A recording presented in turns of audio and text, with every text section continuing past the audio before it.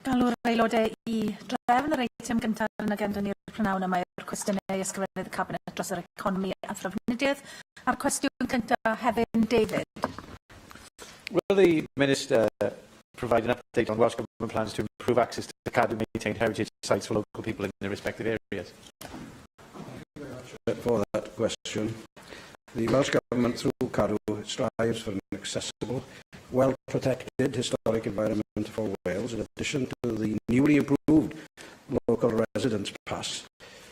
It will introduce new schemes to further promote access to its monuments, to avoid admission prices being a barrier for Welsh residents and underrepresented audiences. Thank you for that, and I'd like to welcome the Minister to his post, a Minister for spreading joy around the nation. And who better? Early this year, I wrote to the Cabinet Secretary when he was responsible regarding a Cadw local residence scheme that you just mentioned. That was because residents in Caerphilly were unable to access access Cadw sites on geographical boundary reasons, which were related to the old Caerphilly Urban District Council boundaries. The Cabinet Secretary wrote to me on the 28th of July, in which he said that there'd be a limited membership scheme which would negate the need for these antiquated boundaries.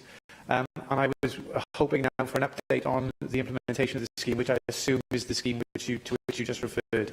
And would it now be available to residents in my constituency to access? I can confirm that I have been made fully aware of the current Cadw local residence pass scheme, and particularly of the issues in Caerphilly in relation to local boundary issues, as you described, where some residents who are living near the monument were unable to apply for a pass. I am pleased to say that this review, to which my colleague, the Cabinet Secretary, referred, of local residence pass across Wales was undertaken over the summer, and as a result, a new and more inclusive membership offer will replace the previous pass, giving access to one named site on a regular basis. Therefore, the boundary issues you have mentioned are now being rectified, and new arrangements will replace the previous pass from the end of this month. Clearly, if there are any further difficulties, I'm sure you, along with my own family in Caernarfon who live within the town wall, will be very interested in what the Minister will have to say. Thank you.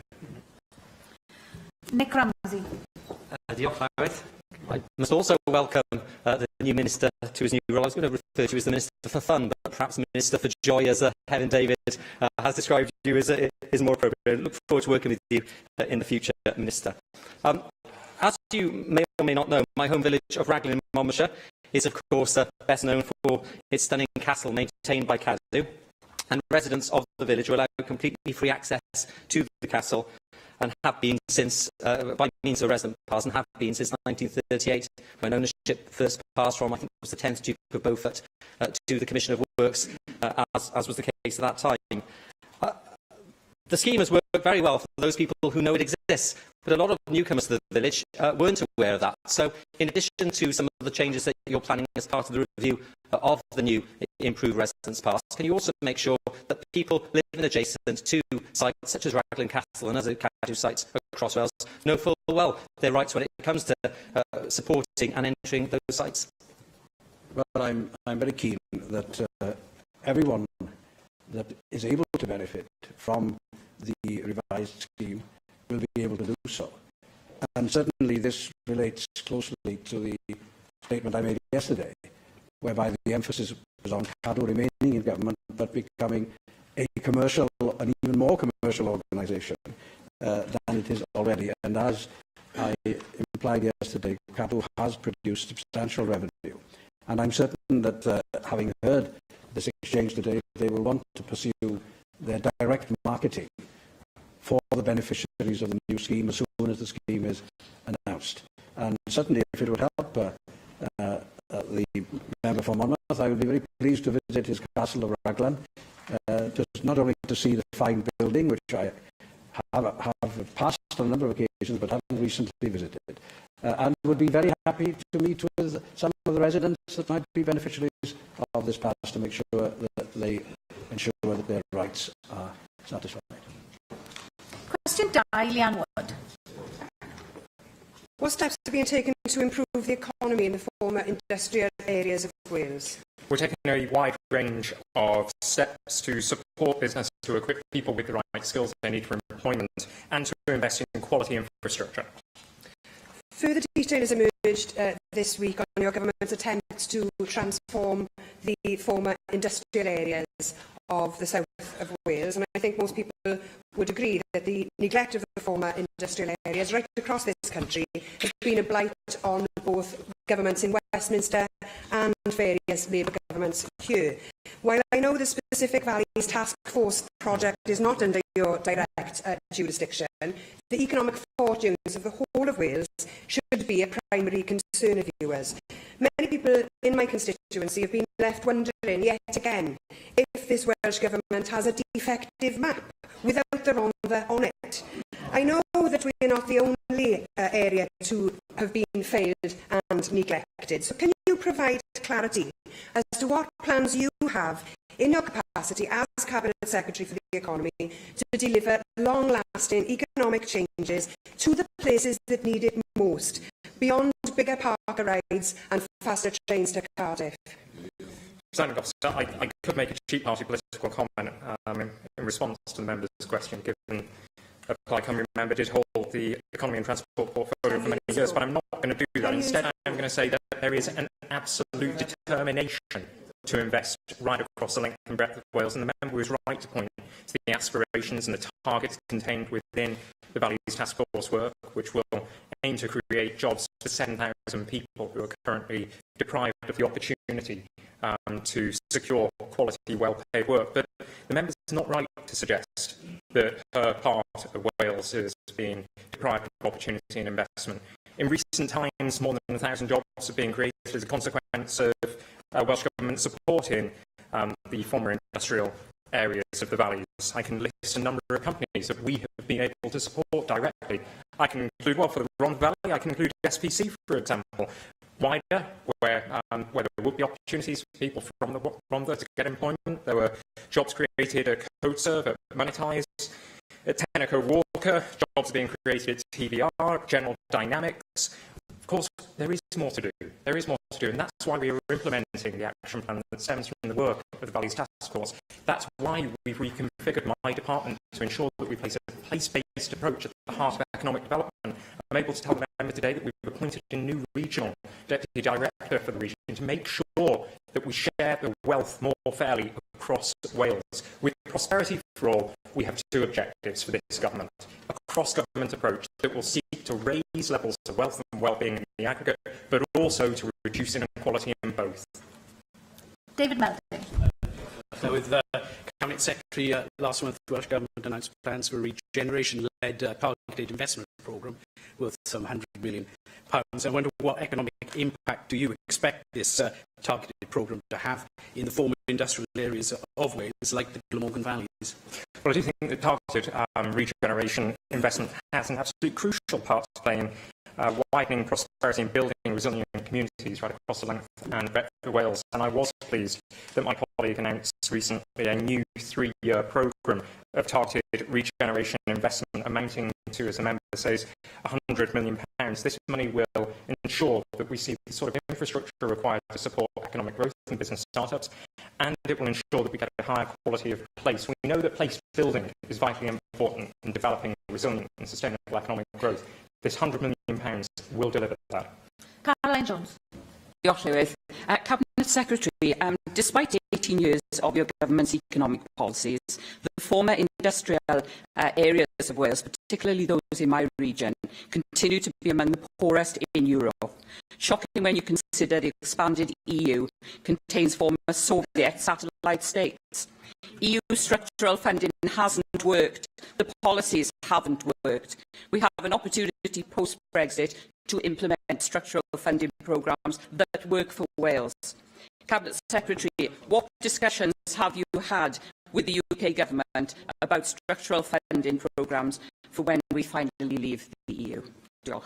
Well, this is a very important question. It's something that's taken up by government ministers across departments. But I must just say that the member, in identifying a record for this Labour government spanning 18 years, should reflect on the fact that a record is the record low unemployment that we now have in Wales, lower on average than the UK.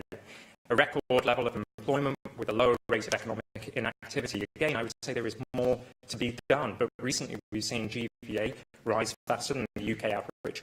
We are on the runway. My aim now is to make sure that we take off with a new approach to economic development, placing the focus on regions, empowering regions, identifying key strengths across each of the regions, and making sure that there's a new contract between business and government that ensures that we generate prosperity for all.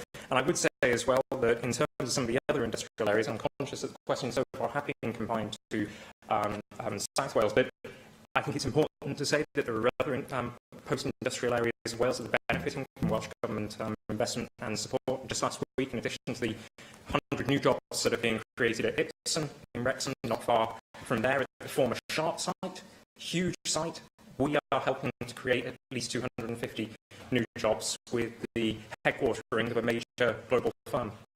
David Rees. Cabinet Secretary, I fully appreciate the former industrial areas in South Wales that have been devastated in the years past.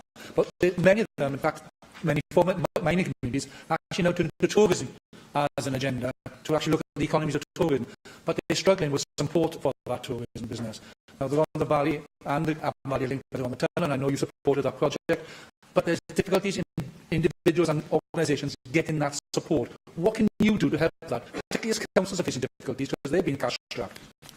I think the member brings a really important point that tourism plays a critical role, not just in rural areas, not just in our cities and advanced economies, but also in areas of Wales that have suffered from industrial decline. And I know that my excellent colleague, the Minister responsible for tourism, will have a keen focus, just as I did, on making sure that we provide opportunities, growth in the visitor economy across all communities.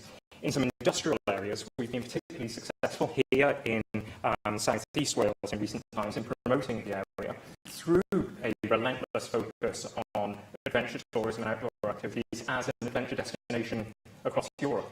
And investment in particular in the mountain biking sector has proven to be incredibly successful and has reaped rewards.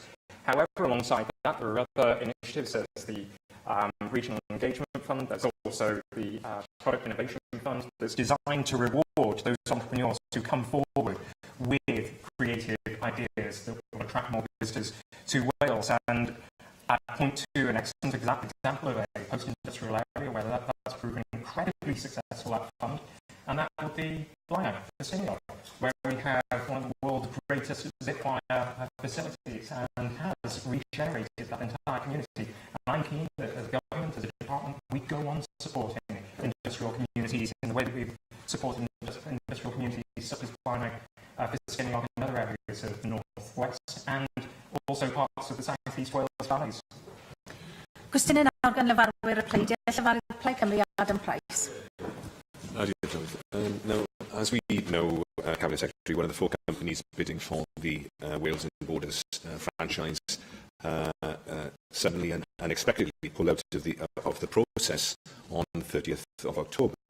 I asked you in a written question what the reasons were for that decision, and you said in a written statement on the 9th of November that was because of their own commercial analysis of the contract. Now, I think in a statement that the Reeve put out that I think was agreed with the Welsh Government, they also referred to a risk profile that was not attractive to them. So can the Cabinet Secretary say what risks Arriva Trains Wales perceived that meant their lawyers advised them not to proceed with this bidding process? I'd like to thank them for that question, but that is a matter for Arriva themselves. Our understanding is that Arriva analysed the balance of risk and reward, but we've been very clear throughout this entire process that we expect any excess profits to be redirected into the transport infrastructure and transport services in Wales, and we don't shy away from doing that. We now have 3 world-class bidders who will be providing their final submissions by December the 21st. This is an ambitious programme, and I am determined to deliver on it. I am confident that those bids from the 3 world-class companies will prove to be incredibly ambitious as well. Well, Cabinet Secretary, isn't the real reason that Arriva pulled out is because there are too many unknowns with his franchise? No, it's difficult for us to form a judgment of that because, of course, the Welsh Government has departed from the standard practice of actually publishing the invitation tender. But we do know, of course, that there are unknowns about the exact nature of the devolution of power and responsibility, and certainty about the finances of the franchise. We know that because there was a letter from the Transport Secretary of the UK Government to you. Now, can we have at least some clarity on some of those issues that were raised? Can you say who will take the Section 30 operator of last resort responsibility? Have you reached agreement with the UK Government on franchise funding of £1 billion that you asked for, which you said would be used for upgrading? Do you have detailed survey information from Network Rail of the track infrastructure for which you're about to assume responsibility? I'm sure the member will appreciate that there are some details that I'm not able to divulge at this moment in time because the procurement process is a live one, and to do so could attract action from one or more bidders after the process has been completed. But I would say that survey work has been carried out and continues to be carried out on the asset. But funding discussions continue to take place with the UK Treasury. There is an acknowledgement of the historic underfunding of infrastructure on our railways in Wales, and there is acknowledgement that there have been historic growth costs which need to be addressed.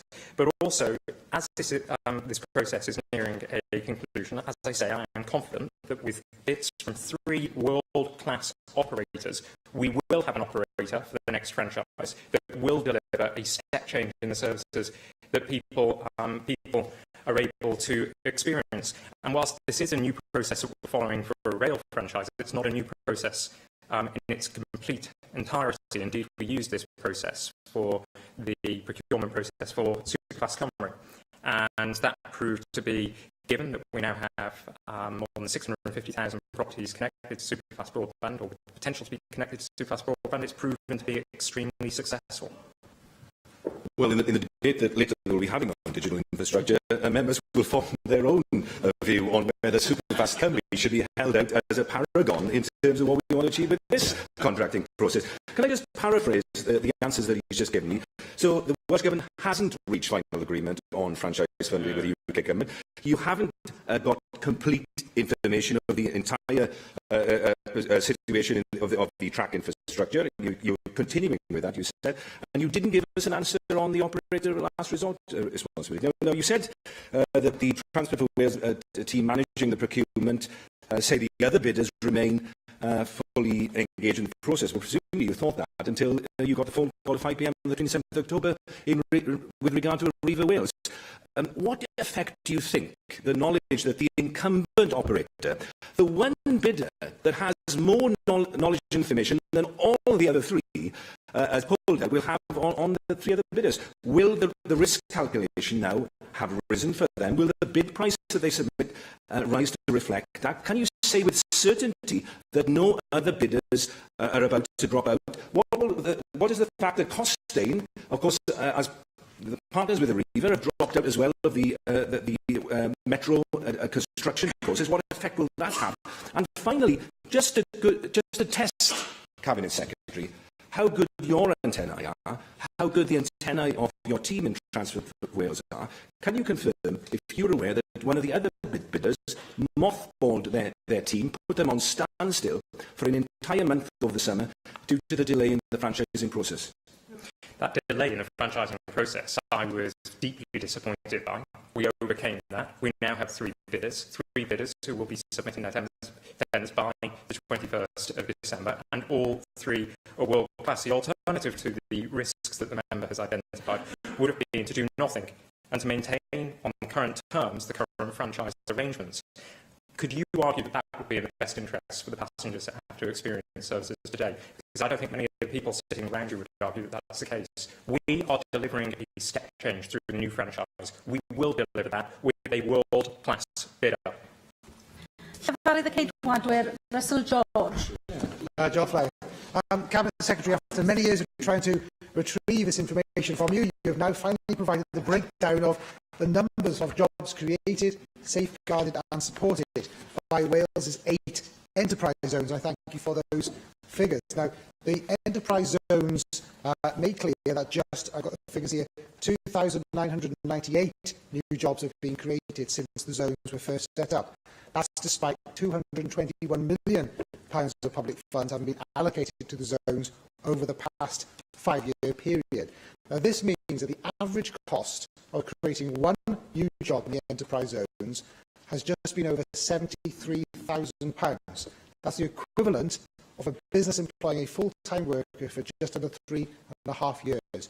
Do you believe that spending over £73,000 to create a single job represents good value for the Welsh taxpayer? I'm not sure that the member is calculating on the basis of sustaining jobs as well and securing jobs. For example, in Port Talbot, one of the most significant successes of this government in recent times has been to secure the future of its steelworks within the enterprise zone area. And making sure that we secure jobs can be just as important as creating new employment opportunities as well. What we've done with enterprise zones, and there has been various success, I would admit to that. What we have done with enterprise zones is offer attractive places for investors, but also attractive incentives for existing businesses to remain operating successfully. I appreciate your honesty in regards to there has been a mixed picture on enterprise zones, and I take on board as well that's important to safeguard jobs. Although I will say in the document from yourself here, is the enterprise zones objectives are to grow the local economy and the provision of new jobs. So the data reveals that less than a third of the jobs that have been supported by enterprise zones are new jobs. Now, is it the case that the Welsh Government's ambition for enterprise zones has diminished over time in step with the failure to create new employment, and that the new zones are now simply a collection of subsidy farms that are failing to raise employment opportunities in the communities that they are supposed to be located? I'm not sure I'd use the term subsidy farms in front of any of the businesses that have benefited from enterprise zone status. What I would say, though, is that we have suffered, especially in recent times, incredible uncertainty in terms of where the economy is going to go because of the referendum result. And again, we'd make no apology for investing in enterprise zones as one of many methods to secure current employment and to ensure that we go on growing employment opportunities. The member is right about the long-term ambition for enterprise zones to attract and create new employment opportunities, but I still contend that in many parts of Wales, securing work is just as important as creating new opportunities. Despite the hundreds of millions of pounds that have been invested in the zones, the economy of Wales, I would say, continues to lag behind most of the parts of the UK. GVA per head in Wales in 2015 was £18,000, at the bottom of the league table of home nations for GVA per head, and it has been at that bottom position for the past 20 consecutive years. In addition, weekly average earnings in Wales are £43 lower than in Scotland, despite it being exactly the same place 20 years ago. So can I ask, Cabinet Secretary, do you accept that the economic data on the performance of the Welsh economy in recent years further underlines the failure of the enterprise zones, as the data clearly demonstrates that the zones have failed to boost the performance of the Welsh economy? Let's say that many enterprise zones has been tremendous success. Deeside, for example, huge numbers of new jobs are being created there. Many more have been secured. Likewise, in Cardiff, there has been success with the enterprise zone initiative, but that does not mean that it should not undergo further reform and change where necessary. And I'm certainly looking at that. But I would say, after the member raised the issue of weekly average earnings, I'd invite him to support this Labour government's ambition to introduce fair work practices across our economy, to drive up working standards, to drive up wages, to make sure that we do reduce that weekly average earnings gap. And also, I'd hope that the member would support our call for in-work welfare cuts to be stopped, and to make sure that people are able to earn a decent wage for a decent day's work. I think it's important to say as well, as I mentioned earlier, that in terms of GVA per head, it's been growing faster on average recently in Wales than across the UK. As I said earlier, we are on that runway, but we need to ensure that we are investing in the right way to take off. And that's why we're reconfiguring the department to make sure that we place a greater focus on regional strength so that we grow the economies outside of the more intensely urban areas. Llefarydd UKIP David Rowlands. Diolch, Eryth. Cabinet Minister, we constantly hear from the First Minister that we need to remain in the single market and the customs union. Do you agree with the situation that regardless of the booming markets outside the European Union, that is the case? I'm yet to be convinced. I'm yet to be convinced that establishing trade agreements with countries outside the EU will compensate for the consequences that a hard Brexit or no deal would result in. It's my firm belief, based on the evidence that I have seen and the lack of evidence to the contrary, that a transition arrangement must be secured and eventually a deal must be secured that does not damage the country's economic prospects for the long term. I've heard a lot said recently about preparations for a no-deal scenario, as though it's possible to prepare for a no-deal scenario in the same way that you could prepare for a soft Brexit. This is not the case. You can't prepare for a no-deal scenario to the extent that its impacts are fully mitigated. Preparing for a no-deal scenario, I think, is a bit like preparing to swim through lava. It will be a dangerous experience for the economy, and we will not be able to compensate for it through establishing trade agreements with other countries outside the EU. Well, I thank the Cabinet Secretary for those observations, and I concede that the EU is a very important market for British and Welsh products. But the fact is that our trade with Europe is falling rapidly, whilst our trade with the rest of the world is rising rapidly. So does the Cabinet Minister not agree that freeing ourselves from the shackles of EU legislation and being able to trade with the rest of the world under our own terms has the potential to massively expand our trade outside the EU? But the fact remains that, and the member said that it's dropped significantly, it hasn't dropped significantly in terms of exports from just over 60% to just below 60% with the EU. So the consequences of leaving with no deal in place would be pretty devastating for the Welsh economy, and it would not be compensated for by establishing deals elsewhere around the globe with third parties. It just will not be compensated for. What we need is certainty for the business community and a deal that does not damage our long-term economic prospects. Well, let's have an honest and frank discussion about this European Union and our dependence on it. The ONS figures show that 80% of our overseas earnings come from the services sector, which is outside trade deals. So even if the EU was to cut off its nose to spite its face and choose to implement tariffs on UK goods, the overall cost to the UK economy would be limited. That's much more than that envisaged by the Remain camp. And if we examine this a little further, we would of course come under WTO rules, which might result in 5% tariff on goods both from Europe and into Europe. Should this be the case, because of our trade deficit with Europe, this would yield some £4 billion net profit to the UK economy. Would you not agree this would be ample money, not only to compensate Welsh farmers and businesses for any loss of trade, but most of the UK farming industry to boot?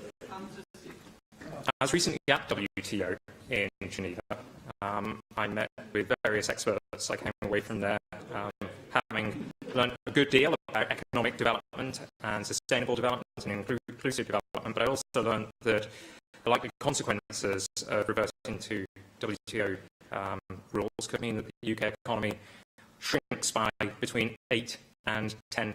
That would not be good for the services sector, and it would certainly not be good for the manufacturing sector. And although the member highlighted the significance of the services sector to the UK economy, actually manufacturing in Wales is crucially important.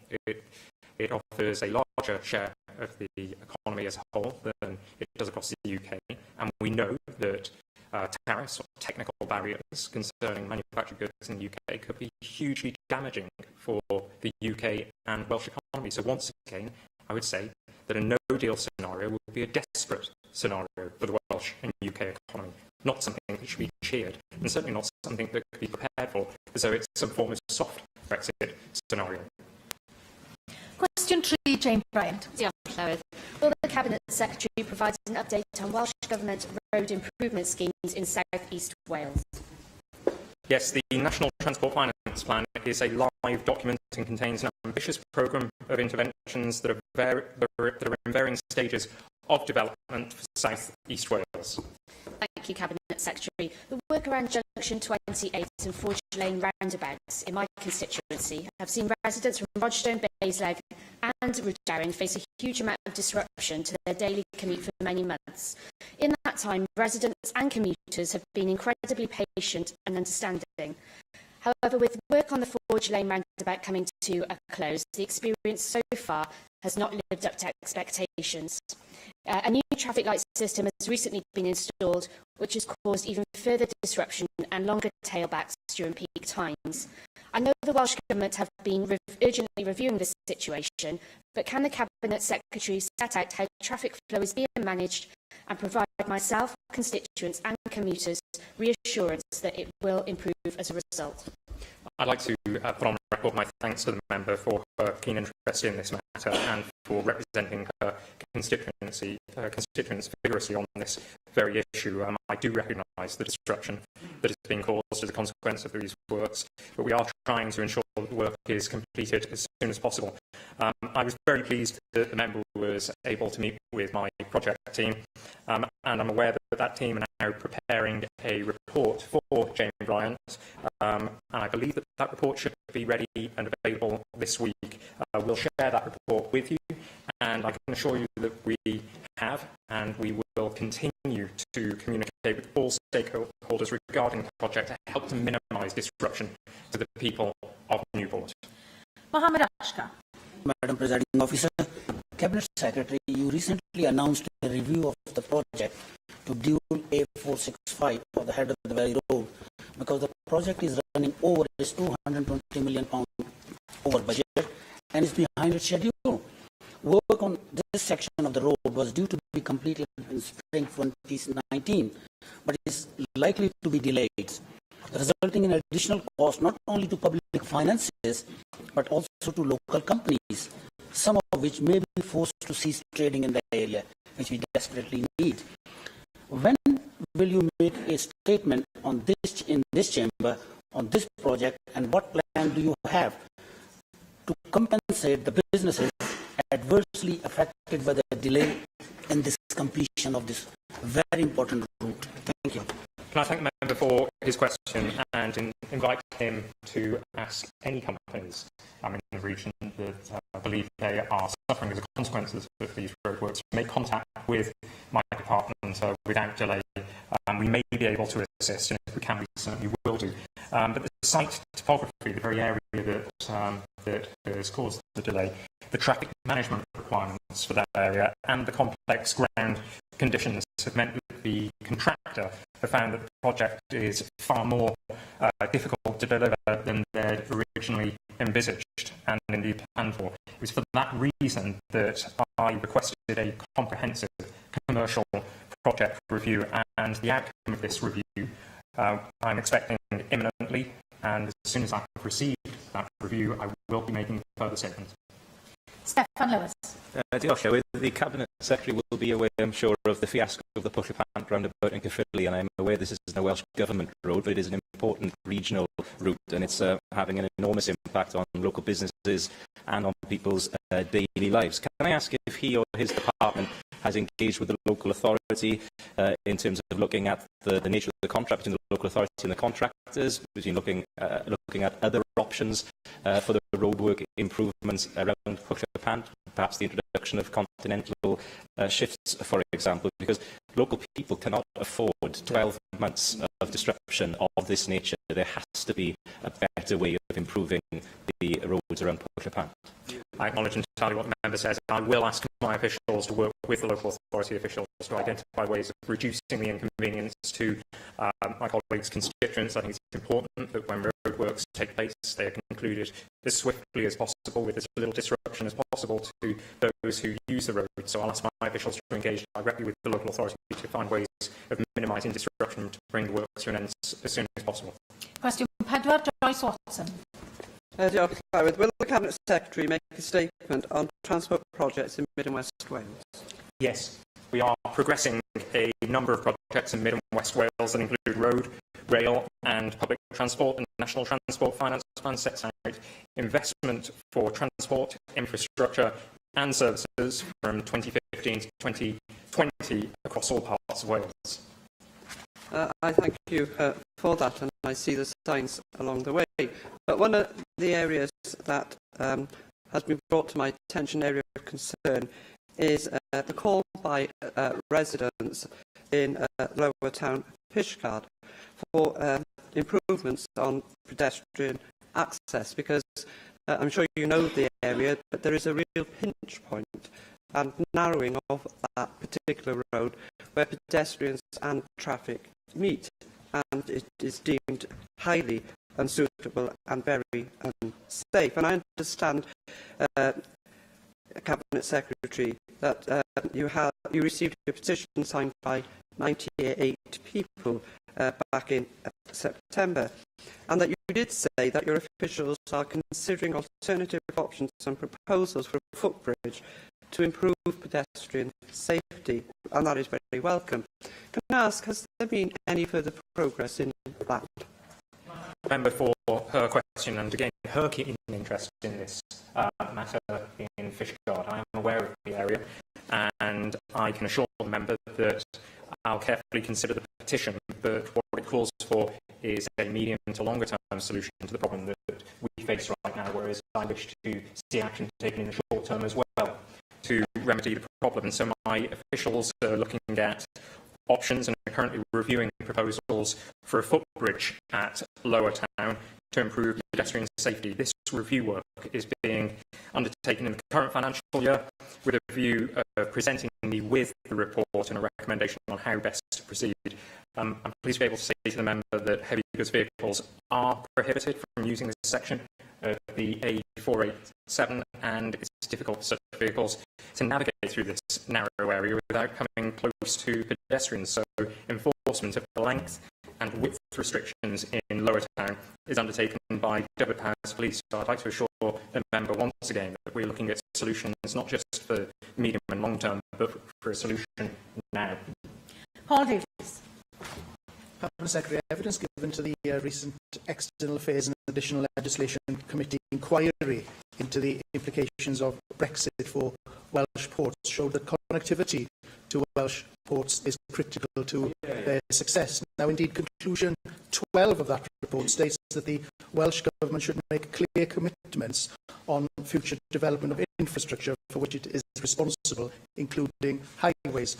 Therefore, can you tell us where the Welsh Government is in relation to dualling the A40 in my constituency, which would not only have a hugely beneficial impact on both of the ports in my constituency, but also on businesses and indeed local communities right across Pembrokeshire?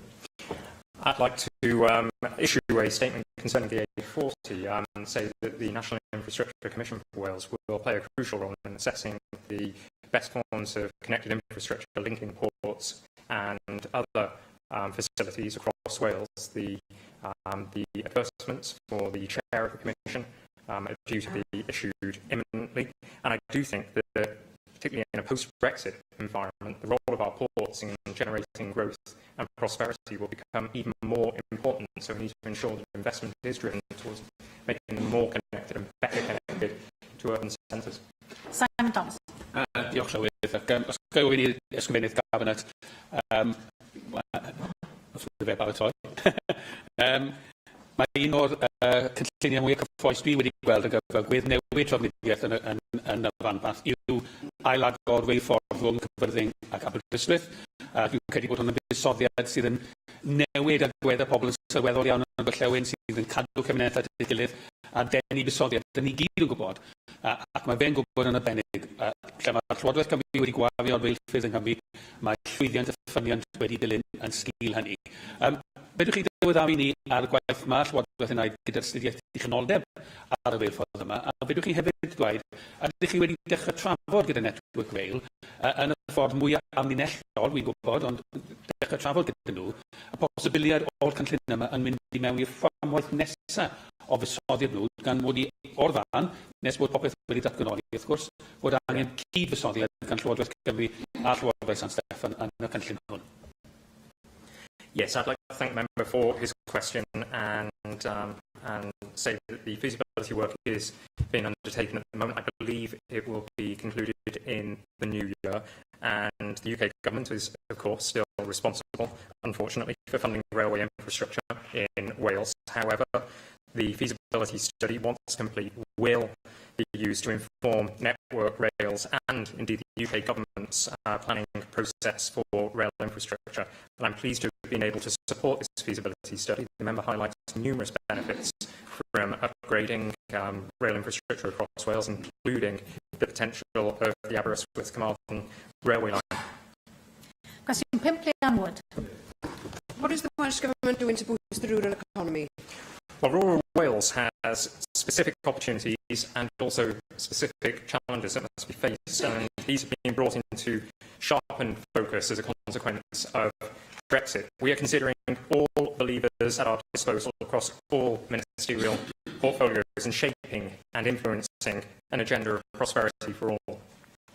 Well, that doesn't sound like much, to be honest with you, Cabinet Secretary. If we are going to create an economy that leaves no one behind, then we have to ensure that there's a level playing field. And when you look at transport infrastructure, broadband speeds, crucial building blocks for many businesses to make a success of things, there's an overwhelming disparity in provision, and companies are at a competitive disadvantage.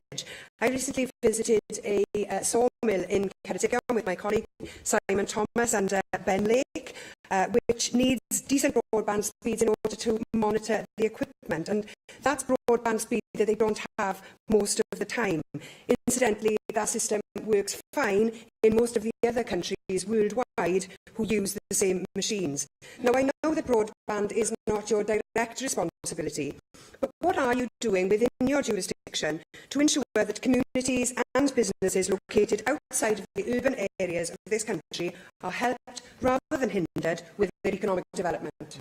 The member is simply not right to suggest that rural Wales fares far worse than urban Wales in terms of superfast broadband connectivity. I recall when I was responsible for skills and technology that we chose Gwynedd as the pathfinder area for business exploitation of superfast Cymru. Now, if you look at some parts of rural Wales, they're amongst the best connected parts of the UK. Superfast Cymru has delivered superfast broadband faster, sooner, at a quicker pace than many parts of the UK. Yes, there are areas, I admit there are areas of Wales that are still not connected, but that will be for the next phase, those hard-to-reach areas. We are providing the solutions. I know that you're providing many criticisms, but we are providing the solutions to what is a challenge that is global. There are only a few countries on this planet that currently have 100% access to superfast broadband. Wales, today, as a consequence of direct interventions of this Labour government, stands as one of the best connected countries. But we will continue to go further and connect businesses and dwellings to superfast broadband across the country. Andrew Arthur-Davis. Thank you, Presiding Officer. Minister, one of the key things that the rural economy needs is obviously people to get their produce to market and sell that produce at the best price possible. Many constituents of mine in the northern part of the region access Raglan livestock market along the Heads of the Valleys Road. You've already answered part of the question when Mohammed Ashgar, the member for South East Wales, posed it to you. But I wonder, are you able to give us any clarity at all as to the timelines now in operation for the finishing of the eastern part of the upgrade, and importantly, what likely cost overruns might be incurred by the Welsh Government? It is vital that we do understand that, because I have many constituents who have actually stopped going to Raglan livestock market now because of the chaos they found themselves in, either stuck early in the morning going or on their way back. I'd like to take up that very issue, if I may, on behalf of the constituents that the member has spoken with. So I'll ask my office to make direct contact, if that's okay, so that we can discuss with those businesses the problems that they face. The review should be with me imminently, and it's my intention to make a further statement as soon as it is available. That statement should provide details on the overrunning terms of the schedule and any cost overspend as well. This is, as I said to Mohammed Ashgar, a hugely ambitious project, not without many, many challenges, at least given the fact that it involves work through a very narrow gorge that is protected. However, we are delivering the project, the contractors are delivering the project, and it will lead to improved connectivity in the long term for the region. Question 6, Darren Miller. Will the Cabinet Secretary provide an update on highway safety on the trunk road network in North Wales, please? Yes, the Road Safety Framework for Wales sets out the actions we and our partners are taking to achieve our casualty reduction targets. One of the active black spots that there has been in my constituency in recent years has been on the A494 trunk road, particularly in the area between Loggerheads and the Clwyd Gate area near Llanbed DC. I was very grateful for the Cabinet Secretary making his officials available for a site meeting along that stretch of the road in late October, and also for the follow-up correspondence which was sent by the Cabinet Secretary following that meeting. Can you tell me the timescales for the improvements that your letter set out, and what further action might be taken to reduce the speeds of traffic, in particular on this busy road? Can I thank the member for his question and for showing such an interest in this part of Wales? I would agree that this specific area is a black spot in terms of road traffic accidents. It can be unsafe at times for pedestrians as well, and I'm determined to make sure that it is improved in terms of safety. There are two parts of the A494 that the member has recently raised with me that I believe require action. First of all, moving to the A494 section at Llanbed DC, I can tell the member that draft traffic orders will be published at the beginning of December. And I hope to see work commence as soon as possible there. With regard to the A494 at Loggerheads approaching the Clwyd Gate, the amber lights attached to the warning signs that I know the member was concerned about on the approaches to the Colomendy Centre have been repaired, and vehicle-activated signs will be installed in this financial year. In terms of the extension of the 40-mile-an-hour speed limit west from Loggerheads, before a draft order is published, consideration is going to be given to terminating the proposed extension of the 40-mile-an-hour speed limit west from Loggerheads beyond the Tavern and Gallon Junction, so that we can ensure that the orders are published in the correct way. The visibility from the B5430 junction to the east along the A494 will also be checked, and I can assure the member that any obstructing vegetation within the highway boundary will be removed, and a review of the white lining of the bends to the east of the Clwyd Gate will be undertaken, and signing and lining measures will also be investigated regarding the safety of pedestrians as well, crossing at the Clwyd Gate. I hope these measures will be to the satisfaction of the member and his constituents, but if any further site visit is required, I'd be happy to attend, and along with my officials. Llyr Griffith. Diolch yn fawr iawn, Llywydd. O fis Chwefror, sgwennu Cabinet, mi fydd cyfrifoldeb swyddogion traffig asiantaeth cefnffyrdd Gogledd Cymru yn cael ei ehangu i gynnwys yr A483 o Ochrau Caer, Postaws lawr i'r Waun, a hefyd rhannu o'r A55 ar Ynys Môn. Nawr, mae mestyn y gwasanaeth, wrth gwrs, heb ychwanegu at yr adnoddau, golygu bydd y gwasanaeth yn cael ei wasgaru'n deneuach, a mae'n oblygiadau fydde rhywun yn tybio, neu risg beth bynnag i ansawdd y gwasanaeth yn sgil hynny. Felly, pa sicrwydd allwch chi roi gan fod yna ychwanegu i'r cyfrifoldeb yn digwydd, ond i ddyle fod yna ychwanegu o safbwynt adnoddau hefyd? Yeah, I've asked my officials to address these concerns that are being raised with me as well by employees. I think it's important that any concerns about the safety of officials is taken on board and addressed immediately. And I also have asked my officials to look at the resourcing of that particular service to ensure that there are sufficient people on hand to be able to deal with any incidents. I've also asked for the issue of pay to be examined as well, with a view of ensuring that any concerns over disparities can be addressed. Yn ôl cwestiwn 7, Steffan Lewis. The Cabinet Secretary make a statement on rail services in South East Wales. Yes, the appointment of the operator and development partner to deliver the next Wales and Borders rail services and the Metro will lead to a step change in services and connectivity in South East Wales, along with the rest of Wales and the Borders. I thank the Cabinet Secretary for that answer. In March 2015, it was announced that there would be a dualling of the Ebor Vale line as part of a £40 million initiative which would deliver a half-hourly service. This was amid much fanfare. There were public engagement events and a great deal of media coverage, and it was said that the dualling of the track would be complete by the following winter, to be followed swiftly by new platforms and new signalling. A letter I received from Network Rail reveals that all physical works were put on hold in December 2016 as the Welsh Government initiated a pause and review period. And now we're approaching winter 2017 with no half-hourly service, and the work remains incomplete. Will the Cabinet Secretary please apologise to the people of the Ebor Valley for this delay? Will he give them a full explanation, and will he provide them with a new completion date? Well, I can say to the member that my officials are working with Network Rail to review the scheme, as he said, to review the objectives, to review the delivery plan and the cost estimates to deliver the most effective infrastructure solution to enhance frequency of services along the Ebor line. We are absolutely committed to ensuring that communities along that line are better connected. In terms of the Metro project, increasing the capacity of the Ebor line to 4 trains an hour should be considered as part of the Metro phases. And I've requested in the meantime that we focus on driving efficiency to deliver best value for money. The outcome of the review that I commissioned will inform the most cost-effective methodology for completing the infrastructure works. They are works that we are committed to, and I would say to the members' constituents that we are determined to ensure that we deliver a step change in the service that they receive, that we are determined to better connect these communities together, and that we will do it for the least cost of the taxpayer. Diolch i'r ysgrifennydd Cabinet. Yr eitem nesaf yw'r cwestiynau Councillor Cyffredinol. A'r cwestiwn cyntaf, Mark Reckless. What assessment has the Council General made of the effect that the development of a separate legal jurisdiction would have on the size of the legal profession in Wales? I thank the member for that question. The First Minister has established the Commission on Justice in Wales, as he knows, and that Commission will consider these matters, and I have no doubt that the legal profession in Wales will engage fully with the work of the Commission.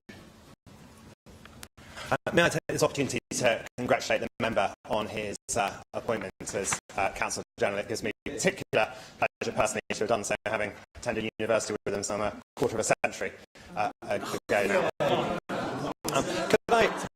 As lawyers, we might sort of see it as a good thing, where the size of the legal profession to expand. But I wonder, speaking as on behalf of the government, does he have a view on whether a larger legal profession, or on account of devolution and potentially a distinct jurisdiction, would be a good thing for Wales? And does he see any risk in distinguishing our legal system more clearly from that of England, perhaps for businesses who might be needing to pay for those lawyers? Well, can I firstly thank the member for the opportunity of addressing my first question on the matter of a separate legal jurisdiction, because it provides me with the opportunity of paying tribute to my predecessor for his work in relation to that matter, both as Councillor General and previously on the backbenches. The Commission's work will ensure that there is going to be a holistic analysis of all the issues relevant to the question of jurisdiction and the implications of that, including on the legal profession in Wales. The legal profession is an important sector to the economy of Wales. It employs thousands of people and contributes hundreds of millions to the economy of Wales. And as part of the Commission's terms of reference, there is explicit reference to promoting the strength and sustainability of the Welsh legal services sector and maximising its contribution to the prosperity of Wales. The joint jurisdiction of England and Wales no longer reflects the reality of devolution and the growing divergence of law in Wales and in England. The Welsh Government's position has been stated on a number of occasions. His questions about separate jurisdiction, but previously the Welsh Government has proposed a distinct jurisdiction which would involve England and Wales becoming distinct legal territories and importantly would allow solicitors and barristers to practice in both jurisdictions without barrier. There seems to me no reason why that is incompatible with a distinct or a separate jurisdiction, and in fact a new approach to jurisdiction could create new opportunities and new work and career structures, and we look forward to the Commission's ideas around that. Simon Thomas. Diolch Llywydd. Gai un croesawu Jeremy Miles yw swydd newydd fi trio yn dair iawn I fwystro fe efo gymryd ar Owen y wythnos diwetha. Dwi'n edrych ymlaen I cydweithio gyda fe ar y materion hyn, yn sicr mae Plaid Cymru diddordeb mawr yn hyn, mae fe wedi newid am linellu. Gaeth e jyst esbonio gan bod y Prif Weinidog wedi sefydlu y Comisiwn y Cyfiawnder yng Nghymru, pa fod bydd gyda fe nawr bellach fel y Cwnslo Cyffredinol newydd I hydwyddo'r gwaith y Comisiwn yma a gwaith y proffesiynau ehangach. Mae'n rhywbeth oedd Mick Anton nhw'n ymddidori yn fawr ynddo fe, dwi'n gwybod, ac dwi'n hefyd yn talu taenged i'r gwaith o dde wedi wneud dros yn y Comisiwn hwn dros y materion yna. Ac yn benodol wrth edrych ar waith y Comisiwn, ydy o'r fan y bydd y Comisiwn yma anfannu I waith gyda'r cyhoedd yn fwy eang yng Nghymru, cyhoeddi papur fe, cyhoeddi gwaith wrth fynd yn ei flaen ac ati, ac a fydd felly cyfle I ni fel aelodau cynulliad a pawb sydd yn diddori yn hwn, ddilyn ffwyth y Comisiwn, syniadau a ffoniau sydd tu ôl iddo fe, ac wrth gwrs wedyn gweld sut ni'n gallu cydweithio gyda canfyddiadau ar Comisiwn. Un o fanteision sefydlu Comisiwn y math yma yn fy marn i'r gallu I wyntyllu math o syniadau ynglyn â awdurdodaeth a proffesiwn ag ati mewn ffordd sydd yn gallu ysgogi'r cyhoedd I ymwneud a cwestiynau sy'n gallu bod yn rhai eitha dyrys a eitha technegol. Wy'n credu bod hynny'n rhan bwysig i'r Comisiwn allu chwarae a yn gobeithio tydyna naill mewn sydd. Cwestiwn 2, Dawn Bowden. What discussions has the Council General held regarding the role of human rights in Welsh legislation? Members will know that my advice is legally privileged. However, members also know that the Human Rights Act is embedded as a fundamental element of the devolution settlement through the Government of Wales Act 2006, and it consequently impacts on legislation made both by the Assembly and by Welsh ministers.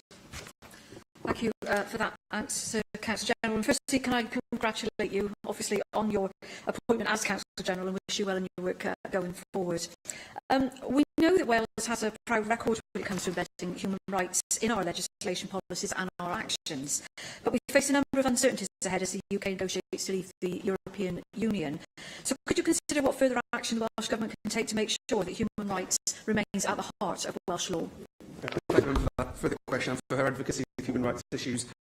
Generally, as you will know, the Human Rights Act affects the Welsh Ministers and Assembly in two very direct ways. Firstly, they are public authorities for the purposes of the Act, which means they can't act in a way incompatible with convention rights, and an Assembly bill is outside legislative competence if it's incompatible with those rights. The Assembly has, on occasion, proactively legislated to reflect human rights, including in relation to the UN Convention on the Rights of the Child.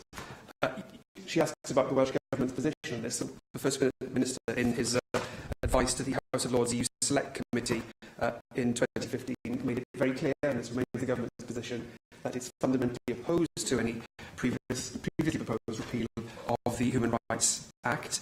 The UK Government mentioned briefly that it was putting that question to one side whilst it became clearer what was happening in relation to EU withdrawal, but it indicated it would return to that question at that point.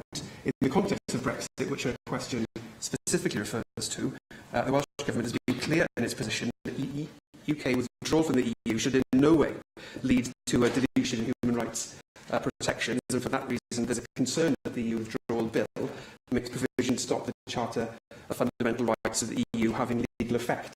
In the UK, the Charter provides protections for human rights within the scope of EU law, and our consistent position is the UK bill should preserve that as part of the body of law derived from the UK, which is to be given domestic effect on exit. We should be proud of our advocacy of human rights in this place. We should be proud of the involvement of the UK in building the infrastructure of human rights internationally, and in particular the contribution that Welsh lawyers made in the establishment of the Convention when it was brought into life. Cwestiwn 3, Liam Wood. What representations has the Council General made on behalf of the Welsh Government in relation to the Brexit process? This question again engages the Law Officers Convention, but I can say that the Welsh Government has been actively engaged in working with the UK Government and the Scottish Government.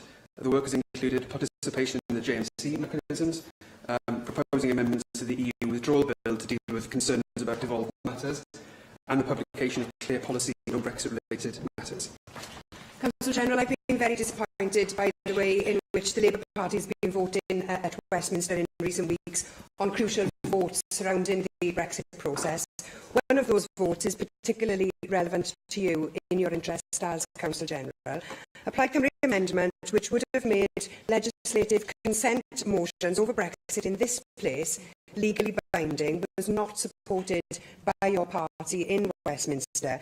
Meanwhile, the Party of Government in Scotland, as well as the Liberal Democrats, both parties that you were working with in this government here, did support our amendment and saw no problem with it. Indeed, a single Labour member from Wales also saw no problem, broke the whip and supported our amendment.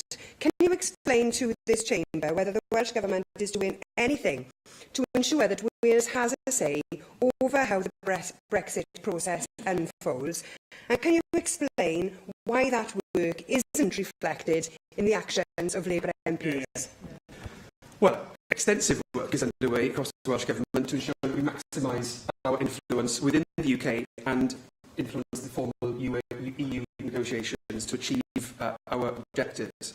We've made significant progress recently, as the Cabinet Secretary for Finance indicated yesterday to the External Affairs Committee in relation to the development of common frameworks in particular, and the Welsh Government's overall position on the EU exit was set out in our white paper securing Wales' future, obviously, which we agreed with Plaid Cymru. We've got specific concerns in relation to the EU withdrawal bill, as she's aware, and we've worked in concert with the Scottish Government to table amendments to deal with that bill's deficiencies, in particular in relation to devolved matters, and we remain willing to work with the UK Government on this matter. We have decided to operate in conjunction with the Scottish Government and put forward a series of amendments to the bill to address deficiencies in terms of devolution in particular. The approach the Government's taken is to seek the widest possible cross-party support in Parliament for those amendments, and the First Minister has indicated that obviously he wants to see this assembly having a voice over the withdrawal agreement. The MPs are clear. Labour MPs voted against that. Cwestiwn 4, Simon Thomas.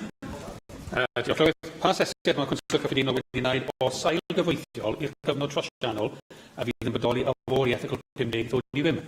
Wel, fel un o'r aelodau sydd wedi bod mwyaf diwyd yn hwyr Consol Cyffredinol, bydd yr aelod yn gwybod bod Convensiwn Swyddogion y Gyfraith unwaith eto yn gymwys i'r cwestiwn hwn.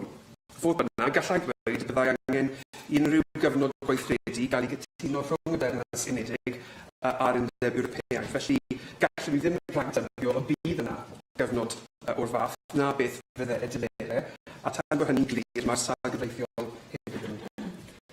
Diolch am yr ateb yna. Yn ateb cyflawn o styfiad, bych chi'n gweud bod chi ddim yn gallu ateb.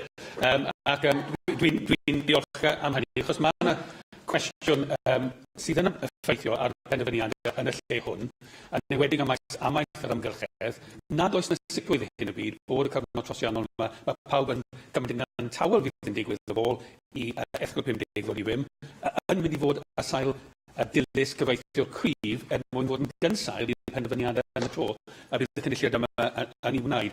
Ga i ofyn felly pa camau pellach y gall y Llywodraeth i wneud, ac ei rôl yn tai fel Consol Cyffredinol yn cefnogi hynny, i sicrhau bod y sail gyfreithiol yna yn glir cyn i ni wneud fel penderfyniadau mwy o pwysig yn hanes y cynulliad hwn tuag at cymorth y gyfer yn cymuned y cefn gwlad a'r ymgylchedd. Wel, mae safbwynt Prif Wydog Deyrnas Unedig y dylsef fod cyfnod gweithredu yn gydnabyddiaeth bod o'r realiti cyfreithiol a gwleidyddol bod angen mwy o amser a betai gytuno'r tylerau yn y tymor hir. Ond nid mater just y Deyrnas Unedig yw fel sonius i, a mae am ryw gwestiynau pwysig ar y gored yn brif fydden rhaid cael y tebyg yn cyn bod y sefyllfa gyfreithiol yn dyrru. Er enghraifft, awdurdodaeth y llys Ewropeaidd, y berthynas rhwng y Deyrnas Unedig a unrhyw gyfraith newydd ddaw mewn o'r ffurflen Ewropeaidd. Gallu'r deyrnas unedig i wneud codi cytundebau masnach. A'r gwir yw bod ni ar hyn o bryd ar gyfnod cynnar iawn yn anffodus yn y sefyllfa hynny. Mae hynny'n mater o bryder. Mae Llywodraeth Cymru'n cefnogi bodolaeth y math yma gyfnod, cyd bod e'n cefnogi yr economi a swyddi yng Nghymru a'r economi yn gyffredinol. Ond mae rhaid hefyd cofio bod angen sicrhau perthynas hir dymor sydd yn meddiannau Cymru, nid jyst cyfnod gweithredu. Question 5, David Rees. What representations has the Council General made in relation to the Covenant on land in Baglan Industrial Park? Well, once again, I'm afraid this question engages the Law Officers Convention, but I understand that no decision on the future of the site has been made, and should matters proceed with acquiring the site, the matter of the Covenant would have to be addressed. Well, can I join others in welcoming you to your post, Council General? And I can also put on record my appreciation to the former Council General for the work he did as well. Council General, the answer you give me obviously is disappointing. I appreciate your legal side of things, but the Covenant has a schedule which highlights matters relating to the usage of land and states in paragraph 2 not to use the property hereby conveyed or any part thereof other than as an industrial park in accordance with the planning permission granted. And in paragraph 3 states not to use the demised premises property or permit the same to be used for any offensive, noisy or dangerous trade, business, manufacture or occupation, or for any purpose or in any manner which may be a nuisance to the agency or the owners or occupiers of neighbouring or adjacent premises. Now that clearly places a responsibility upon the Welsh Government as the landowners to ensure that any development in this land should not impact detrimentally upon occupiers of neighbouring or adjacent properties, many of which are residential properties. Isn't it time that you advise the Welsh Government not to accept the consequences that could follow and to actually tell the MOJ that they will undoubtedly create a nuisance through the proposed development and possibly including scenarios where danger may occur, as we've seen on prison estates across the UK? Otherwise, I think you'll be preparing the Welsh Government for many, many legal cases that my constituents will be seeking a recourse. Well, the member has raised this matter several times in this chamber, and he is tempting me to go outside the boundaries of my authority into a policy area. I'm afraid I'm going to disappoint him in that and resist that. I'm afraid the question he's asking me is squarely within the matter of the Convention, so I'm not able to elaborate further on what I have said, but the relevant Cabinet Secretary would have heard his comments. Guy Lloyd. Councillor General, plainly the restrictive covenant on the site in terms of industrial use, as highlighted, is reinforced within the local planning context by the Neath Port Talbot local development plan. So what is your view in terms of the legalities around the conflict between a proposed prison development and the land use allocation within the LDP for economic use? And do you agree that that possibility undermines Welsh Government planning legislation and guidance, particularly with regards to the statutory need to ensure that local development plans are evidence-based and sound? Well, thank you for that question. As I say, no decision has been taken on the future of the site, and the matter of the Covenant will have to be addressed in due course if that were to proceed. But above and beyond that, I can't be drawn on this question. Simon Thomas. Diolch, Llywydd. Pas ested mae'r Council Cyffredinol wedi gwneud o allu'r cynulliau i ddefnyddio dandeddau Cymru 2017 mwyn gwahardd ffagio. Nid yw'n gallu datgelu cyngor cyfreithiol, ond o dan y setliad newydd bydd cynllunio wedi i ddatganoli o hyd. Mae olew a nwy yn fater sydd wedi gadw nôl, ond mae rhoi a rheoleiddio trwyddedau petroleum a mynediad i dir yng Nghymru at ddibenion trwyddedi o'r fath yn eithriad i hynny. Diolch i'r Council Cyffredinol am gadarnhau y sefyllfa gyfreithiol. Fe gyfynnes i cwestiwn i Prif Weinidog ddoe, nath ni ddim cyrraedd y restr, ond fe atebodd y Prif Weinidog i fi bod yn fwriad gan Llywodraeth Cymru gyda pŵer hyn i edrych ar polisi cynllunio mwyn gwahardd ffagio yng Nghymru. Ga'i dweud wrth y Council Cyffredinol ac Cynulliad mod i wedi derbyn copi o'r barn cyfreithiol wedi paratoi gan Paul Brown QC a gais cyfreithiol yn y ddau. Mae'r barn gyfreithiol hwnna yn mynd drwy'r opsiynau sydd gan Llywodraeth Cymru ar gyfer gwahardd ffagio yng Nghymru. Mae'n dod i casgliad fel oedd y Prif Weinidog yn dweud ddo, mae modd defnyddio polisi cynllunio, ond mae hefyd yn dod i'r casgliad bod modd i'r cynlluniad hwn pasio deddf penodol, a wneud dibynnu o'r Saesneg, prohibiting the grant of new licences to search and bore for and get petroleum in the Welsh onshore area by means of fracking and CBM. Felly mae'n glir I fi bod opsiynau gyda'r Llywodraeth fan hyn o polisi cynllunio yn erbyn ffaccio yna yn wir deddf gyfreithiol.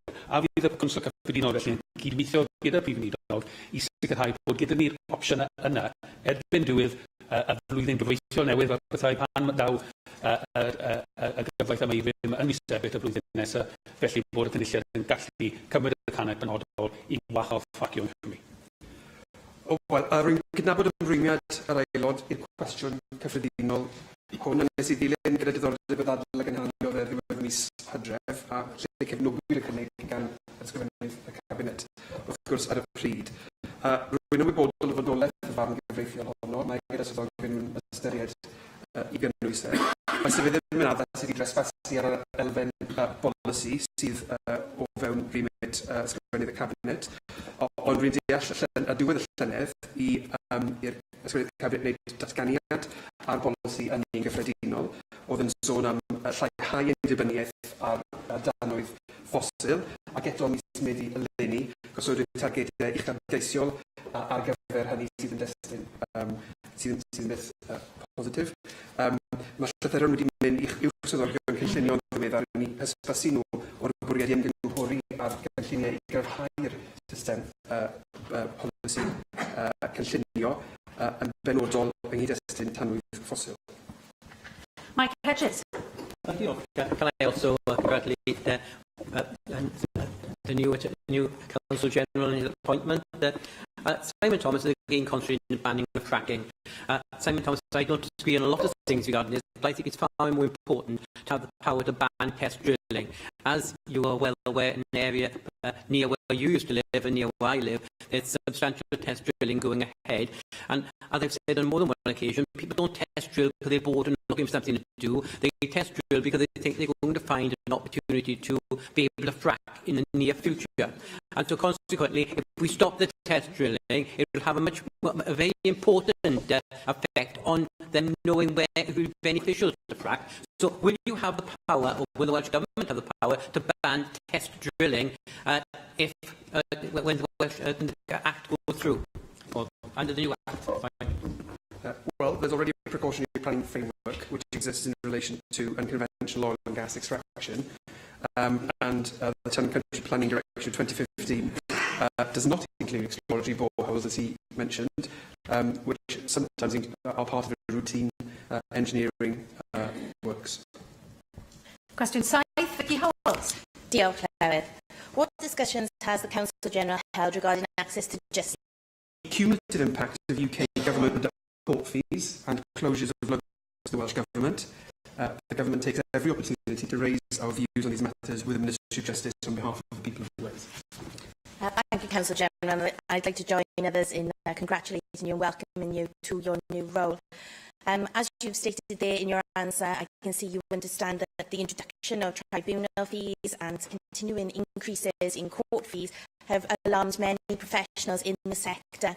And alongside this, advice centres, which provide straightforward advice to people, have closed across the country. Do you agree, Council General, that the access of citizens to justice is a fundamental right and one that shouldn't be restricted by either income or geography?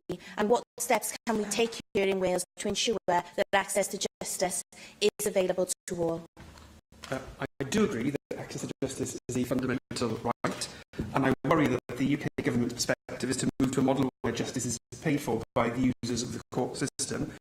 My view, and that of the Welsh Government, is justice is an essential public good, which is incumbent on the state to provide rather than expect individuals to pay for as a discretionary item. Welsh ministers, including my predecessor and also Carl Sargent, if I may say, expressed our opinions as a government strongly to the Ministry of Justice on several occasions, including in relation to the Legal Aid Sentencing and Punishment of Offenders Act and the court closures and indeed the court fees issue, which she has just highlighted now. You mentioned the Employment Tribunal fees case.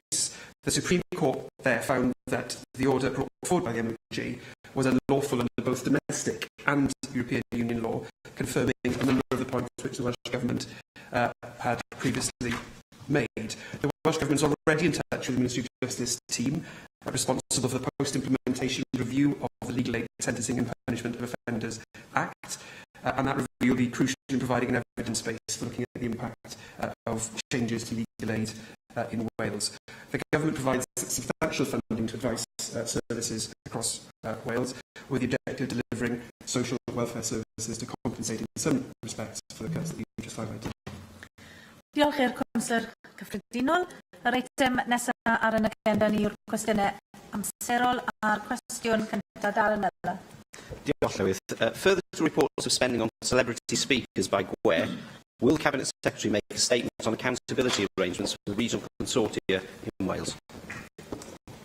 Thank you, Darren. Regional consortia receive funding from its constituent local authorities, its traded income and from a Welsh Government grant. They are rightly accountable to their joint governance committees, made up of locally elected members, to make sure that they deliver on their statutory duties. I also challenge them through regular challenge and review meetings. I'm sure that you, like everybody else in this chamber, were shocked at the revelations which appeared in the media last week regarding the payment of a sum of at least £10,000 to Sir Clive Woodward for an hour-long talk at an event, and found those rather remarkable, especially given the current financial climate that many schools find themselves in, having to, in some cases, unfortunately, lay off staff. I also think it's a bit of an insult to many of the unsung heroes in our schools, many inspirational teachers, head teachers, who could easily have given an inspirational talk, probably for free, had they been approached by the Educational Consortia. Now, back in 2015, the Wales Audit Office raised concerns about regional consortia, and they said that there was an insufficient focus within the consortia on value for money. Now, I appreciate what you say about the governance arrangements between the partners that invest into those regional education consortia, but you are one of those partners as Welsh Government. There is no legislative structure or basis for the regional consortia. These are not organisations which are subject in quite the same way to proper scrutiny and audit and inspection by either Estyn or the Wales Audit Office, although, of course, the Audit Office can follow the money. Estyn do, of course, inspect, but there are loopholes within the inspection regime which mean that the regional consortia could resist inspection should they so wish. So what action are you going to take to look at the legislative framework on which the regional consortia are established, to see whether we can get some better governance arrangements which are more consistent across Wales, so that we can stop this sort of waste of taxpayers' money in the future and make sure that more money, which is designed for improving education, actually makes a difference on the front line? Yeah. Thank you, Darren. Can I make it absolutely clear that there is no evidence at all to suggest that the regional consortia have resisted any inspection? Indeed, well, you've just said that they have resisted. No, I haven't. I want to make it absolutely clear. I want to make it absolutely clear that there is no evidence to suggest that the regional consortia have tried to resist inspection. In fact, GWE has just received another inspection from the Estyn Inspectorate. So let's be absolutely clear about that. But having said that, Darren, I do share your concerns that such a large amount of money was used in the way that it has been reported. And frankly, I'm not going to stand here and make excuses for GWE. Officials have been directly in touch with the consortia to express my concern about their expenditure, and I will be raising this directly with the Managing Director at my challenge and review session, which actually is tomorrow in Llandudno. Diolch i'r Ysgolhenydd Cabinet. Yr cwestiwn nesaf, Adam Price. Will the Government make a statement on the A465 Heads of the Valleys enlargement scheme, following reports that the long-term cost of the project could soar from £428 million to more than £1.2 billion? The value of the scheme is, as the member said, currently estimated to be around £400 million. The business case is currently in development. Its detail will determine the final cost of the project. I was wondering if possibly the Cabinet Secretary could address the key point in the question, which is the concern about the soaring cost potentially. I mean, in the interest of transparency, it is true, isn't it, that this is effectively a modified private finance scheme with a public sector equity stake, but the standard form that is being used is based originally on a Department of Health PFI model standard form, which was then used for the Scottish not-for-profit distributing scheme, which was called PFI by another name by his colleagues in Scotland. Can you say whether the operation and maintenance role for the road will cover those sections built under the MIM contract only, or will they also encompass the capital-funded sections as well? And are there other options available to us?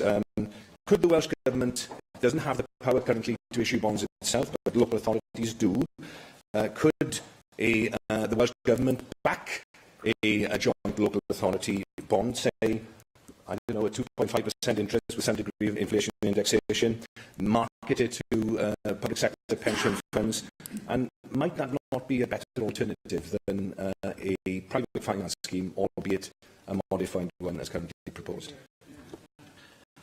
First of all, let me say that I don't recognise the figures that were quoted in the original question. I don't think they are. They barely amount to speculation, let alone anything that anybody should seek to rely on. The mutual investment model, which the member welcomed when I made a statement on it on the 28th of February, is a made in Wales model.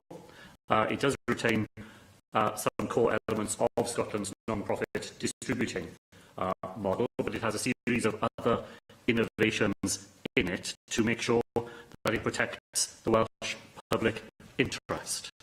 I look at every scheme that the Welsh Government proposes to see if there would be any more financially efficient way of financing that necessary investment.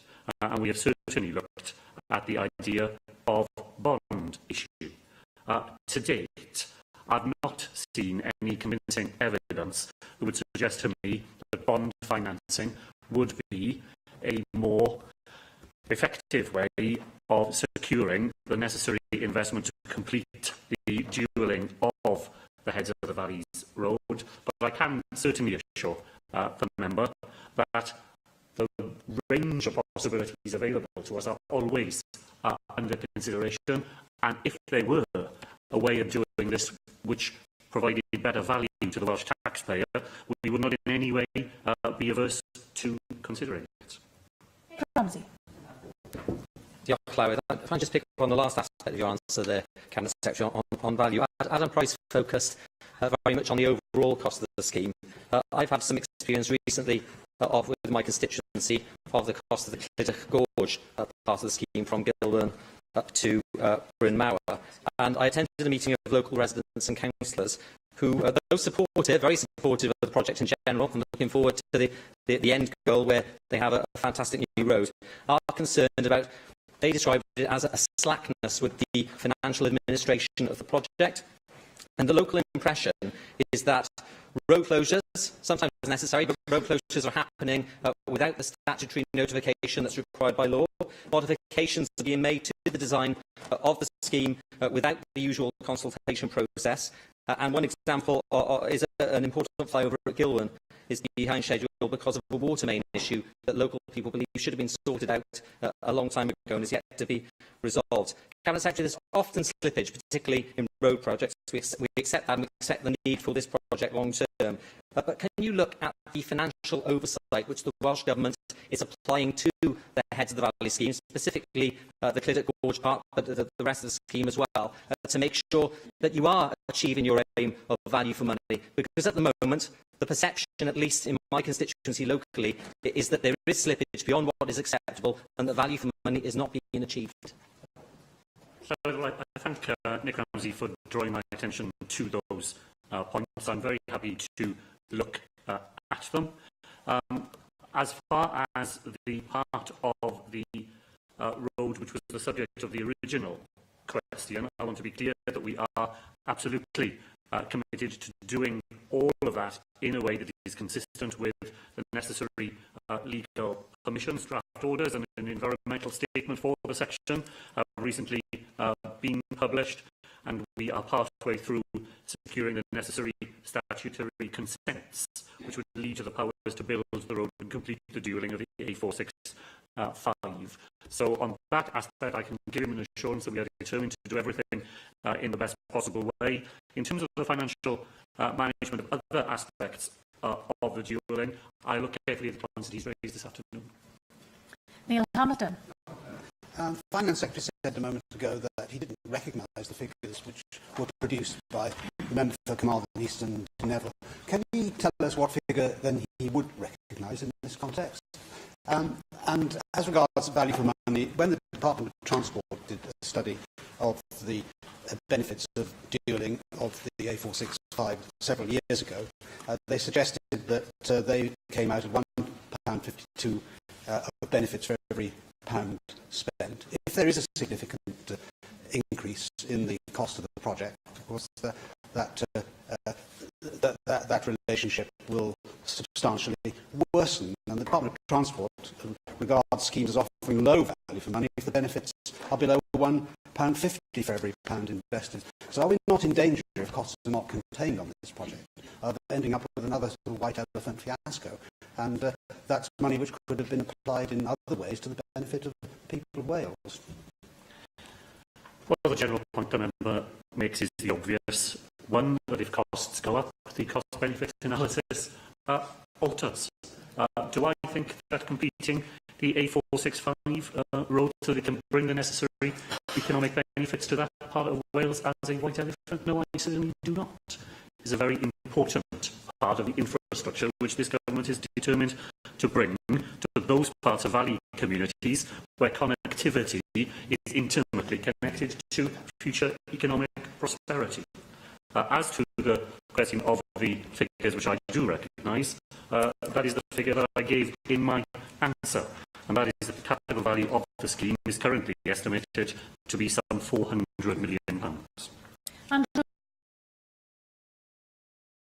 As Nick Ramsey alluded to, there's considerable cost overruns projected on the eastern side of the Heads of the Valleys dualling, and we've seen figures that obviously have indicated substantial costs associated with the final section on the western side. And I think everyone supports these improvements because overall they will drive economic activity along the Heads of the Valleys. But what is deeply concerning is the potential knock-on effects for other capital projects if some of these figures do come a reality that have been talked for about the two projects, the one at the eastern end, which is under construction at the moment, and the proposed final dualling on the western end.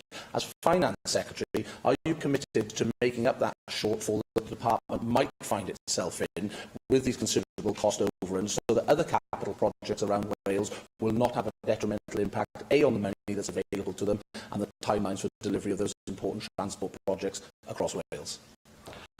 Can I begin by thanking Andrew Ratty Davis for his expression of support for the scheme as a whole. And let me just say to him that as the Finance Secretary, I am always in conversations with my Cabinet colleagues, making sure that they are delivering the capital programmes that I have agreed with them in line with the costs that were originally identified. I certainly don't write any blank cheques for anybody about picking up extra costs where they are incurred, but I'm also always willing to talk to Cabinet colleagues about very important Welsh Government priorities and making sure that we manage our capital programme in a way that provides the maximum impact for Welsh citizens in transport, in health, in education and in all the important responsibilities that we discharge. Diolch i'r ysgrifennydd Cabinet. Yr cwestiwn ola, Leanne Wood. Will the Cabinet Secretary make a statement on the impact of the UK budget on public sector pay in Wales? Thank Leanne Wood for that question. The Welsh Government has consistently called on the UK Government to end the pay cap and to provide the additional funding needed to do so. No sums of money for that purpose flow to Wales in the figures published in today's budget. Thank you, Cabinet Secretary. In today's UK budget announcement, the Chancellor stated that UK government departments could begin lifting the public sector pay cap depending on the decision of the pay review bodies. The note on public sector pay issued by the Treasury today states in this instance, pay is the responsibility of the devolved government in Wales. They are expecting you to make a decision on this. Now, I've previously asked the Labour Welsh Government to take action on the public sector pay cap, either lifting it in full or starting within the NHS. And to date, your government has refused to do that, preferring to wait, as you've just said, for the Conservative UK government to take action. This course of inaction on your behalf means that Wales under Labour could become the only devolved nation which is committed to keeping the pay cap on our nurses, NHS staff and public sector workers. This will, in effect, keep nurses in poverty, hold wages down and damage morale. You stated in December 2016 that Wales now has, and I quote, long-term fair funding through the fiscal framework. So I ask you today, when will you contact the pay review bodies as Cabinet Secretary responsible for the pay cap? And will you follow Plaid Cymru's proposal by announcing plans to start implementing above-inflation pay rises in the public sector beginning in April 2018? So let me be clear about the Welsh Government's position. We are committed to lifting the pay cap, and I've said that time after time. I will follow Plaid Cymru's proposals very closely, and I will follow them with more attention when the leader of Plaid Cymru is able to say where she will take the money from in order to implement the policy to which she is attached. Because without money coming from the UK Treasury to lift the pay cap for which they are responsible, the only way that could be funded in Wales is by taking money away from other public services. That is not a course of action which I think is supported here in Wales. We will lift the pay cap as soon as money to do so flows to Wales in the way it should to allow us to do so. And we have made a public commitment, which I repeat this afternoon, that every penny that comes to Wales in order to lift the pay cap will be spent for that purpose. People who believe that Welsh money should be spent for that purpose rather than UK money, which is what should be spent for it, have a responsibility not to say things in general, but to tell Welsh people absolutely specifically where they would take that money from, which hospital they will take it from, which school they will take it from, which part of the Welsh public sector will that money come from. When you're prepared to answer that question, then you'll be entitled to be taken seriously. Diolch i'r ysgrifennydd Cabinet. Yr eitem nesaf felly yw'r datganiadau 90 eiliad. David Melding. Diolch yn fawr, Llywydd. Today, the world heard the long-awaited verdict in the trial of General Ratko Mladic. The judgment and sentencing before the Yugoslav War Crimes Court in The Hague marks the culmination of a case spanning 22 years. Mladic was convicted of 10 counts, including genocide, war crimes and crimes against humanity, all of them committed during the conflict, which claimed 100,000 lives and left 2.2 million others homeless. He was sentenced to life imprisonment. Some of us have campaigned from the sidelines in the pursuit of international justice, but for those who lost husbands and sons 20 years ago, during the Srebrenica massacre and other war crimes, the wounds are still very fresh. One woman lost her husband and both sons at Srebrenica. She said, "We have been sentenced without a trial. Our children were sentenced to death and expulsion, and we survivors were sentenced to stay living in hell." Clywyd, in 2014, I had the honour of leading an Assembly Commission delegation to Bosnia and to Srebrenica in particular. It was followed by a memorial event in the Senedd, which was led by Mr Howard Tucker, the Welsh detective who transformed the work of the UN International Criminal Tribunal for the former Yugoslavia. Howard served as the head of the ICTY office, Bosnia-Herzegovina, for 8 years during the peak of its activity. Without his outstanding leadership, some of the most notorious war criminals since the Second World War would not have been brought to justice. Central to his approach was the skill of community policing. Witnesses had to be identified and supported. Many initially were too terrified to speak. To conclude, Llywydd, today we mark the closure of a horrific chapter in world history, but we must remember and learn the lessons of Srebrenica and address hatreds in our own societies. We must continue to remember its relevance in countering intolerance and discrimination in the UK and elsewhere, and in promoting stronger and more cohesive communities. We must remember Srebrenica and its lessons, and teach them to future generations so that they can live in a peaceful and inclusive society. Yr eitem nesaf yn y agenda ni yw'r cynigion I ethol aelodau bwyllgore ac yn unol ar rheolau sefydlog 12.24 a 12.40. Rwy'n cynnig bod y cynigion I ethol I aelodau bwyllgore yn cael ei grwpio ar gyfer I trafod a'u pleidleisio. Galwaf ar aelod o'r bwyllgor busnes I wneud y cynigion yn ffurfiol. Cwestiwn yw a ddylid derbyn y cynigion a oes unrhyw aelod yn gwrthwynebu.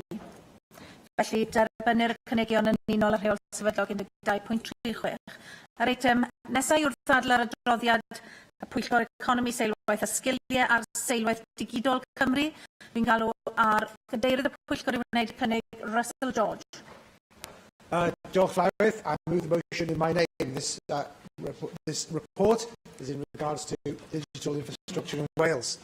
Connectivity is no longer nice to have when it comes to living and working in Wales. For many people, including some of the businesses we spoke to as part of our inquiry, it's now considered an essential service like water or electricity, even in some quite unlikely places.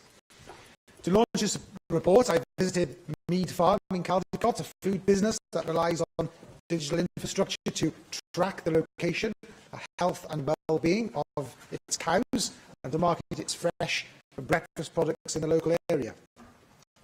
In recent years, more and more people are getting connected at increasingly high speeds, so this is good news. But a consequence of this improvement is that frustration and a sense of injustice grows in those left behind.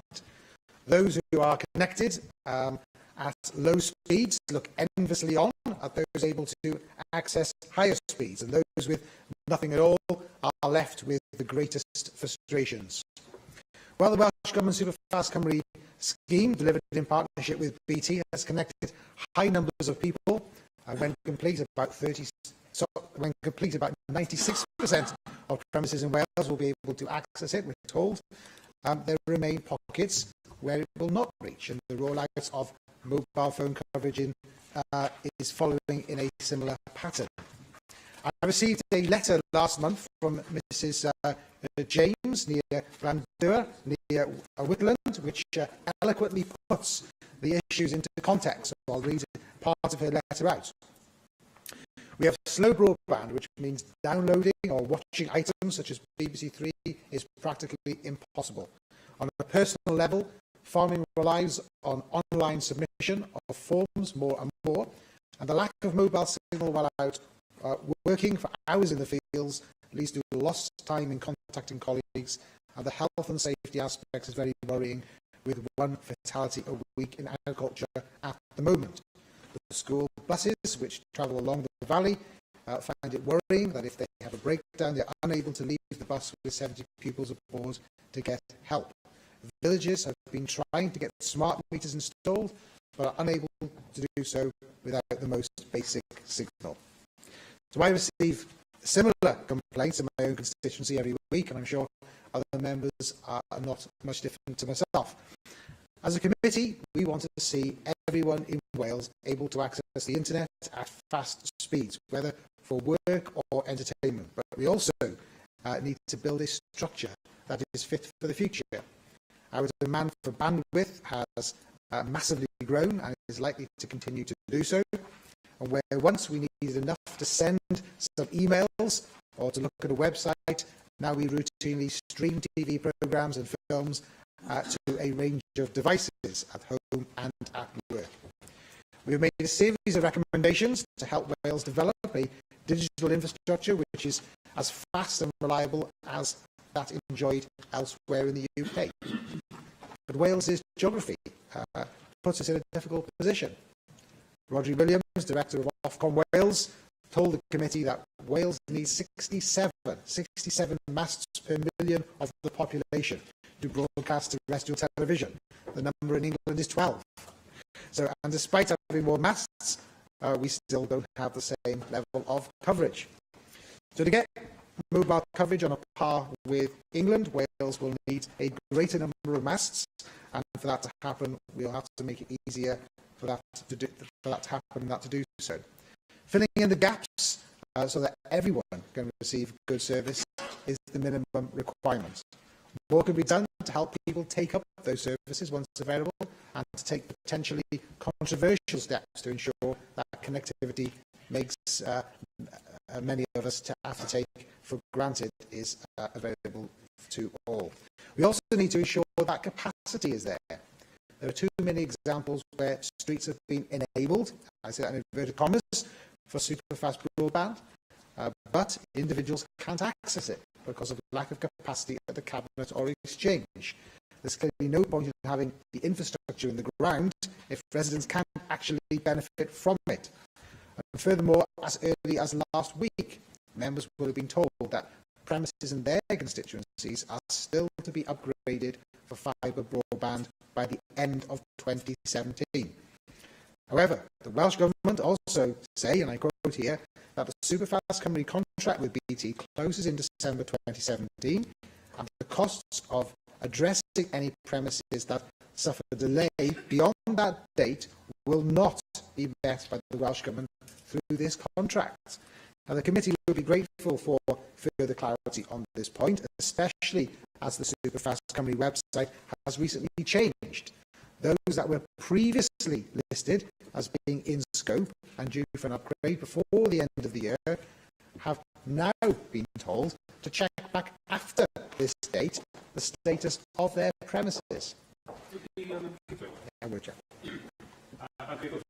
I also would like clarification on behalf of scores, if not hundreds, of my constituents by now who have been told everything will be done by the end of this year and are still awaiting confirmation of that. Can you share with the Chamber whether the committee were able to ascertain the number of delayed contracts in that position and whether it was likely or not that the whole contract would be delivered, in fact? Well, certainly we've had confirmation from BT that they believe that the contract will be delivered according to the contract. And I will come on to address some of the communication issues that you've raised, actually, towards the end of my contribution.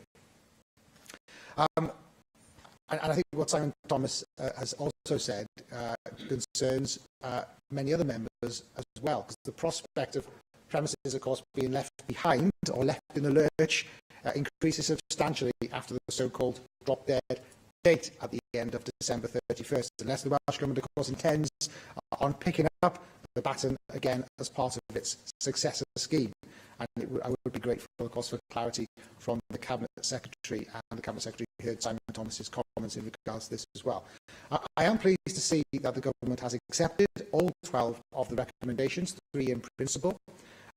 However, on some agreement isn't the same as action, of course, and the Government's mobile action plan was plucked from the ether just prior to the Minister's appearance to give evidence to this inquiry, and that has to be widely welcomed, I should say.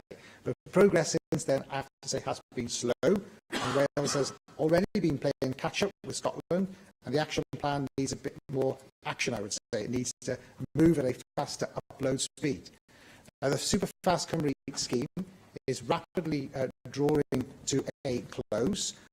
Next month, in many ways, it's fair to say, I think that the scheme has been successful, bringing high speed, of course, to internet to many areas that might not have otherwise had it sooner. But, and this is where I come to Simon Thomas's point, we are not the first inquiry to highlight the communication problems that have dogged the programme. Future schemes will need to address this, and we think that should be built into future contracts. I'm pleased to see the Minister looks like she's nodding to that.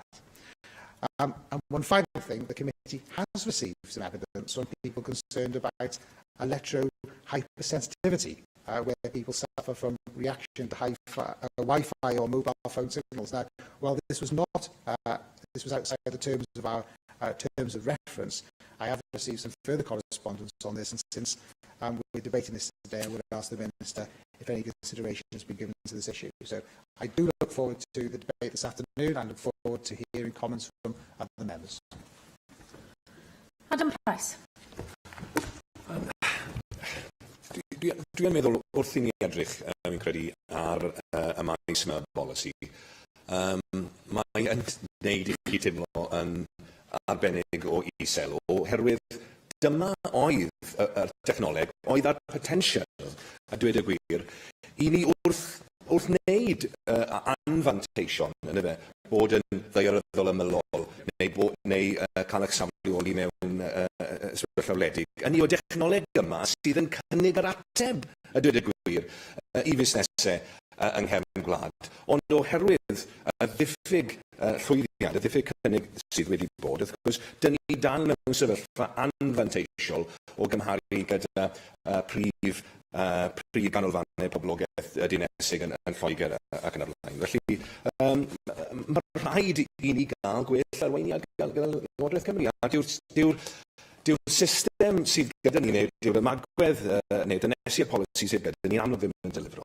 Felly, peidiwch byth yn meddwl, wrth gwrs mae technoleg yn symud mlaen o hyd ac o hyd. Byddwn ni'n sôn cyn o hyd am terabit yn y fe. Os ydy Llywodraeth Cymru gwir eisiau I Gymru fod yn gyrchfan, yn testbed ar gyfer technoleg ceir diarwr enghraifft, mae rhaid I ni fynd yn bellach ymlaen. Felly, nid wrth gwrs trwy gael cytundeb gyda cwmni fel BT, sy'n ni'n awgrymu i'r ffordd I ni wneud hynny. Os ni'n edrych ar y ffigurau, oeddwn ni'n clywed yr ysgrifennydd cabinet yn dweud, wel, mae Cymru yn mell ar y blaen. Pa blaned mae fe arno? Chymod, ni allan ni'n cael sgwrs polisi call, os nag ni'n derbyn y gwir sefyllfa. Hynny yw, fel mae'r Llyfrgell y Tŷ Cyffredin wedi dangos bod 7 mas o'r 10 ward cyngor sydd â cysylltiad ar rafa ym Mhryden yng Nghymru. 6 ohonyn nhw, wrth gwrs, yn ranbarth Gorllewin a'r Canolbarth. 1 ohonyn nhw Llanfihangel, Aberystwyth yn etholaeth I. O'n i'n gweld mae'n gais ryddid wybodaeth wedi cael ei gyhoeddi wythnos diwetha gan Lywodraeth Cymru, wel, yr wybodaeth wedi cael ei gyhoeddi ganddyn nhw, sy'n dangos ble I ni o ran yr siroedd, o ran yr ardaloedd sydd wedi cael ei cysylltu o dan Superfast. Ac Ceredigion 68% yn unig. 68.9% yn unig, eich ffigurau chi, y gwir wrthos diwetha. Ac ni'n gwybod mae cyfartaledd ar draws Prydain yn rhywbeth fel 93-94% bydd yn ar gyfer Lloegr, 95% ar ddiwedd eleni, 98% meddwl Llywodraeth y Deyrnas Gyfunol erbyn diwedd y ddegawd yma. 68% yng Ngheredigion. Pa effaith mae Llywodraeth Cymru yn meddwl mae hynny yn cael ar hyfywedd yr economi yn yr ardaloedd hynny? Mae rhaid I ni edrych ar fodel gwahanol. Ac mae'n ddiddorol gweld y modelau amgen sydd yn llwyddo enghraifft yn yr Unol Daleithiau. Lle mae cannoedd o ddinasoedd, wrth gwrs, yn berchen ar eu cwmnïau telegyfathrebu eu hunain. Oherwydd sawl un ohonyn nhw yn ardaloedd fel Colorado, yn Kentucky ac yn ymlaen, yn wynebu'r un problem a'n ardaloedd gwledig ni wedi penderfynu digon yw digon. Dyn ni ddim yn mynd I ddibynnu ar gwmnïau mawr monopoli, dyn ni'n mynd I gymeryd ar y wenau hunain. Rai ohonyn nhw yn partneri gyda chwmnïau bychain yn lleol yn ranbarthol, rai ohonyn nhw yn berchen ar eu cwmnïau hunain. Debyg iawn wrth gwrs I hyn fodel Kingston Communications a Hull, wrth gwrs, oedd yn llwyddiannus iawn. debyg iawn I beth oedd Llywodraeth Gwlad y Basg wedi gwneud nôl yn y 90au wedi wynebu'r un drafferth ac unwaith eto Llywodraeth Gwlad y Basg yn penderfynu wel, yn lle roi'r arian yma I ryw gwmni mawr monopoli sector breifat, beth am I ni fuddsoddi yn arian mewn I gwmni yn hunain ac wrth gwrs mae Euskaltel wedi profi oedd y buddsoddiad yna yn un call ar ei ganfed oherwydd maen nhw wedi medru symud mlaen ac un o'r argymellion y pwyllgor wrth gwrs yw I Lywodraeth Cymru edrych ar fodele amgen ar bob lefel oedd yna awgrym yn y Western Mail y mis diwetha oedd yna gyfle o ran yr is-strwythur terabit yma I greu buddsoddiad fydde'n golygu bod Cymru am unwaith ar flaen y gad. Vicky Hollows. Diolch, Newydd. As a member of the Economy, Infrastructure and Skills Committee, I'd like to place on record how important I thought this report actually was, and my thanks to all those who came to give evidence to our inquiry. Since being elected, one of the thorniest issues I've had to deal with in my post bag relates to internet provision to domestic properties. One such example relates to the village of Penderyn in my constituency, and this was a subject before the Petitions Committee just last year. Since then, I've come across all too frequent examples of seemingly isolated properties falling through gaps in provision. But perhaps what shocked me most of all was the case of the new Coedeffin estate in Cumbach. The estate was built around 4 years ago by Persimmon, and ever since, residents were caught in a not-spot no man's land. Residents moving into their new properties found that they had a severely inadequate service, making it almost impossible to work, study, or even just shop. One constituent told me how he would have to drive to a local supermarket just to use their Wi-Fi to run his business. And no one wanted to help. Persimmon blamed BT. BT says it was Persimmon's fault. And the UK government actually advised residents to crowdfund a solution. I'm happy to say that my intervention seems to have led to a resolution. Openreach have agreed to invest the capital needed to complete the work to connect the empty cabinet frustratingly close to the new houses. Coedeffin residents should be able to finally benefit from superfast speeds before the end of the year. And I would like to place on record my thanks to the then Minister for Skills and Science for her support in closing this case, and put on record how glad I am to see her retain responsibility for digital infrastructure. Her proactive comments in committee last week around enabling AMs to get it right for their constituents is to be welcomed. But what made this example particularly frustrating is that this was not a housing estate in the middle of the wilds. Rather, it was an urbanised area situated between Aberdeen and Mountain Ash. It was against this casework backdrop that I approached the Economy, Infrastructure and Skills inquiry into digital infrastructure in Wales. As the Chair reminded us, despite the peculiar geographic and demographic challenges in Wales, the Welsh Government has succeeded in ensuring that 24 out of every 25 Welsh properties have access to Superfast Cymru. This is a phenomenal achievement. But we cannot forget that 25th property. The frustration experienced by my constituents was palpable, and this is a common phenomenon amongst those who lose out. We need to seek bold solutions to fill in the gaps, and I think recommendation 2 is really important from this perspective. This is around providing finance to small operators or even promoting public models of ownership. I found the evidence from the Gaelic Gorse Community Forum to be particularly inspiring. An example of when the right community with the right skills could come together to deliver the right solution. I think there are a lot of lessons for us to take from this. It's good that the Welsh Government has accepted this recommendation in principle, and I look forward to their exploration of funding and ownership models in the context of the successor to Superfast Cymru. It's a little over 6 years since the United Nations declared access to the internet to be a fundamental human right. As the UN notes in its ability to promote self-expression, the internet is key to a range of human rights and to the progress of society as a whole. Similarly, the Joseph Rowntree Foundation has made the case for the role of digital technologies in tackling poverty. Again, this refers to the ways in which it can empower the most disadvantaged in society, as well as offering practical solutions out of poverty. And let us not forget the consequences of people needing to apply for universal credit online too. That's why I think the committee's recommendation 4 is fundamentally important. Improving digital infrastructure can and must run alongside community empowerment. Part of the frustration felt by the Coed-Dyffryn residents was that they believed they were being ignored. We must therefore ensure the hardest to reach communities and individuals are now engaged in the process to ensure that potential solutions can be tailored to their needs. But communities must also be at the heart of our approach to issues like planning and physical infrastructure. Sharing masts or siting them in the best place for local residents can provide peace of mind to people in areas like Bryn Tirien, also in the Cernan Valley. I hope that these needs can be considered as future models for delivery are developed. David Rowlands.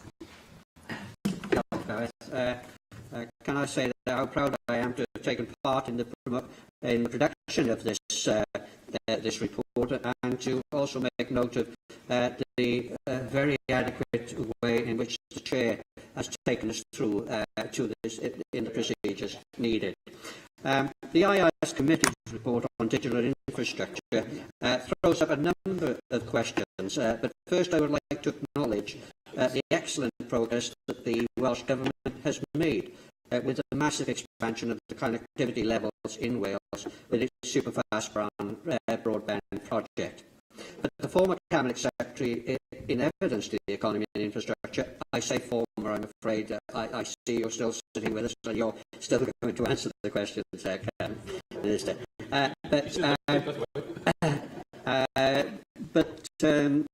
The Cabinet Secretary, in evidence to the Economy and Infrastructure Committee, stated that there was a very real possibility that BT may miss its December deadline for the full implementation of its remit. And there seemed to be some confusion as to how to proceed with the implementation of the contract to eliminate the residual knock spots. It would help if we could have absolute clarity as to how and when and what form this procurement process will take. We also heard that the take-up of high-speed broadband when it became available has not been as expected. It has been concluded that this could be put down to a lack of information from BT and, to a certain extent, the Welsh Government as to the advantages superfast broadband can bring to the business sector. Again, there seems to have been a great deal of confusion as to exactly when and where superfast broadband had been made available. This was particularly frustrating for the business sector. It would be beneficial to know if this has now been adequately addressed and if there is evidence available to show that take-up figures have improved over recent months. We do note and acknowledge that the Welsh Government set up an exploitation fund levered from a number of sources which is designed to help business engage with this new technology, and it will be interesting to see if this fund will achieve its aims.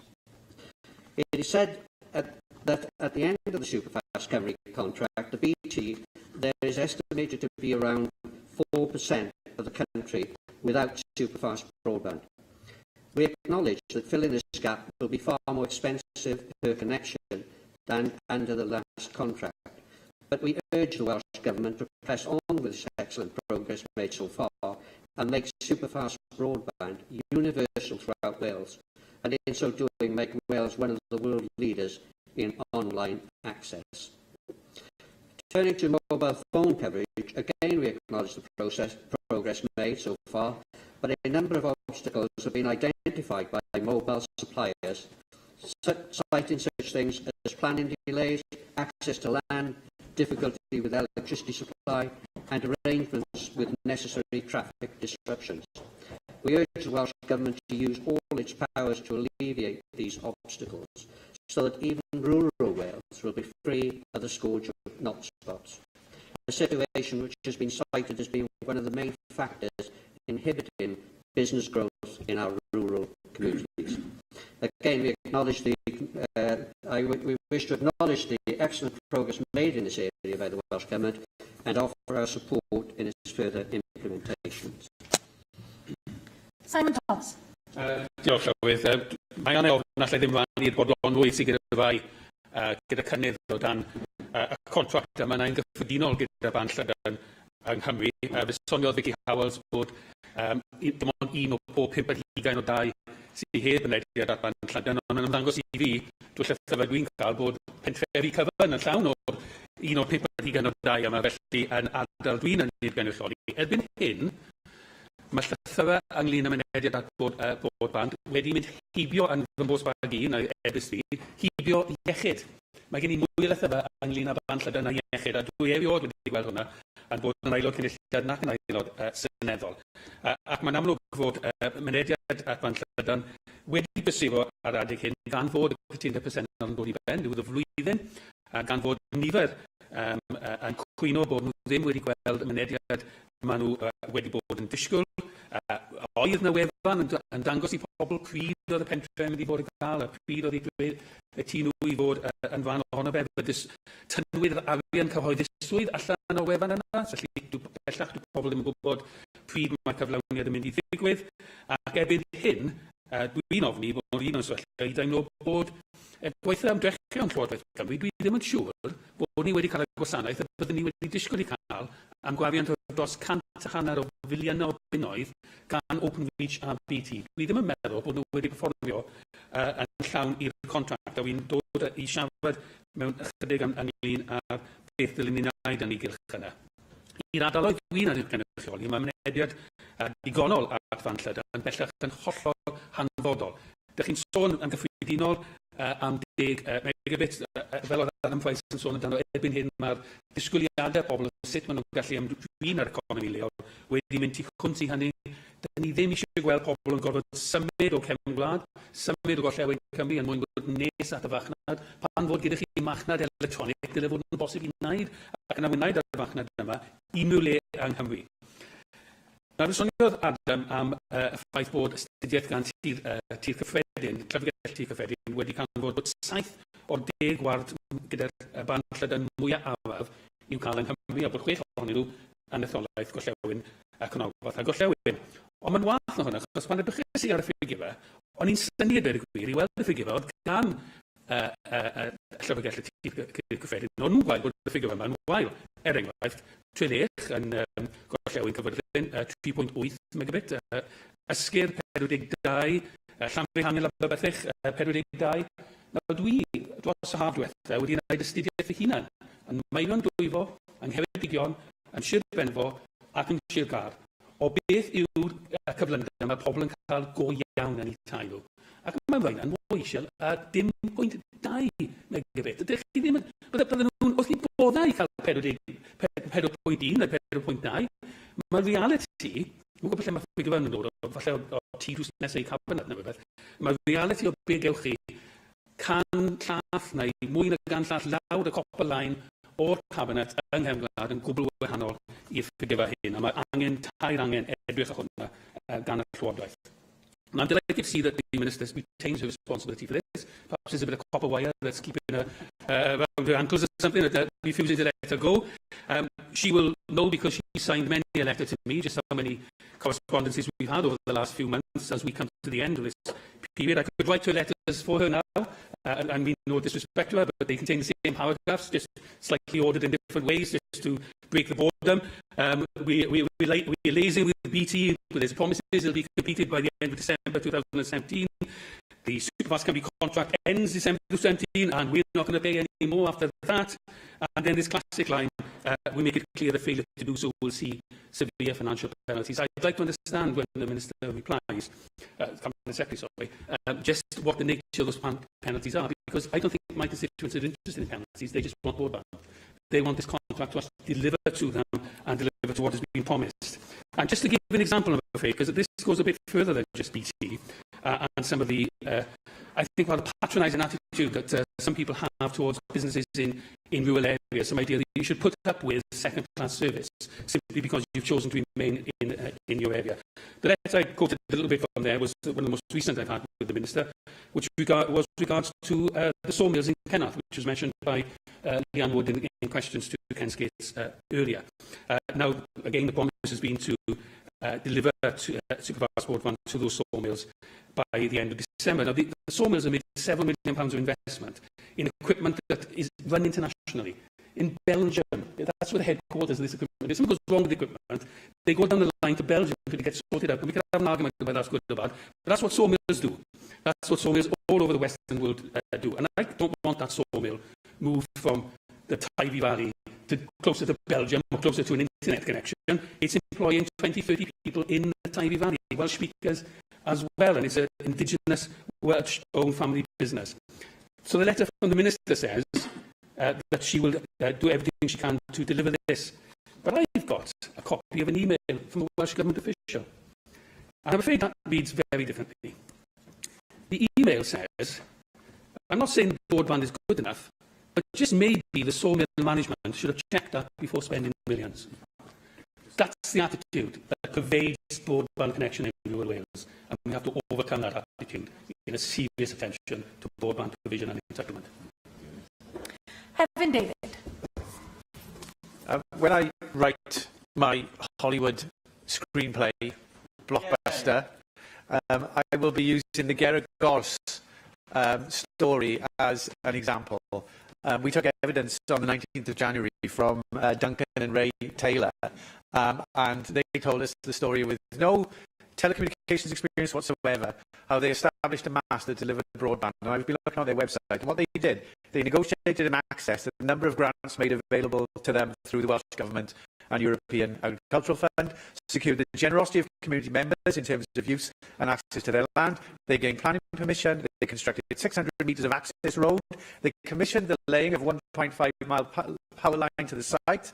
And they constructed a 25-metre telecommunications mast to full mobile operator specifications. And since August 2014, have been broadcasting wireless broadband from the mast situated near the quarry at Ystrad Meirig to anyone wishing to subscribe to the service.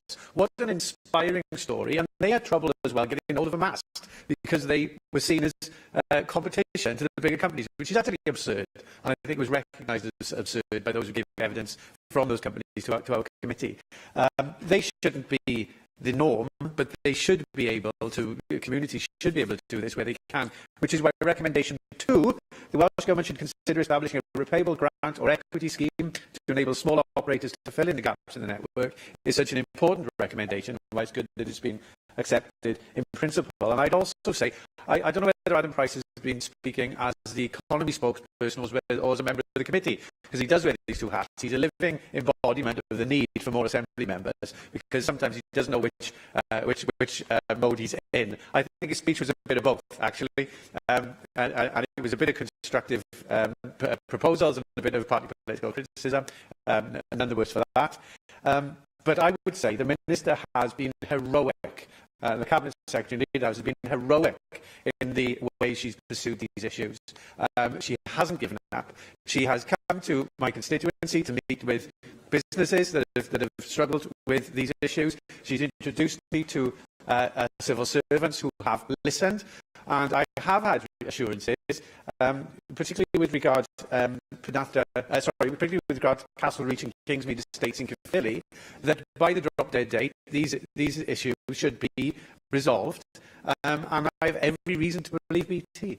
At this point in time, though, if we are let down, then there will be consequences. There have to be consequences, and I'd like the Minister to emphasise that there will be consequences. I'm going to give them until February, actually, after the drop-dead date, to come in and get the mobile operators to come and provide the services. The broadband operators come and provide the services. But BT have given those assurances that Openreach will have these areas connected, and I hope that will happen. The Minister also visited businesses located at Penarthur Industrial Estate, for example, and they haven't been able to get broadband access. They're relying on A-band to deliver services, but even so, that service hasn't been excellent either. And we know that if Our Valleys, Our Future is going to work, then connecting these areas, these final stages must be solved. Otherwise, we will end up with areas that are suffering and will not achieve the ambitions of the Our Valleys, Our Future aspirations. So notwithstanding the Geragos project, which was inspirational, we also need this government lead, which the Cabinet Secretary has been providing. There are residents in my constituency who don't live in Ystrad Mairig. They live just half an hour from the M4 in the south end of Caerphilly. They must have 21st century broadband access. I commend this report to the Assembly because it does contain an action plan for achieving that. And I think that the thing now to do is get on and accept those recommendations. Julie James. I'd like to start by very much thanking the Chair and members of the Economy, Infrastructure and Skills Committee for their report and all of their hard work in this area. And I want to start by acknowledging some of the things that members have said in the Chamber. I have been to most bits of Wales. I don't believe I've actually visited some of the members who have contributed to constituencies, but I make the offer again. I'm more than happy to do so. I've attended a number of large and small meetings across Wales. I'm due to go up to North Wales very shortly to have another couple up there. And the reason that we've been doing that is, first of all, we want people to understand what the Superfast Cymru scheme is and why it's structured in the way that it is, which I will just touch on it again in a moment. But also, more importantly, to understand what we can do with the successor scheme to make sure that all the communities are connected. We're very pleased to acknowledge that that there will be a number of solutions that we need to look at for the successor project. And the reason that the recommendation is accepted in principle is only because we wanted to look at a wide range of solutions that might be available, including things like community interest companies and social enterprises, but also just things like combining grants in a particular way, looking at community Wi-Fi schemes. There are several examples of these around Wales already. And one of the things we're also going to look at is how we can use publicly installed broadband structures to put community Wi-Fi in place, for example. So the reason that they're in principle is only so that we can explore them in the widest of possibilities. Yes, certainly. I don't want to detain us too much on the details of what might be the successor scheme. But is she suggesting there could be alternatives to Openreach and BT? And secondly, is she also looking at this in a technology-free sort of way, if you like? Because we've just had an announcement, for example, in the budget today of 5G investment, and in some parts I think we could be taken beyond actual wires and cables to have this. Yes, absolutely, accept all of those points. I'll come on to some of the complications of mobile in a minute, but since this scheme started, one of the problems, of course, is that technology has moved very significantly, and actually, although mobile isn't devolved to Wales, as I keep saying, actually there's almost no difference between internet access and mobile, depending on it. So broadband, as we call it, is fibre broadband, but actually 5G access is just as good as if you can get it there. And that's one of the continuing conversations with the UK government about the edges of the devolution settlement, which makes some of these things difficult as the technology moves, which I will come on to. In terms of the delivery, the Superfast Cymru project was let after an open market review to comply with state aid rules. And that open market review told us where the various telecommunications companies at that time intended to have commercial rollout. And we are not allowed to go in the intervention area anywhere where there's commercial rollout. So actually, largely, this project is entirely rural. So my own constituency in Swansea has no Superfast at all, because obviously there's commercial rollout intended. But I can assure members that that hasn't meant that everybody has got Superfast, and I can't actually do anything about it. It's not in the intervention area. And one of the things that Vicky Howells highlighted was actually the difficulty of new estates built after the open market review. Members will remember that we conducted a further open market review, which brought another 42,000 premises in, as as telecommunications companies decided to change where they were going to go with the commercial rollout. And also, in order to get to the largest number of premises across Wales, it has no geographical bias whatsoever. It's a conversation that I've had with a large number of you, including Llywelyn, on a number of occasions, because what we try to do is get to the largest number of premises in Wales with the money available. So we have not told Openreach and BT where to go. They just go where they can get the biggest number of premises connected. We are technology neutral. It's entirely a matter for them where they go. So they decide whether it's fibre to the cabinet that will connect the most number of properties or fibre to the premises. We do have pockets of villages where the whole village is left out, because actually that's what you'd expect. So it's been said to me, for example, that some people feel that only a few properties have been connected to tick some sort of box. I can assure you that's not the case. They are paid for premises fast. And if they can connect a whole village, they obviously get the whole village's premises fast, but there's no benefit to them in connecting some parts of a network. Where fibre to the cabinet is used, there is frustration, because if you're about a kilometre away, that's about the cut-off for super fast speeds, about 30, and there's a shadow that goes out to 24 megabits a second for some people. BT only pay for premises passed that reach the thresholds. They are allowed to have some properties in the shadow area, but most of the properties have to come over 30 megabits a second, and actually almost all the premises come in at around 80 megabits a second to 100 once they're connected. We have been pushing them very hard over the last 2 years. I have extremely regular, very fractious meetings with them about where they are and why they've started the build. I completely accept the comms point that the committee has made and that a large number of members have made to me. BT were extremely optimistic in announcing where they were going to get to, and have been less good at giving people good information about why that's not going to happen. And we've had a lot of conversation with them about not being optimistic as they see it. And I totally acknowledge that we need to do better in comms in terms of the Superfast 2 successor project. They are still telling us that they will make it. They are connecting a phenomenal number of premises per week at the moment, more than they've ever done previously in the contract due to the number of flames we are holding their feet to. They tell us they'll make it. If they don't, there are financial penalties, which I won't reveal here for all sorts of commercial reasons, but which will obviously be eventually auditable. And all of the money will go back into Superfast 2. We absolutely concur that we don't want money, we want connection. Absolutely. So what we're trying to do is get them to get the network out as far as it will go with this project, so that when we come to Superfast 2, we have the best possible start.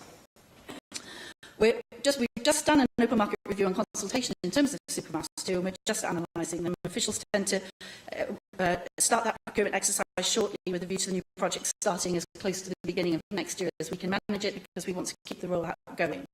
However, I will invite any member who has a whole community or any problem at all in their area to invite me to come down and talk to them. We also have a business exploitation team that's extremely happy to come and talk to either individuals or whole groups of people about what the best solution for them is. And we are going to structure the procurement so that we can handle those sorts of things. Also, the procurement, though, will want to get to the largest number of people as possible with the amount of money we have. So we've got to balance those two things off, and I intend to do that. We will continue our 2 voucher schemes. I wish that Simon Thomas would tell me who the official is who sent that email, because I wish to put on record that I do not concur with its sentiments in any way whatsoever. My own... Well, I hope you will send it to me. Certainly. That's given way. I've been part of, or privy to your tour around Wales. You've visited an area in my constituency, you know, and you've been very helpful with constituents of Trellick Grange. Would you accept part of their frustration was that the neighbouring village of Tintern was totally well connected? So even though they were in a rural area, actually they were neighbouring an area that was very well connected, and yet BT seemed to drop down an iron curtain at a certain point just 100 yards down the road, which if that hadn't happened, then they would have been connected a long time ago, and that needs to be dealt with in the future of this rollout. Yes, I accept that that is a very frustrating thing to have happen, and there's some frustrations around the way that BT has structured its copper network. We had a spirited conversation about what the new wiring on the pole was, as I recollect when I visited you. I've become an expert in what wires on poles are and how they connected recently, which is a new skill that I hitherto didn't have. But we accept those frustrations, but as I say, the contract doesn't allow us to tell BT where to go. It only tells us how many premises they'll connect. And the reason for that was the cheapest way to connect the highest number of premises. So I completely accept the frustrations in communication that has given rise to. That won't be the way we do the second phase, because we will want to target communities that have particular issues. And we discussed that in your constituency. I'm very happy to discuss it in others. I will say this, though, in terms of the sawmill, for example. One of the frustrations we have is that sometimes businesses wait for Superfast to get to them and then discover that actually 100 megabits a second isn't enough. And that if they are communicating with head offices elsewhere in the world, that they should upgrade to an ultra-fast connection as fast as possible. We have a business exploitation team, very helpful individuals who can come and talk to the business about whether that might be the best way forward, and I would certainly recommend that. And I can sort that out if Simon Thomas wants to send me the detail. I'd be very grateful to have the other details as well on that point, however. Turning to mobile, you'll know that we had the mobile roundtable and followed by the mobile action plan. My colleague, the Cabinet Secretary for Planning, amongst other things, is about to publish the research into planning. Russell George highlighted the number of masts necessary to get the signal across Wales. There is a balance to be drawn between covering our national parks with masts and getting all of these signals done. And we are talking as well to the Home Office about using their emergency network to allow others to hang equipment onto that network. Because I personally think it's a terrible shame to cover the beautiful landscape of Wales with lots and lots of masts in order to have different companies have different infrastructures when actually they could share and we would all get a much better service. However, and that's an ongoing discussion. As I say, it's not actually devolved to Wales. What I would like to finish by saying, though, Llywydd, is this. We remain absolutely committed to getting broadband connection to every property in Wales. Without this last superfast intervention, many properties in rural Wales would never have had any hope whatsoever of receiving broadband. I share the frustration of those left behind, but we are determined to cover them off in the second programme and in as innovative and imaginative a way as we possibly can. George, John Flower, I'm grateful for the members who took part in this debate this afternoon. If I can perhaps comment on each one. Adam Price rightly pointed out the disparity of connectivity in rural Wales in particular, and also mentioned Ceredigion, which is absolutely lagging behind other parts of Wales and the UK in comparison.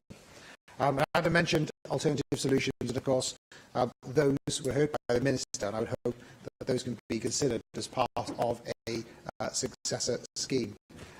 Vicky Howells commented on examples of poor communication. These examples are very familiar to me, I have to say, and David Rowlands, thank you for your kind words towards me, and David, of course, pointed out the issues about trying to resolve issues that the mobile operators had raised with us. And I think as a committee, I was certainly keen to address the mobile phone operators' asks, if only to stop them making excuses when they come back in the future. You know, we can say we've delivered your asks. Now, why are there continuing to be issues?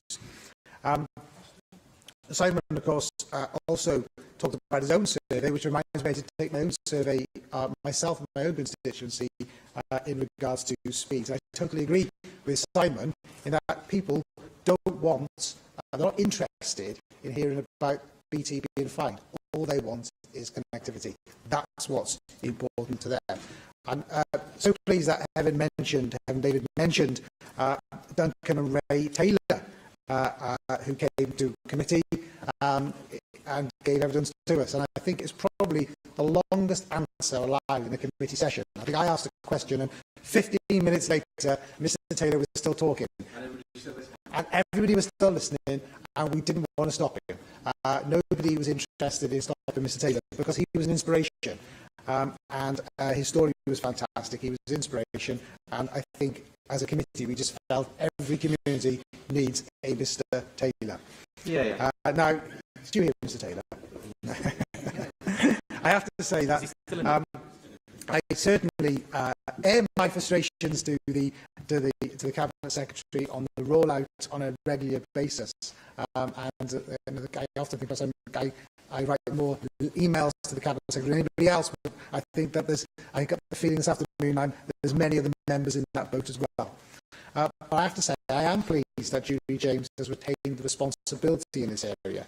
Because I have to say, she has a great knowledge in this area, and clearly the First Minister had this in mind when he had his cabinet reshuffle. He obviously didn't want to take that responsibility from her. He couldn't find anybody else that was willing to take it on, perhaps. But I do feel that the Cabinet Secretary has also been very open with us.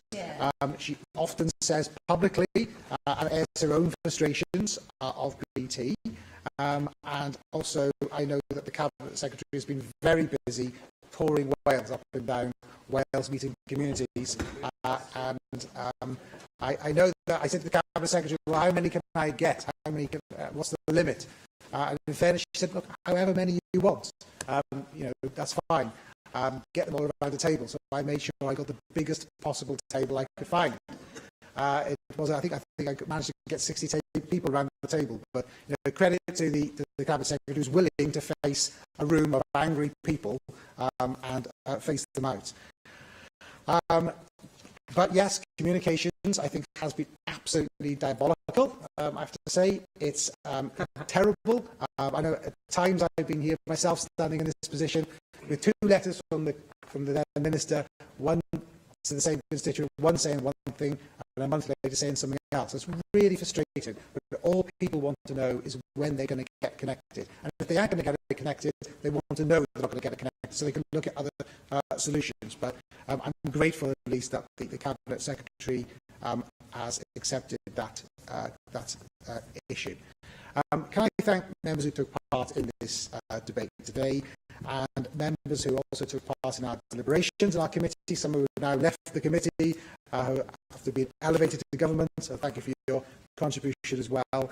And also, if I could also thank the committee clerking team and the integrated team, because this has been a difficult piece of work, because as soon as the team started to draft that report based on the committee's and the members' direction, then things change. And technology changes, and ministers make statements during that drafting, and it's really, so it has been a difficult task for them, and it's quite a lot of technical issues that were also coming up in detail, so I think credit to them as well in that regard. But I look forward to the day when we have a debate in this chamber, when we are having a debate on 100% of Wales being able to receive superfast broadband, good speeds, and everyone's able to get a good mobile signal on their phones. Look forward to that day. Thank you to all who took part in the debate today. Cwestiwn i'w ddylid nodi adroddiad y pwyllgor a oes unrhyw aelod yn gwrthwynebu. Felly derbynir y cynnig. Reitem nesaf yw'r ddadl gan y Ceidwadwyr Cymreig, a dwi'n galw'r Mark Isherwood i wneud y cynnig. Mark Isherwood. Well, the Royal British Legion officially launched its Honour the Covenant campaign in London in September 2007, and in Wales as an event held in this National Assembly the following month. Since the early 19th century, men and women have served and fought for their country under the terms of the Military Covenant, which states that those who serve in the armed forces, whether regular or reserve, those who have served in the past, and their families should face no disadvantage compared to other citizens in the provision of public and commercial services. Special consideration, it says, is appropriate in some cases, especially for those who have given most, such as the injured and the bereaved. Well, having been the guest speaker at the Royal British Legion North Wales District Annual Conference the previous weekend, I led a short debate here in January 2008, supporting the Legion's campaign, and I concluded that this must be fought until it is won, and that the Welsh Government must do everything within its power to assist this. Well, the Armed Forces Covenant was published in May 2011, introducing a statutory duty from 2012 to lay an annual report before the UK Parliament, which considers the effects of service on regulars and reservists, veterans, their families and the bereaved, and also to examine areas of potential disadvantage and the need for special provision where appropriate. The Welsh Government and all local authorities in Wales signed the Covenant and subscribed to work with partner organisations to uphold its principles. The UK Government's 2017 response to the Defence Select Committee report, which followed the 2016 Armed Forces Covenant Annual Report, commented on progress in Wales. In spite of this, however, there had not yet been an independent review of progress and delivery across Wales since the establishment of the Covenant. In September 2016, a number of armed force charities working in Wales answered a call for submissions to inform the upcoming priorities for the Assembly's Equality, Local Government and Communities Committee, stating that there would be considerable merit in the committee undertaking a review of the implementation of the Armed Forces Covenant in Wales. As no indication was received to suggest that an inquiry was planned, the Assembly Cross-Party Group on the Armed Forces and Cadets took a decision to undertake the inquiry, which is the subject of this debate. Our motion, therefore, proposes that the National Assembly for Wales welcomes the cross-party group's report, notes its recommendations and calls on the Welsh Government to consider those recommendations. Having considered the evidence received, the report made 23 recommendations in 7 areas. It found that in order to uphold the Covenant, the Welsh Government should consider the appointment of an Armed Forces Commissioner for Wales to improve the accountability of public sector organisations for the delivery of the Armed Forces Covenant. The Commissioner should be required to publish an annual report to be laid in the National Assembly for Wales on adherence to the Covenant. A Commissioner would support the specific needs of veterans, represent these to Welsh Government and properly scrutinise service delivery for veterans carried out by Welsh Government, NHS Wales and local authorities. As with the other recommendations in this report, this role has been supported and endorsed by the Armed Forces community and armed service heads. The report calls for the Welsh Government to establish key performance indicators for devolved public sector organisations in Wales to monitor adherence to the Covenant. Supplement its Welcome to Wales initiative with a single national armed forces helpline for service personnel, veterans and their families. Work with the Ministerial Expert Group to identify priority projects and coordinate funding bids at an all-Wales level. And work with the third sector to deliver a compulsory public sector e-learning module to support awareness of the Armed Forces Covenant. The report recommends that the Welsh Government should continue to work with both the UK Government and Office of National Statistics to ensure that the questions in the 2021 census are sufficient to identify both the size and needs of the armed forces and veteran community in Wales. It calls on the Welsh Government to establish a Welsh Armed Forces Privilege Card scheme. Given the concerns over the capacity of Veterans NHS Wales to meet the demands of patients and its variable waiting times, the report recommended that funding for the service should be reviewed and increased, targets for access to the service should be established, and performance against the targets should be regularly published. Waiting lists for Veterans in NHS Wales are 9 months in the Swansea area and average 5 to 6 months elsewhere. Although they've secured 3 years extra funding from Help for Heroes to employ 3 full-time therapists to bring waiting lists down, they expect waiting times to rise again without additional investment. Although the Welsh Government has announced £100,000 additional funding, Veterans NHS Wales told the cross-party group last year that they need £1 million annually to meet the mental health needs of the armed forces community in Wales and therefore reduce pressure on and cost on other services. When Andrew R.T. Davis and I met a group of women veterans earlier this year, all of whom had suffered injuries on service, and all of whom told us that they were also dealing with mental health issues as a consequence of their service, they told us that, quote, it's now taking 3 months to get an appointment with Veterans NHS Wales, then 3 to 6 months to see a specialist, who can then only deal with mild to medium trauma because there are no acute services, and they're having to travel to England for treatment for their mental health and rely on charities. The report also called on the Welsh Government to develop an action plan to promote greater awareness of priority NHS treatment for service-related injuries and illnesses amongst health service staff, ensure that family members of service personnel posted to Wales who are on an NHS waiting list are not disadvantaged by having to wait longer for treatment than they would prior to being posted to Wales, review and update the Guide to Improving the Health and Wellbeing of Prisoners in Wales who are Veterans document, and provide core funding to third sector partners delivering peer mentoring schemes. Although Change Step, led by the charity CAIS, has secured 12 months funding from Help for Heroes to embed a peer mentor into each Welsh health board, Veterans NHS Wales highlight the need for additional funding to keep the peer mentors in post as part of their core team to mirror the Scottish veteran model. In 2007, the Legion's Honour the Covenant campaign already noted that veterans who were not assisted by MOD-supported combat stress or another specialist organisation need to be able to access mental health care and receive priority treatment. With the announcement that Combat Stress is scrapping residential care at its Audley Court Centre in Shropshire, we must also address concerns that Welsh veterans will now be forced to travel across the UK for residential care because there is no provision in Wales. In recognition of the specific challenges faced by children from service families, and in order to address the disadvantage compared to other parts of the UK, the report recommended that the Welsh Government should consider the introduction of a service pupil premium. As the Royal British Legion states, in England, this has provided important practical support to service children in education. Schools in Wales should have access to a similar fund for the approximately 2,500 children who currently attend schools in Wales.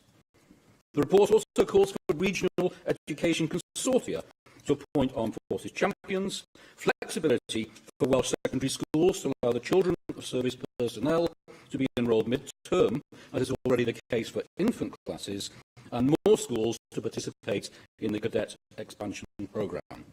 The report recommends extension of the successful Cymru and Cofio Wales Remembers First World War project to enable other important military anniversaries to be marked. And it calls on the Welsh Government to work with the Welsh Local Government Association to ensure that all of Wales' civic war memorials are adequately maintained, and with Wales military museums to establish travelling exhibitions. The report calls for development of further partnerships between registered social landlords and the third sector to support additional supported housing accommodation for vulnerable veterans in Wales, and for registered social landlords to waive local connection requirements for former partners of service personnel leaving service family accommodation. And finally, the report calls for the Welsh Government to establish an employment scheme to assist service leavers, veterans and reservists, and support partners of service personnel when their partners are posted to Wales. For the second year running, the Welsh Government has said that it is developing an employment pathway, that veterans' NHS Wales figures show that only a third are employed. 100 years after the signing of the treaty that led to the end of the First World War, this is a covenant which must endure. Thank you. I have selected the 3 amendments to the motion, and I call on the Cabinet Secretary for Local Government and Public Services to move formally Amendment 1. Thank you. I call on Steffan Lewis to move Amendments 2 and 3 tabled in the name of Rhyn ap Iorwerth. Steffan. Diolch, Dr Lywyd, mae'n impressed gen I gynnig yn ffurfiol y gwellian yn enw Rhyn ap Iorwerth. On Remembrance Day 2 weeks ago, people from all communities came together to remember those who lost their lives in conflict, in all conflicts, and in particular those who died in the First World War. During the remembrance period, of course, it is our opportunity to reflect upon the sacrifice of all those, past and present, who have served in our armed forces. We thank them for what they do on our behalf. Earlier this year, we marked the centenary of the Battle of Passchendaele, one of the bloodiest events of the First World War. 500,000 men from both sides died fighting over just 5 miles of land. It was an unimaginable and senseless tragedy. Over the next few years, there will be more centenaries. We will remember the horrors of the First World War and the millions of people who lost their lives. We will also remember the men who returned from war, traumatised, brutalised to find a society without enough work or housing, and that didn't yet understand the effects that their experience would have on them. Today, we can do better to support those who have served on our behalf and for their families. Plaid Cymru welcomes very much the report of the cross-party group on armed forces and cadets, and I pay tribute to the chair of the cross-party group for his leadership and the work that has been undertaken. It is encouraging to see that good progress has been made, and the report also sets out a number of important recommendations to further improve the services available. The National Housing Pathway for Veterans serves as an important role in providing additional support to former service people and their families. Finding housing, perhaps after many years in the armed forces and in an unfamiliar area, can be daunting and difficult, but it is key to ensuring that those leaving the forces find stability. Plaid Cymru's first amendment to the debate today calls for an update on the implementation of that pathway. Now it has been published, it is important that it forms a routine and active role in the service provision offered to ex-services personnel. It is also sometimes too easy for government, for guidance documents that it publishes, to end up sitting in a drawer and for them not to form a constant feature in informing day-to-day practice by frontline staff. And I hope that the government will update the Assembly on the rollout of the pathway and the monitoring that they are doing of its effectiveness. Good data about the demand for additional support and the success of what is already available is crucial. It is, therefore, to be welcomed that the National Rough Sleeping Count survey includes a question about service in the armed forces. Plaid Cymru's second amendment, therefore, today calls for that data to be published so that it can be used by both government and third sector organisations and other public services to guide the work that they do. If we can identify the way that homelessness and service in the armed forces are linked, we can better tackle the causes of the problems that it raises. As a nation, we make a collective promise to those who serve in the armed forces that they and their families will be treated fairly. At this time of year, as we remember the sacrifices they make, we also have a duty to consider whether we are upholding that promise. And I hope the Welsh Government will accept the recommendations of the cross-party group report in full and constantly strive to improve the support it provides to them. Thank you. Mohammed Ashton. Thank you, Deputy Presiding Officer. This year marks the centenary of the Third Battle of Yap. This terrible battle has come to symbolize the horrors associated with the First World War. It is frequently known by the name of village where it was culminated, Ashendale. Although there is no one left alive today who served in what was called the war to end all wars, it reminds us of the enormous debt we owe to those who are serving and who have served in our armed forces. It is estimated there could be as many as 230,000 veterans in Wales alone. Sadly, in some cases, it is clear we are not providing our veterans with the care and support they richly deserve.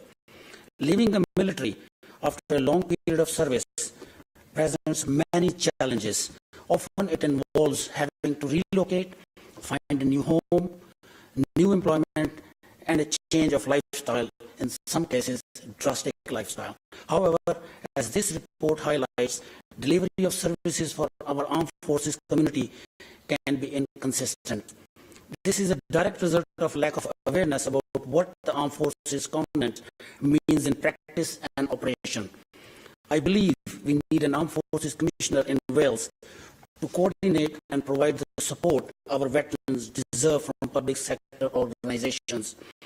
This commissioner would enhance the work of Veteran Gateway Helpline being set up in Nantigro, providing a new 24-hour service for armed forces veterans from across the United Kingdom returning to civilian life.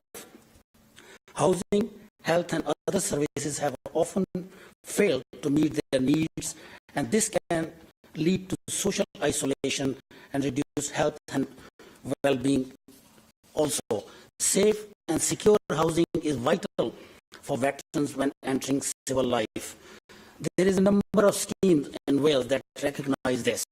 We on this side of the chamber believe that quickly delivering appropriate housing would be complemented by a veteran needs assessment and as soon as possible and early stages. This could form the basis for service delivery and provide solid evidence to close any gaps in provision.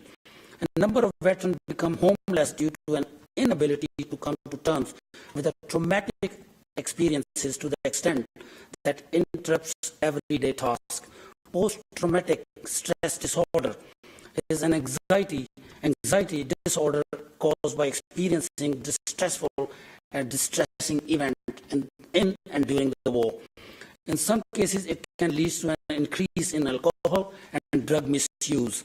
The symptoms of mental health needs to be recognized early, and greater support is required in this area also. The Welsh Government recently announced additional funding to increase consultant psychiatrist session by 50%. It's a very welcome news. It is vital that this additional funding is used to develop Wales-wide improvements to the service. No veteran in need of specialist support should be left languishing on a waiting list.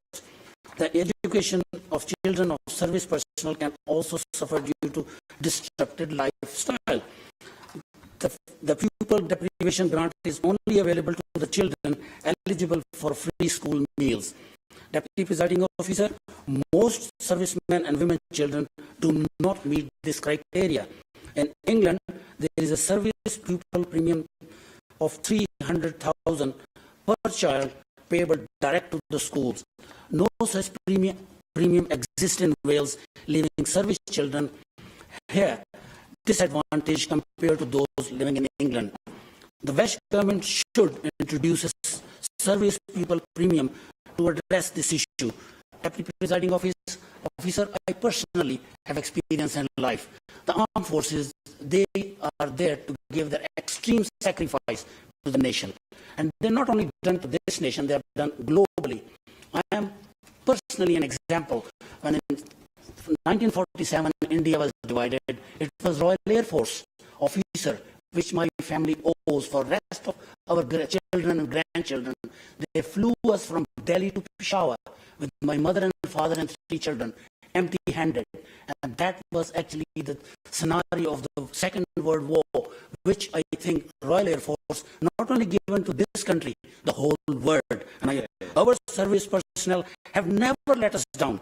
I hope this National Assembly will acknowledge this by voting for this motion today. Thank you. Thank you. Gareth Bennett. Thank you, Deputy Presiding Officer. And thanks to the Conservatives for bringing today's debate on the important subject of the Armed Forces Covenant. We agree in UKIP that a high priority should be given to the welfare of both people serving in the forces and veterans. We are also keen to see the encouragement of cadet activity. So we broadly share the enthusiasms of the Conservative group in this area, and we commend the energy of Darren Miller in getting together a very knowledgeable group of people as his advisors on the CPG, which he's been involved in setting up. And I know Mark Isherwood has been very active as well. And the group has come up with some sound recommendations, which we fully support. We also acknowledge that the Armed Forces Covenant has been well supported in Wales, to a large measure down to the efforts of the Welsh Government. So I am going to be supportive today of their efforts as well. Now, I remember Carl Sargent in a debate a few weeks ago on housing matters, admonishing me somewhat because he felt I wasn't supportive enough of what the Welsh Government was doing in that area. Now, I slightly disagreed with Carl on that point, as I did on a few points, in fact, because I felt it was my job as an opposition member to question him on things rather than just offer phrases of support. But I think it is generally acknowledged that in the sphere of the Armed Forces Covenant, we have made good progress in Wales, and I think Carl's efforts were a big factor in that, so I would like to acknowledge that today. Now, the point of the cross-party group is to ensure that things continue to progress, that we all focus on the right priorities regarding armed forces and veterans issues, and those priorities have been agreed by the cross-party group in close concert with groups representing the armed forces and veterans themselves. The Welsh Government also has its own multi-agency expert group, so it's good to see that everyone is working collaboratively in this area.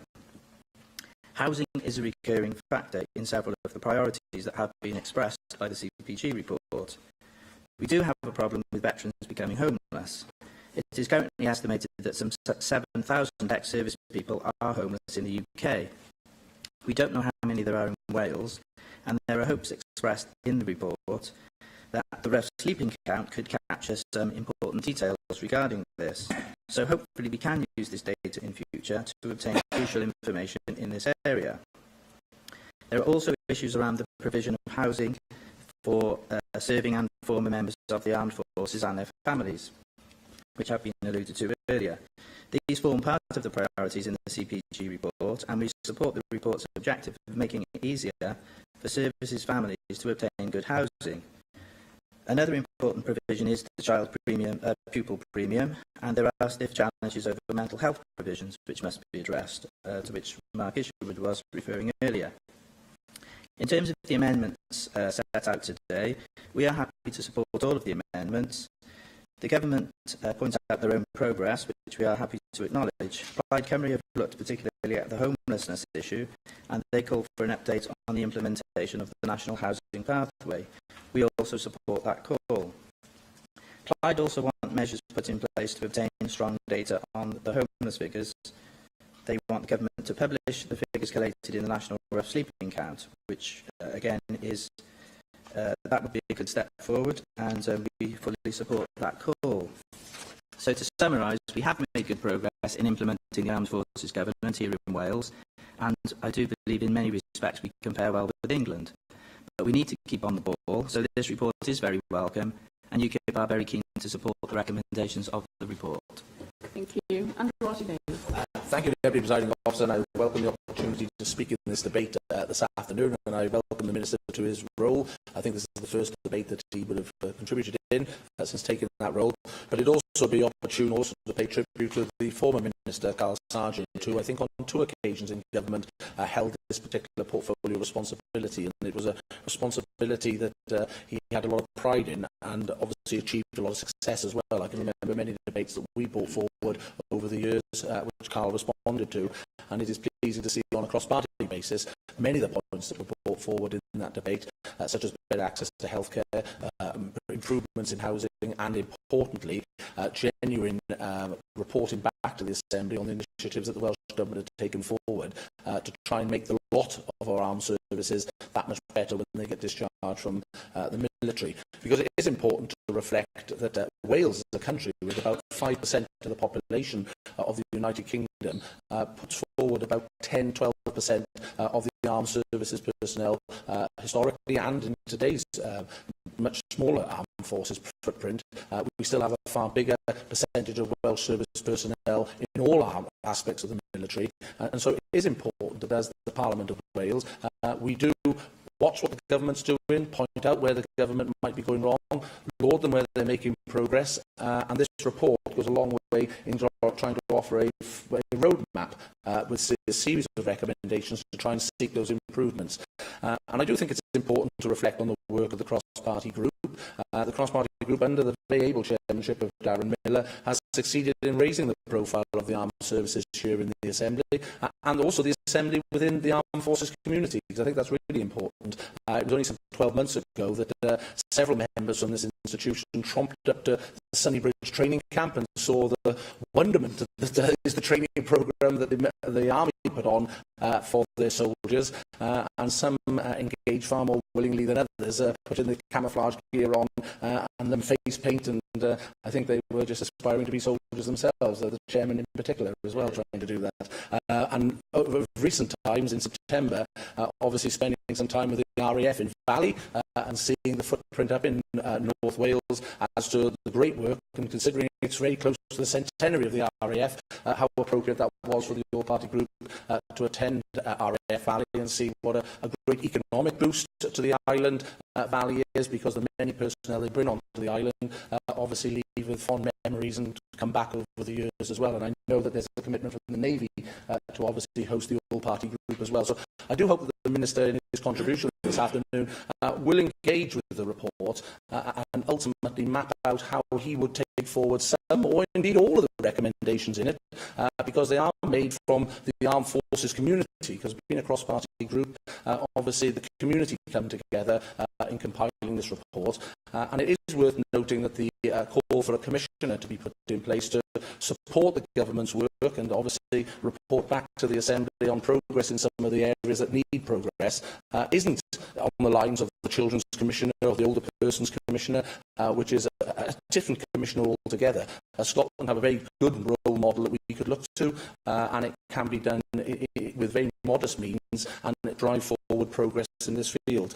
I also think that the recommendations in the report that obviously capture at the moment the centenary commemorations around the First World War are worthy of consideration. How those commemorations can, as we go forward, be taken on, because obviously, as has been pointed out earlier, there are no veterans left from those conflicts now, and it is incumbent on us to make sure that future generations do have the ability to remember, recall, and ultimately never forget those tragic lessons that we needed to learn to defend our democracy and defend our way of life. And again, I do commend the government for the way they've put those events together, but I do believe that, as the report highlights, it does need to have some thought now as to what we do post the commemorations and the series of commemorations on other conflicts that the armed forces have been engaged with. I was very pleased to see such prominence about the military covenant because it was the current mayor of the Very Little Morgan, Councillor Janice Charles, when she was the cabinet member back in 2009, I think it was, who signed the Very Little Morgan Council up to be the first council in Wales to be signed up to the military covenant. And now I'm very pleased to say that all 22 local authorities are signed up to the commitments within that covenant. But above all, what is really important, I think, is to focus on the positives that the military can offer a young person who wishes to seek a career in our armed forces. It is right that we focus on the support that we put in place for people coming out of the armed services. But if I could just close on this one point, Deputy Presiding Officer, it is worth reflecting when people do go into the workplace coming out of the military, there is a high recognition for the experience of working in and leading teams, flexibility and ability to work in stressful, fast-paced, dynamic environment, dependable and strong work ethic, displaying integrity and loyalty, and expertise in culturally diverse and global working environment. Those are the characteristics that any employer would be very pleased to welcome into their team in Civvy Street, as it were. And I do believe that sometimes we do need to be promoting more about the positives that the armed forces can offer young people from wherever they might come, and in particular with the great tradition we here in Wales of providing a higher number of service personnel than maybe our percentage of the overall population of the UK. So I hope the Chamber will find support for this motion before it today. David Melding. Thank you, Deputy Presiding Officer. Can I say that I thought it was very important the cross-party group commended the partnerships formed with the voluntary sector, because these can lead to some of the most innovative and relevant services that are available to our veterans. And I want to mention one particular example in particular, and that's Woody's Lodge, which is based at HMS Canberra in Surrey. And I think quite a few people in this chamber have visited, and indeed they have held an event in the Senedd, which I believe was sponsored by Jane Hutt. It's an outstanding project, and it's one that provides services for armed forces veterans, recent leavers, which is a key group, I think, reservists. Many people now serve in our reserve forces, and they see combat, and then come back and are working in our emergency services or the NHS or in the private sector, whatever. And I think ongoing help for those people is very, very important. And also Woody's Lodge has extended its services to emergency services, uniform services that often face profound trauma in the in pursuance of their duties. And as this mission statement says, it is there to provide a space for people to find themselves. And I think that's very, very important, that after harsh experiences, that people are given that that space. But also, the ability, with many people who will directly share their experiences, to reminisce on the positives as well. And there are many benefits to be had from serving in our armed forces. And the team at Woody's Lodge gives support and guidance on a one-to-one basis. Excuse me. And providing particular help with benefits, health matters, and ways to build up confidence and self-esteem, which some people have lost, especially having left the type of atmosphere and daily routine you get in the armed forces, and then have perhaps not quite fitted back into Civvy Street very effectively, and then years later find themselves without any self-esteem or the confidence to get out and get a job. So I think these are very, very important services that are helped. And of course they have a range of key partners to help in this excellent work, and it really is a model of effective joint working. They work with the British Legion, Age Cymru, the NHS, particularly mental health services, Department of Work and Pensions, and many others.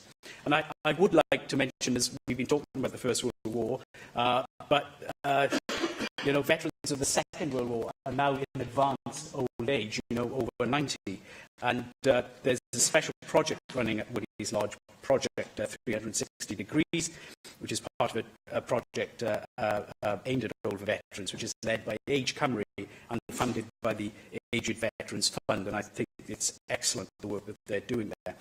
Woody's Lodge wouldn't be there if it wasn't for the group of volunteers that have raised a remarkable amount of money, both from the sort of public sector grant bodies, but also from the private sector. And I would commend the work of Dr. David Trotman in this area, which has been an inspiration. Deputy Presiding Officer, I would like to talk about one other issue. It was mentioned by my colleague Mark Isherwood, and that's the need for better data on veterans.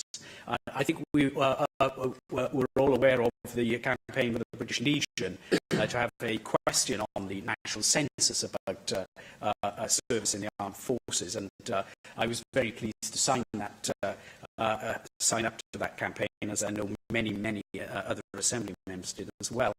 But I think we should also put pressure on the Office of National Statistics, together with the UK and the Welsh Government, to improve data collection on veterans whenever possible. Because with better data, we would be able to shape better services for veterans. And I think that's a very, very important part of the covenant we have with them when they have performed these services on our behalf. And for many reasons, including the humanitarian reasons that Mohammed Asker referred to. And they really are deserving of the fullest support we can give them. And I'm very pleased to support this motion. Thank you. Call on the Cabinet Secretary for Local Government and Public Services, Alan Davis. Thank you very much, Deputy Presiding Officer. I'd like to start my contribution this afternoon by paying tribute to the work of Carl Sargent, who didn't just lead but drove much of the work on this area. Members on all sides of the Chamber have paid tribute to Carl and his work during this debate this afternoon, and it is testament to the work that he did as a portfolio holder responsible for the work on the armed forces in Wales that we are where we are today. And I think all of us owe a great debt of gratitude to Carl Sargent for the work he did in this field. At the same time, I'm also grateful to Darren Miller for the work he does as chair of the all-party group on the armed forces.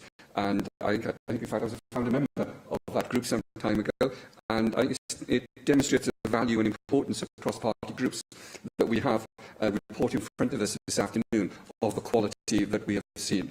I will say Darren has written to me as chair of your party group, inviting me to a future meeting, and that's an invitation I'm very grateful of and will be glad to accept. I would be delighted to attend a meeting of the group to consider the report and the recommendations that they've made. I think all the recommendations are well-founded in terms of the arguments made for them, and reinforce the very real debt that we owe to our armed forces.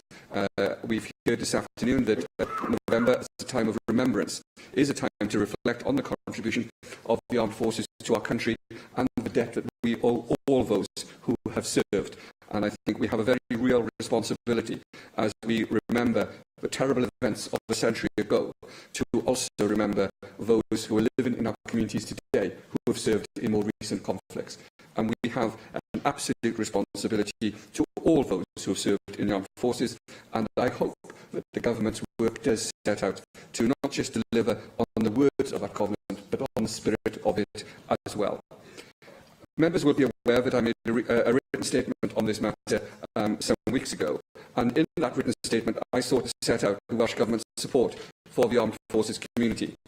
We are making good progress throughout Wales, as members have acknowledged, and I'm confident that we can build on this success by continuing this approach, sharing resources and best practice. The motion is a motion that this government will seek to amend and support. We will also support both of the Plaid Cymru amendments. I want to look positively at all the recommendations of the report of the cross-party group and look at how we can continue to build upon the foundations that we've made. I see the motion and the report as building upon the good work already completed by the Welsh Government and complementary to that work. I see this report as contributing to a positive vision of the future and enabling us as Welsh Government with the armed forces community to work to continue to deliver support and services for our armed forces community. We know already that many positive steps have been taken to improve the support available to veterans and their families. This progress has been acknowledged, and I hope that our amendment to this motion recognises that. It also seeks to recognise the important role played by the Armed Forces Expert Group. With its strong multi-agency membership, it will continue to help us to identify issues affecting the armed forces community and work to address all of those issues. I'm pleased that the group, for example, is considering the links between early service leavers and adverse childhood experiences. We recognise that more needs to be done to understand why members of the military choose to leave the services early, and I give undertaking, Deputy Presiding Officer, that I will share the findings with members as soon as we are able to do so. The expert group has previously considered the idea of having an Armed Forces Commissioner. Whilst I'm not yet convinced that a Commissioner would add the value to the structures we already have in place, I am open to that conversation. That is not a door I wish to close this afternoon. It is a conversation I wish to have and a conversation that I welcome. I also welcome the Office of National Statistics' recent announcement that the 2021 census will include questions to identify the size and needs of the armed forces community in Wales. Members will be aware that part of the expert group has previously explored the idea of a veteran's ID card and concluded that it would be of limited value. It was agreed to publicise and promote the Defence Privilege Card as a preferred option. This was a highly successful campaign, with an increase in the membership of 89% compared with 39% in the rest of the United Kingdom, enabling members to access the discounts across a broad range of outlets. There is a wealth of support available to our armed forces community in Wales. As set out in our amendment, we are working with key partners to raise awareness of the services in place for both serving and ex-service personnel and their families. I hope that our evolving policies will continue to reflect their changing needs, and I give an undertaking to the Chamber. The Conservative leader asked us if we would continue to report back to the Chamber. I give that undertaking this afternoon that we will continue to report back to the Chamber on a regular basis on the progress that is being made. At the same time, Deputy Presiding Officer, Veterans NHS Wales continues to progress. Established in 2010, the service has received approximately 2,900 referrals to date. Its pioneering methods, such as talking therapies and virtual reality techniques, are helping veterans deal with the personal trauma as a result of service experiences. The Cabinet Secretary for Health and Social Services has already announced an additional £100,000 annual funding to increase capacity within Veterans NHS Wales, bringing the total amount of Welsh Government funding to nearly £700,000 per year. We have given undertaking that we will continue to look at ways of ensuring that this continues to meet the needs of veterans in our health service. And this is the only service of its kind in the United Kingdom, and I hope that we will all join together to applaud its success. We also know that some veterans may struggle to secure accommodation. Working in partnership, the Welsh Government has produced a housing pathway to help veterans and their families to make an informed choice about their accommodation needs on transferring back into civilian life. On this basis, I'm very happy to support Plaid Cymru's Amendment 2. The housing pathway is a success, and I will be happy to continue to update members. I'm also happy to support Amendment 3, and I will include this information in future conversations and debates. The report outlined that service leavers, veterans and reservists may need help to secure employment. I can confirm that the Welsh Government is developing an employment pathway with our key partners, aiming to identify employment choices and support available. The pathway will provide options for those seeking employment. Our package of support makes clear our commitment to supporting armed forces veterans in Wales. Developed in collaboration with our partners, it includes Welsh Government policy areas and key initiatives and information from other supporting organisations. I am aware that service children may face challenges as a result of deployment. Whilst I am not yet convinced that a service pupil premium would be the best way forward, I also recognise that this is a conversation that we can continue to have. In correspondence to the Secretary of State of Defence, we have asked for further consideration to be given to the continuation of the Service Children Education Support Fund. I will also say, Deputy Presiding Officer, we have published a Welcome to Wales package tailored specifically for service personnel and their families. Members should have no doubt about the importance that this government attaches to the delivery of a covenant in Wales. I want to finish my contribution today by saying how proud I am of what we and our partners in the armed forces have achieved in seeking to deliver on the commitment we have made. I will attend the newly established UK Ministerial Covenant and Veterans Board. Our presence will help to progress the work of the Covenant in collaboration with our United Kingdom colleagues, as well as our own Armed Forces Expert Group. We all need to learn from each other and to share good practice. Deputy Presiding Officer, I think the nature and tone of the debate this afternoon has demonstrated the power of unity across all sides of this chamber. We owe our armed forces a debt which will never be repaid, but this government and this whole assembly stands alongside the armed forces community, and we will continue to work collectively together to ensure that all veterans and all service personnel in Wales have the support that they need and require and deserve. Thank you very much. Thank you. Paul and Darren Miller to Thank reply you, to Deputy Presiding Officer. And can I thank everybody who's taken part in what I think has been a very important debate on some very decent and good quality recommendations in a report which was the result of significant work from the cross-party group, and I believe that this is a report which has the potential to add to the tremendous work which has already been done here in Wales to improve the lot of veterans and armed forces personnel in our country, and as quite rightly been said by a number of people, we've made significant progress, more progress I believe than any other part of the United Kingdom, and that's a record of which I am proud to have had a small part to play as an Assembly member, working collaboratively with all members in all parties of this Assembly to bring that agenda forward. And I also want to pay tribute, as the Minister did and as Andrew R.T. Davis did, to the work of Carl Sargent as the previous portfolio holder. He was instrumental in ensuring that some of these significant improvements which we've seen in recent years have been delivered, and one of the most important parts of that was actually getting the armed forces community together, particularly the voluntary sector, which has often in the past been splintered and siloed and worked in ways which have not been collaborative. And the way which now we have a sort of armed forces conference each year, one in the south, one in the north, has really helped to overcome some of those obstacles. Quite rightly, a number of third sector organisations have been mentioned in the debate today, from the Woody's Lodge that David Melding mentioned, right up to the larger scale organisations like the Royal British Legion, SAFA, Combat Stress, and others.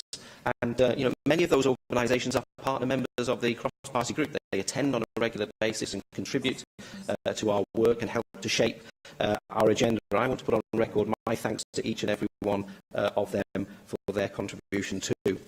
And we mustn't ever forget that our armed forces, our British armed forces, have a reach beyond our shores. As Mohammed Asghar quite rightly said, they've had a huge role to play historically around the globe, making a positive contribution in all sorts of different ways to all sorts of nations.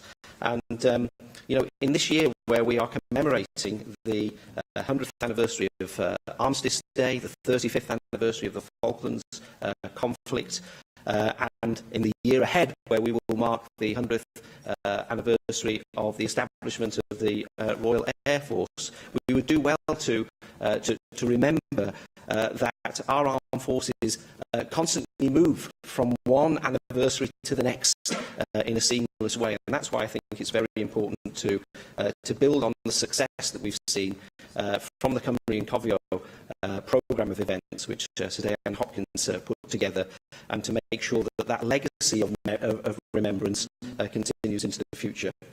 I'm not going to go through all of the recommendations, but the principal recommendation in this report was the need to have an Armed Forces Commissioner. I'm very pleased, Cabinet Secretary, they haven't shut the door on that proposal, because we do know that up in Scotland, where they have a Veterans Commissioner, it has made a difference for the life of veterans. The cross-party group was very keen to see that principle extended, not just for the veteran community, but to have a commissioner that would be responsible for improving the lot of all of the armed forces and ensuring the delivery of the principles of the Covenant which Wales has subscribed to. I was very proud of the fact that Wales was the first nation in the UK to see all 22 local authorities subscribing to the Covenant, to see its own government subscribing to the Covenant, and to see all health boards subscribing to the Covenant. We've got champions in all of these places, but having an Armed Forces Commissioner who can hold each of the constituent bodies to account for their delivery against those Covenant principles, we believe as a cross-party group would make the biggest possible difference to ensuring that the Covenant is fully upheld. So I was pleased to hear you keep the door ajar on that suggestion, and I look forward to working with you in your capacity as the portfolio holder. And it's a very welcome appointment indeed. I know of your dedication and commitment to the armed forces historically, and as you quite rightly said, you've been a founder member of the cross-party group, and we look forward to working with you to deliver as many of these recommendations as possible in the future. So thank you to everyone who's taken part in the debate, and we look forward to the continuing discussions. Thank you. The proposal is to agree with the motion without amendment. Does any member object? No? That was a bit... Yes, okay. So we'll defer voting into this item until voting time. You stopped me mid-breath there. You were very lucky. We move on to item 7, which is the United Kingdom Independence Party debate on new Welsh taxes. And I call on Neil Hamilton to move the motion. Neil. Thank you, Deputy Presiding Officer, and I beg to move the motion standing my name on the agenda. It has, as usual, been amended by, or attempted to be amended by other parties by deleting our motion in its entirety and substituting their own. But there are parts of the amendments which I agree with. I certainly believe with Plaid Cymru in tax devolution to Wales, and it provides an opportunity to enhance the accountability of the Welsh Government. That's an extremely good thing, that they should be held responsible for raising the money which they spend so enthusiastically. I agree that there should be consultation on any innovative taxes which the Welsh Government might introduce. And I certainly support Plaid Cymru and indeed the Government in their desire to devolve air passenger duty to Wales, and indeed corporation tax to Wales. I've strongly supported this because that would enable us to abolish the one air passenger duty, where I would be at one with the Welsh Government, and to reduce corporation tax to, as I've said many times before, compensate for some of the historical complications and difficulties that we face in Wales.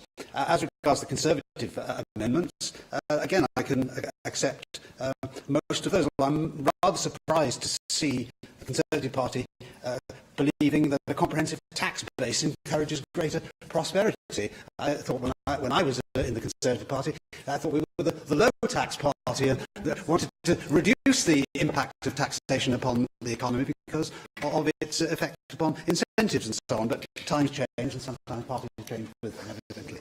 But anyway,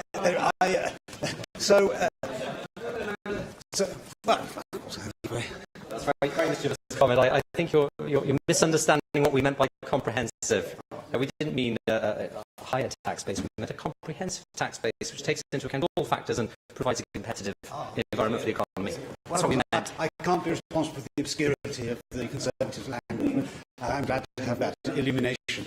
But in the Finance Committee a few weeks ago, when the Finance Secretary gave evidence to us, I was intrigued to hear Eluned Morgan in ecstatic tones say that the most exciting part of his announcement about to devolve taxes at the beginning of October was that we've got a new tax.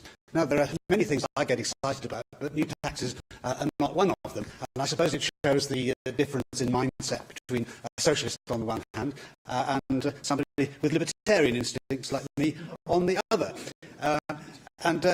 So I see taxation, of course, as inevitable in a modern society to pay for the things which are provided by or through the government. But nevertheless, we should always, I think, seek to create a tax system which does not get in the way of wealth creation. And I don't believe, as our motion says in the final paragraph, that we should place extra tax burdens on individuals and businesses or punish individuals for their lifestyle choices. So, low tax economies generally tend to be the ones which are most successful. Now, the Finance Secretary has criticised me on more than one occasion for mentioning Singapore. And the last time that I raised the position of Singapore, he referred to my dystopian vision of Britain as a Singapore-style economy. Well, it would be a very good thing if we did replicate Singapore's success in the modern world. In 1965, when Singapore became independent, their average income was $500 a year. Now it's $55,000 a year, the average income in Singapore. And that has come about because of the pro-business culture of the Singaporean government in the last half-century. In the period from 1965 to 2015, there was a 3,700% increase in the average income of people in Singapore, compared with only 300% in the United States. And if we just take 15 years from 2000 to 2015, there was a 35% increase in the standard of living in Singapore, compared with only 8% in the United States. They do seem to understand how to create wealth and prosperity, so perhaps we can learn something from them. 90% of Singaporeans are owner-occupiers. And it's not because they don't have good education or good health services either. There are many studies which show that Singapore has some of the highest standards in the world. Now, the Welsh Government has used its, or is in the process of using its freedom to set new taxes and to vary taxes, I think, to go in entirely the wrong direction. The proposed or possibility of introducing a tourist tax, I think, has been roundly condemned by anybody who has anything to do with the tourist industry. It is of massive importance to the Welsh economy, particularly in Mid and West Wales, which I represent. And Wales, at the moment, has 5% of the UK population, but only 3% of the UK's tourists, only 2% of tourist spend. It seems to me to be quite quixotic to be imposing taxes or proposing the imposition of taxes upon tourists, particularly as the United Kingdom, in the World Economic Forum study of the taxes upon tourism around the world, placed the United Kingdom position 135 out of 136 countries in terms of competitiveness. We should be doing all that we can to encourage, not discourage, tourism into Wales and the United Kingdom generally. And of course, the hospitality industry in Wales has roundly condemned this proposal. Anthony Rosso, who is the chairman of the British Hospitality Association in Wales and manager of the Lake Vyrnwy Hotel, says that we have already real worries over the recent cauldron of costs that have boiled over in the last 18 months, including increases in business rates, wage increases, rising inflation, food and energy hikes. Increasing costs like this will, of course, be handing an unfair advantage to our competitors in England. So my party will be roundly opposing any proposal to introduce a tourist tax if one is presented to us in due course. The latest announcement is not a tax as such, but equivalent to a tax, and the proposal to introduce minimum alcohol prices into Wales. This is supposedly to cure the problems of excessive alcohol drinking, but it can never do that, given the mess of alcohol duties and taxes generally throughout the United Kingdom. And we have the highest alcohol taxes in Europe overall. 77% of the price of a bottle of scotch is accounted for by tax. So we pay, yes. So you're saying that the cost of alcohol in this country is higher due to taxation than that in Scandinavia? Well, I am saying that, actually. I'm saying that the proportion of the cost which consumers pay is higher in the United Kingdom than it is anywhere else in Europe. And I can provide the figures for the honourable member if he wishes. But with only 3 minutes to go, I don't think I have got time. But we have the highest rate of beer duty in Europe at 52.2 pence a pint. That's 13 times the duty in Germany or Spain. I mean, what is it about Britain or Wales which creates an alcohol problem? It certainly isn't the existence of cheap alcohol. So we must look elsewhere for the solution to the social problems which excessive drinking of alcohol by a small minority of irresponsible people brings about. There is no logic whatever to the alcoholic duties in Britain, because alcohol duty per unit on beer is 8 pence, on strong beer it's 18 pence, on cider it's 8 pence, but strong cider is actually taxed at a lower rate than ordinary ciders. And strong sparkling ciders is 5 times the rate of ordinary cider. Wine is taxed at 20 pence a unit, sparkling wine 25 pence a unit. So there's no logic to the differences in the way alcohol is priced at all. And taxing stronger ales and beers through a minimum alcohol price isn't only likely to lead to a diversion from one type of alcohol to another, rather than to reduce the social problems which excessive drinking causes. Also, there are other taxes which might be in prospect, like a sugar tax. I mean, most of these taxes, of course, are going to bear most heavily upon those in society who are least able to cope with the extra tax burden. The poorest 10% of people in the United Kingdom spend 20% of their gross income on a combination of duties and VAT. We have a highly regressive system of indirect taxation in this country. We should surely not be trying to make that worse than it is. But there's a general principle here of the extent to which the state should be trying to influence people's behaviour in their lifestyle choices through the tax system. If there's a problem of public order, which is created as a result of binge drinking on Saturday nights in city centres, then we can cope with that better by enforcing the law on public disorder. Years ago, the police used to arrest people for falling over in the street, drunk and vomiting in gutters. Now it's almost a form of popular entertainment to watch this happening in the city centre. So it's not the price of alcohol which is the problem. If people go out to get hammered on a Saturday night, then they will do that anyway, regardless of the price, unless you're going to introduce really draconian increases in duties beyond what we have now. So this debate is called today as a kind of plea to move Wales in the direction of a low-tax economy, which is going to maximise the potential for wealth creation in what is one of the poorest parts of Western Europe. And that's not an accolade which I want Wales to continue to have. We are now, as we know, the poorest part of the United Kingdom amongst all the nations and regions of England. 20 years ago we were second from bottom, now we are bottom. And do we not want to do something about that? Well, if we do have the opportunity to use income tax as a means of influencing the economy, surely we should seek to make Wales as a kind of internal tax haven in the United Kingdom. And that's not just for libertarian reasons of wanting people to keep in their own pockets as much as possible of the money that they themselves have earned. You know, what I earn and what you earn and what the public at large earns does not belong to the state.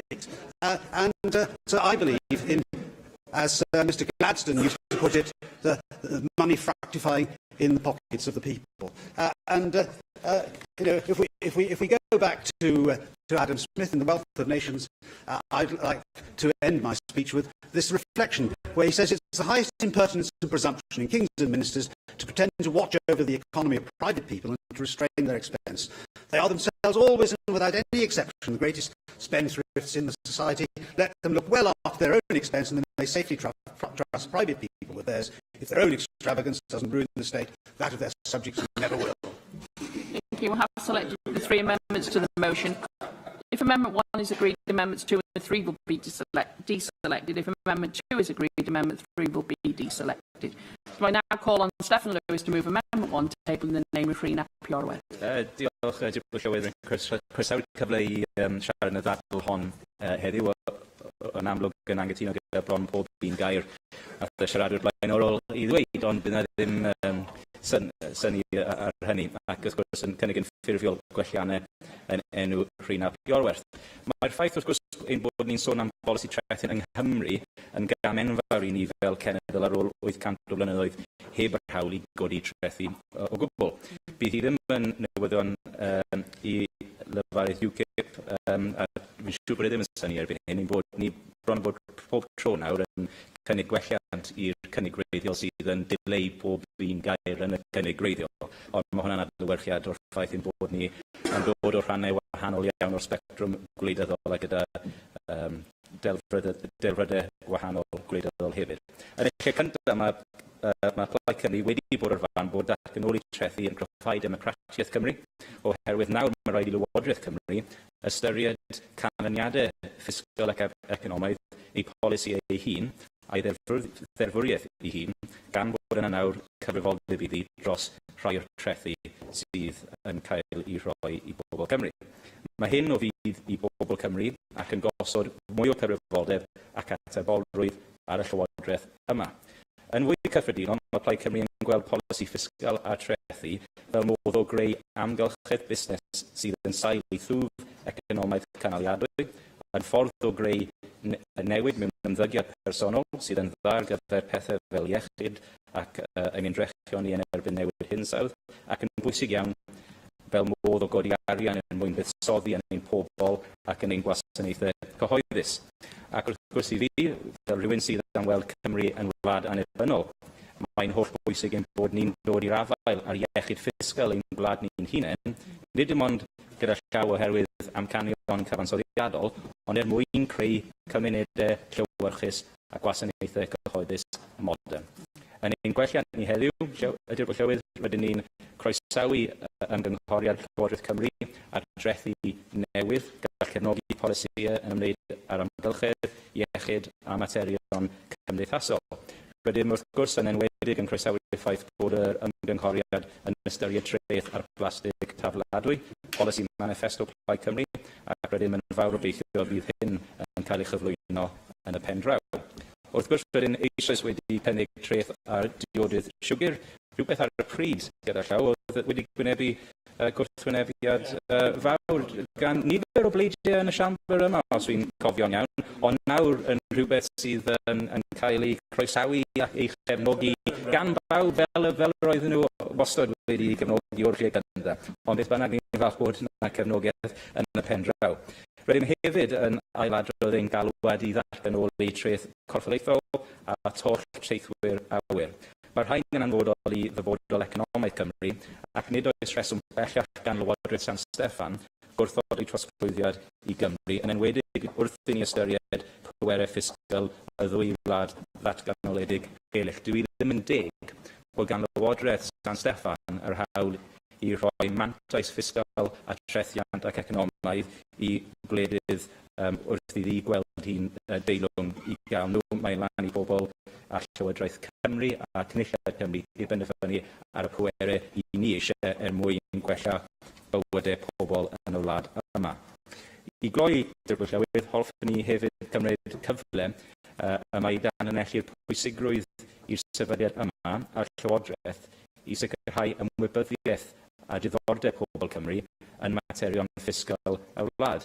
Gan ein bod ni nawr ar y trywydd o fod yn wlad fwy normal gyda pwerau trethiant, mae angen i newid sut rydym ni yn gwneud busnes yn y lle yma. Rydym ni wedi gweld heddiw cymaint o archlysu'r gwleidyddol a newyddion ydy diwrnod cyllid y wladwriaeth Prydeinig gyda sgrwtini enfawr ac gyda cyhoedd yn ymwybodol iawn o bwysigrwydd y datganiad ymwneud yn tir cyffredin. Mae angen i ni sicrhau proses cyllid cyffelib yma mwyn codi ymwybyddiaeth dinasyddion Cymru am y penderfyniadau sydd yn cael ei wneud, y penderfyniadau ariannol sy'n cael ei wneud y fydd yn effeithio arnyn nhw, ac mwyn cyfleu'r lefel o pwysigrwydd nawr sydd yn bodoli yn cyllideb cenedlaethol Cymru. Thank you very much. I'm call on Nick Ramsey to move Amendment 2 table the name of Paul Davis. I'm pleased to move the amendment in the name of Paul Davis. This is one of those debates, I feel, where the amendments say it all.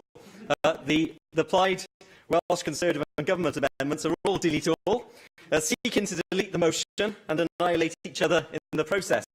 It's very generous of you, Neil Hamilton, to say that you'd accept most of our amendment, given that it did delete most of your motion, but I take what you said, the spirit you meant it. To be fair to the UKIP motion, it does make a couple of important points. Point 2 is right to say that the focus of Welsh Government should be on economic growth and the creation of well-paid jobs. That is what you would hope for from any government.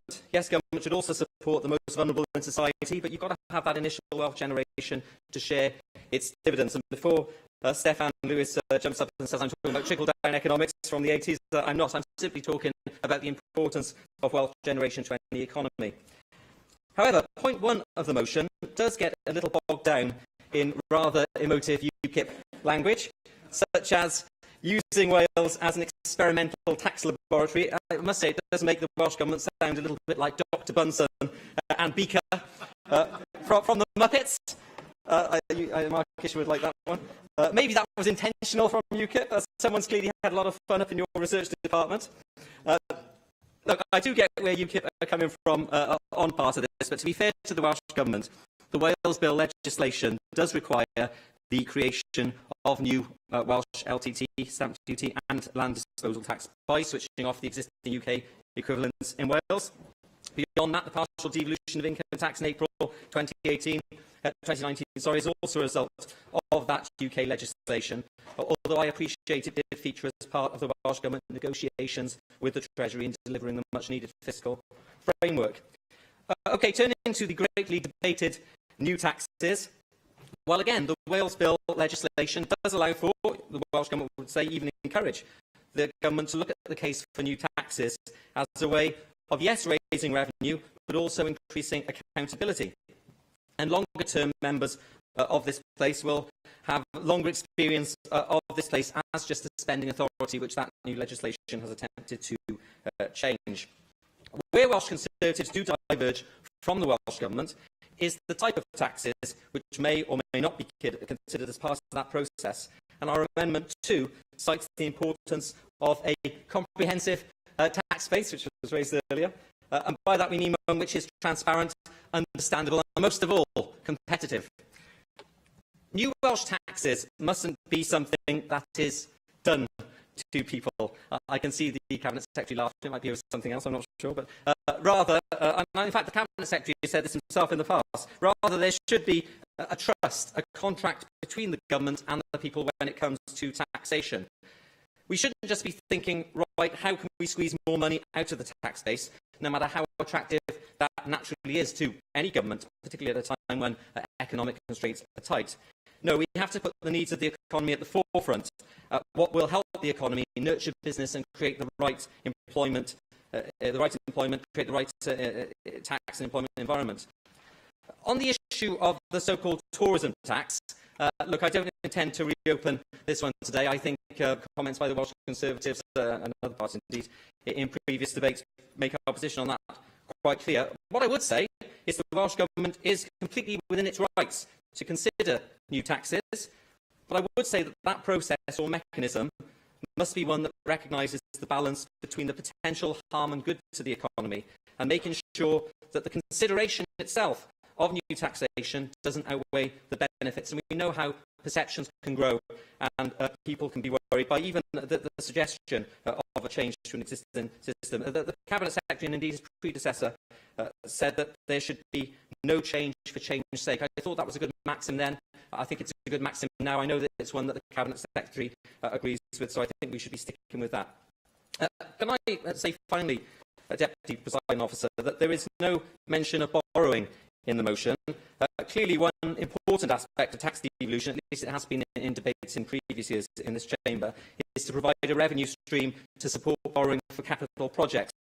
Borrowing which has been staple to local authorities for a long time and to other bodies in Wales, but the Welsh Government, the Welsh Assembly has not been able to access. So taxation devolution, if it does nothing else for good and in the longer term, we have to look at the effects that taxation has, but it does at least allow us to have a borrowing stream to invest in important capital projects.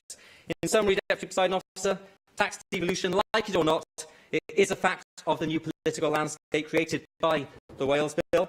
Like all tools, you can use them badly or you can use the wrong tool for the wrong job, but that is an issue for all of us here. And on the issue, finally, the consent of the electorate, well, of course, that doesn't just mean a referendum, that can also mean a General Assembly election. And I would hope that moving forward, all parties here would be upfront about their tax proposals in their manifestos and in the run-up to future Assembly elections. I do hope the Cabinet Secretary will look again at the way that new legislation is implemented in Wales to ensure that Wales does ultimately get a sustainable, competitive and popular, or as popular as possible, tax base in the years to come.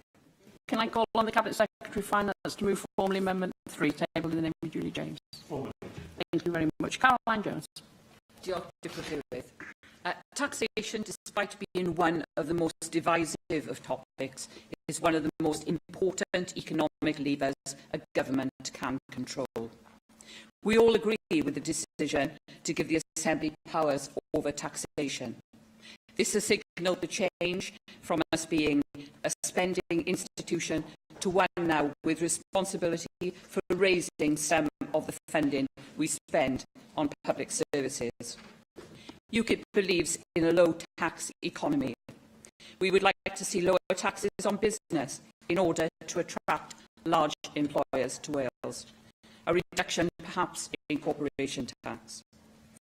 Unfortunately, membership of the single market prohibits this. The EU is currently taking action against Ireland for their deal with Apple and Luxembourg for their deal with Amazon. Following Brexit, we may be able to incentivise Apple or Amazon to locate to a low-tax Wales, provided we leave the single market. We know the Welsh Government is at odds with us on this decision, but we respect everyone's decision here, and everyone's entitled to their opinion.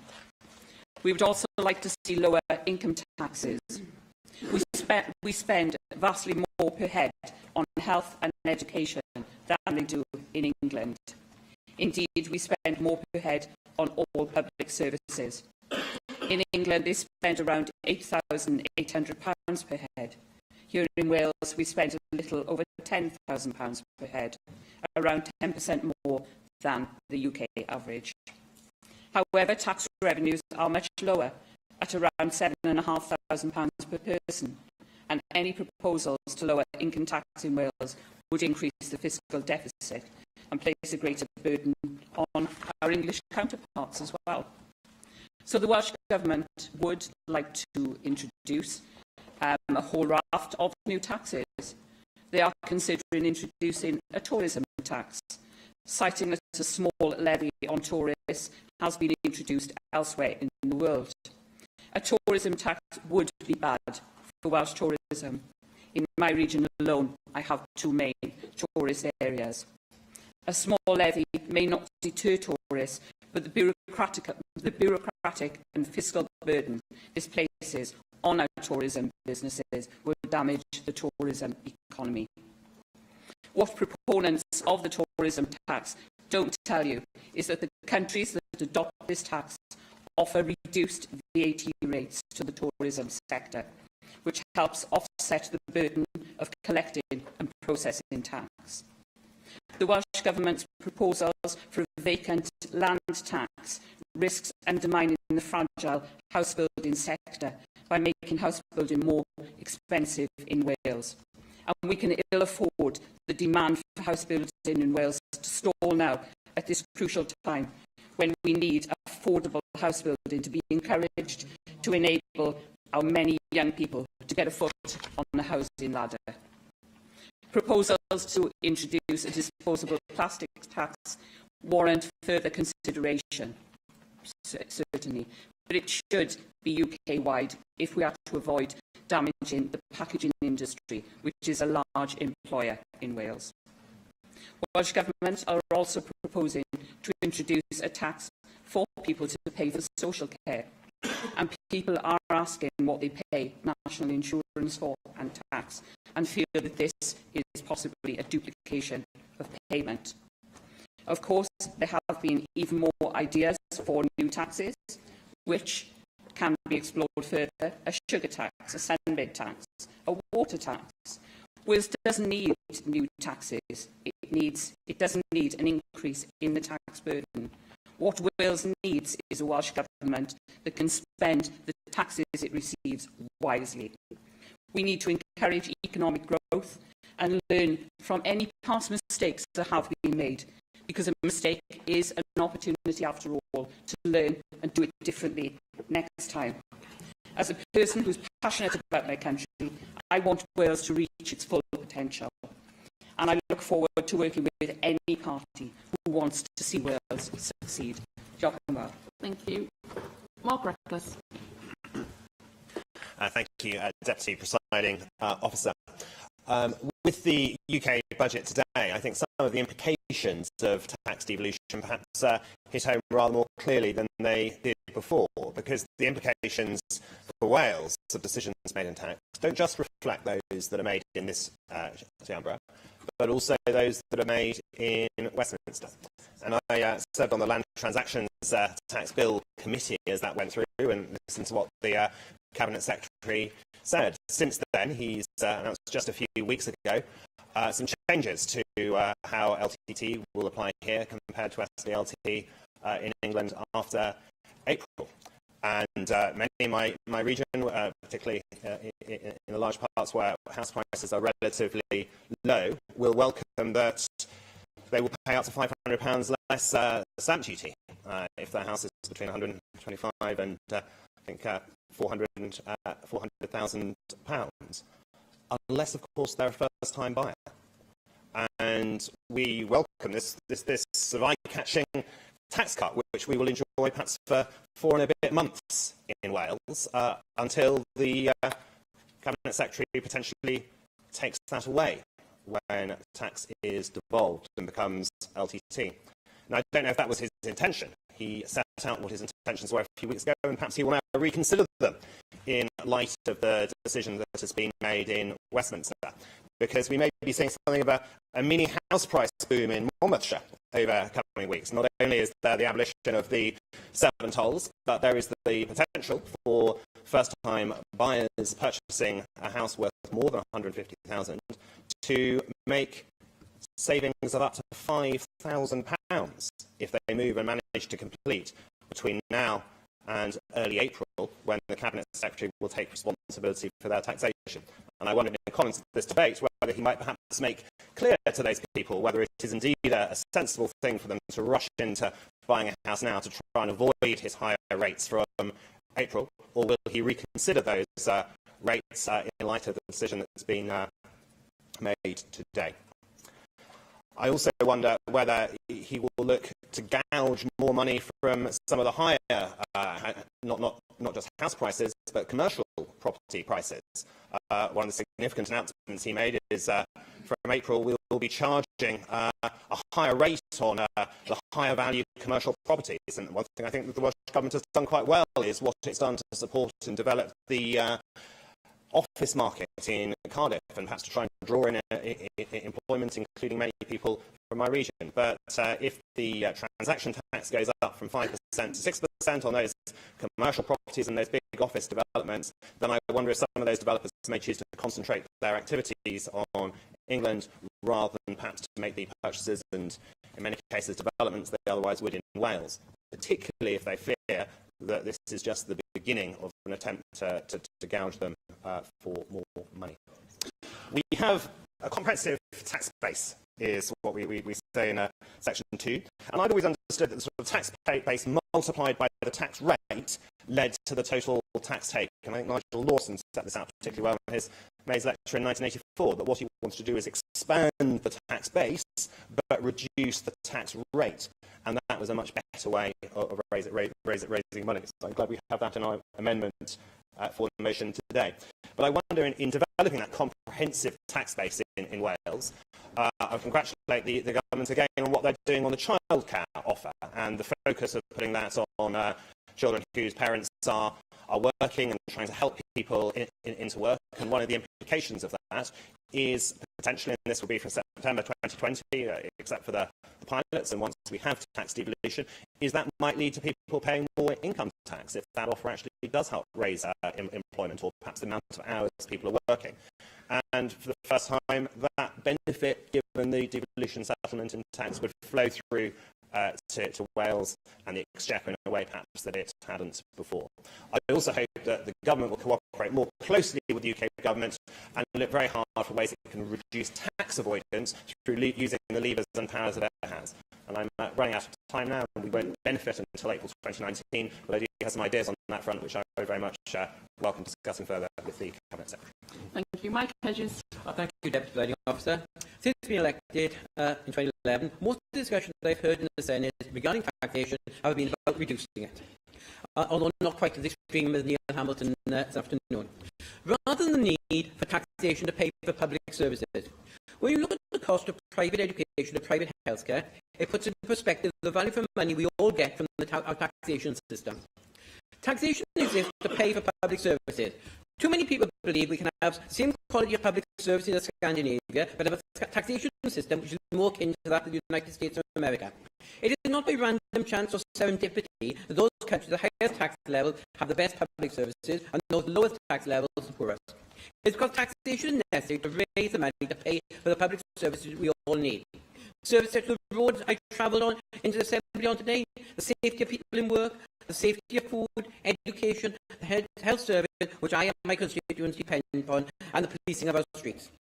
Quality public services, be they health, education or infrastructure, come at a substantial cost to the public purse, and the only way of paying for them is via taxation.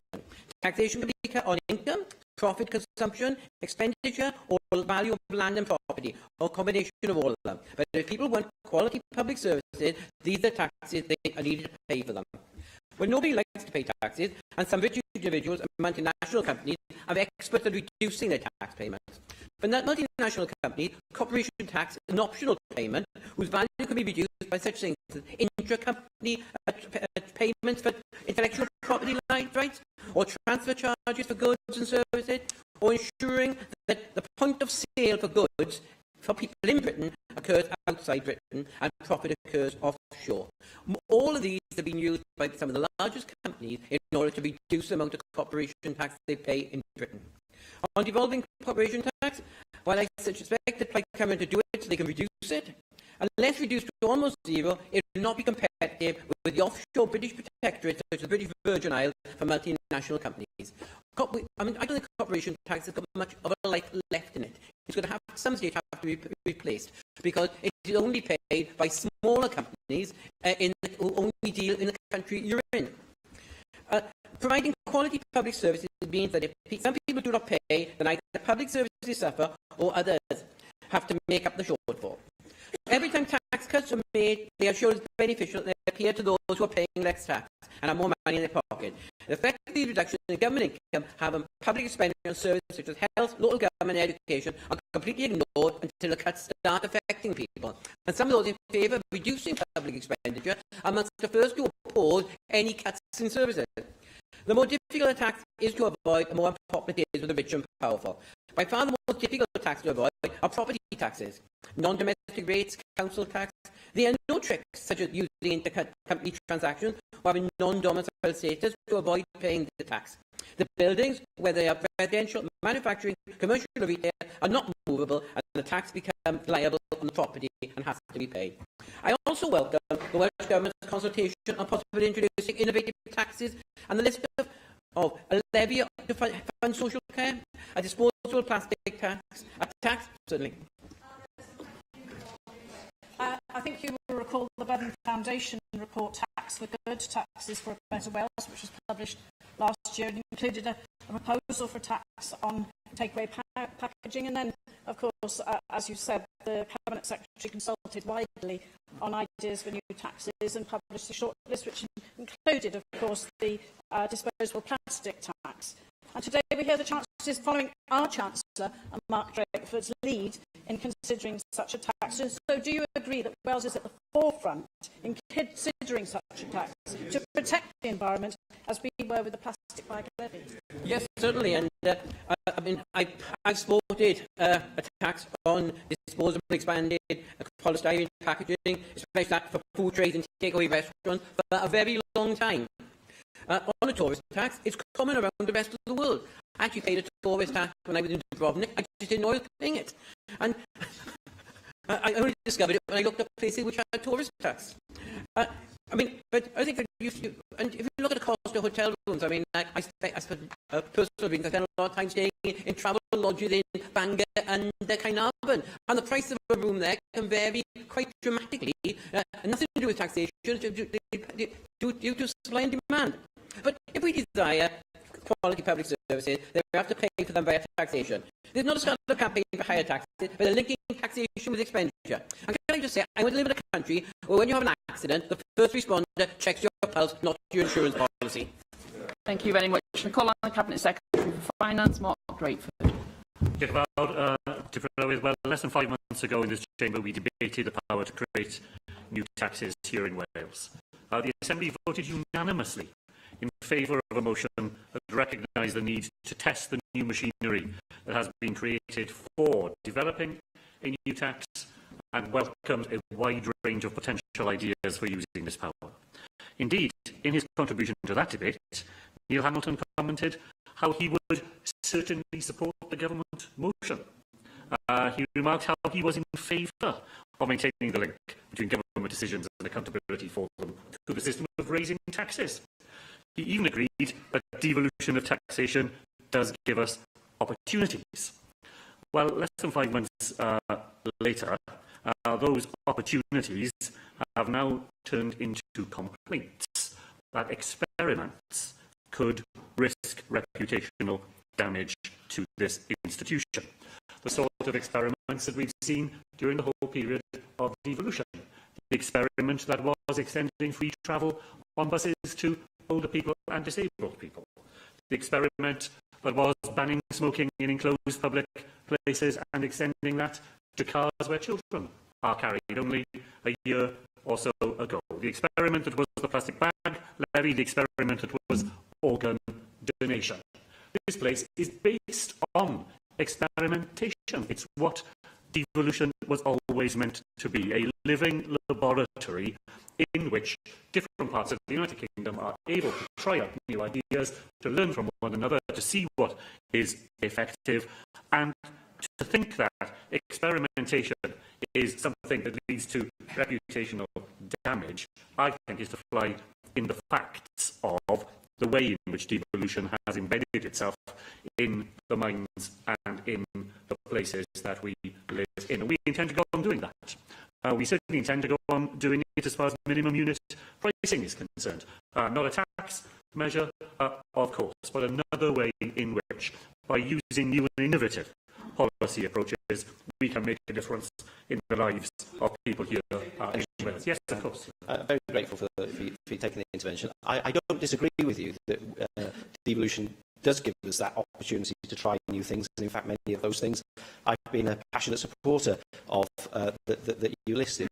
But you do accept that sometimes when you raise the prospect of a new tax, there is the potential to cause some reputational damage to either a government or a nation in terms of particular industries that might be the subject of that tax. I mean, that certainly appears to be what might be happening with the tourism tax idea. Just the fact that an idea has been discussed and that the door is not yet shut on it. Well, I wouldn't agree with him about that. I don't think it does damage reputations to discuss ideas, even when there are ideas we might disagree about. I think it is possible to have a debate about ideas which contributes to the reputation of this institution, rather than, as the motion suggests, diminishing it.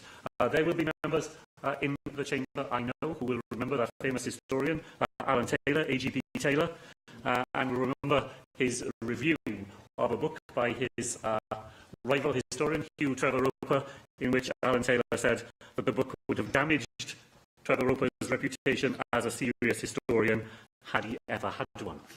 And I cannot help but think that the motion is doing the same as far as the reputation of the UK Independence Party is concerned. It's not about damage to the reputation of the Welsh Government or the National Assembly for Wales. It might have done damage to the reputation of the UK Independence Party had it ever had one to damage.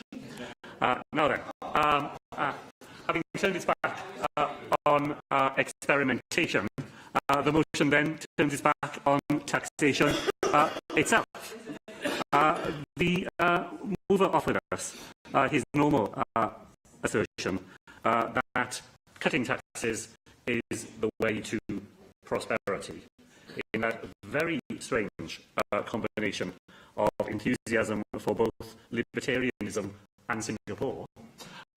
He said to us, because it is very hard to hold those two things in your mind at the same time, I agree, he failed to draw any attention to the fact that there is no evidence in general that lower taxes boost growth, though badly designed taxes can hamper it. And indeed, the OECD has found that taxes used effectively, for example, to combat inequality, support economic growth rather than frustrate it. The language of burden and punishment in the motion tells its own story, and it sets the party that moved this resolution aside from other parties in this chamber. By contrast, Stephen Lewis, in moving the Plaid Cymru amendment, recognised the opportunities brought about by tax devolution, the sense in exploring innovative tax possibilities. He highlighted a particular form of plastics tax, and he restated the call to the UK government to devolve air passenger duty to Wales. There's little in the amendment with which we would disagree, and a great deal with which we are in agreement. Members will understand that the sequence in which we will vote this afternoon means that we will have to oppose the Plaid Cymru amendment in order to reach the government amendment, but that is procedural rather than substantive in terms of what that amendment had to say. Indeed, the Conservative Party amendment had two components of its three which we could have supported. I won't dwell on the tourism tax either, as Mick Ramsey didn't, simply to say that there is no proposal to introduce a tax on the tourism industry. There is a debate on 4 potential new taxes, none of which is yet at the proposal stage. As Jane Hunter said, you cannot help but notice, however, that the Chancellor of the Exchequer has taken up 2 of our 4 ideas over recent days.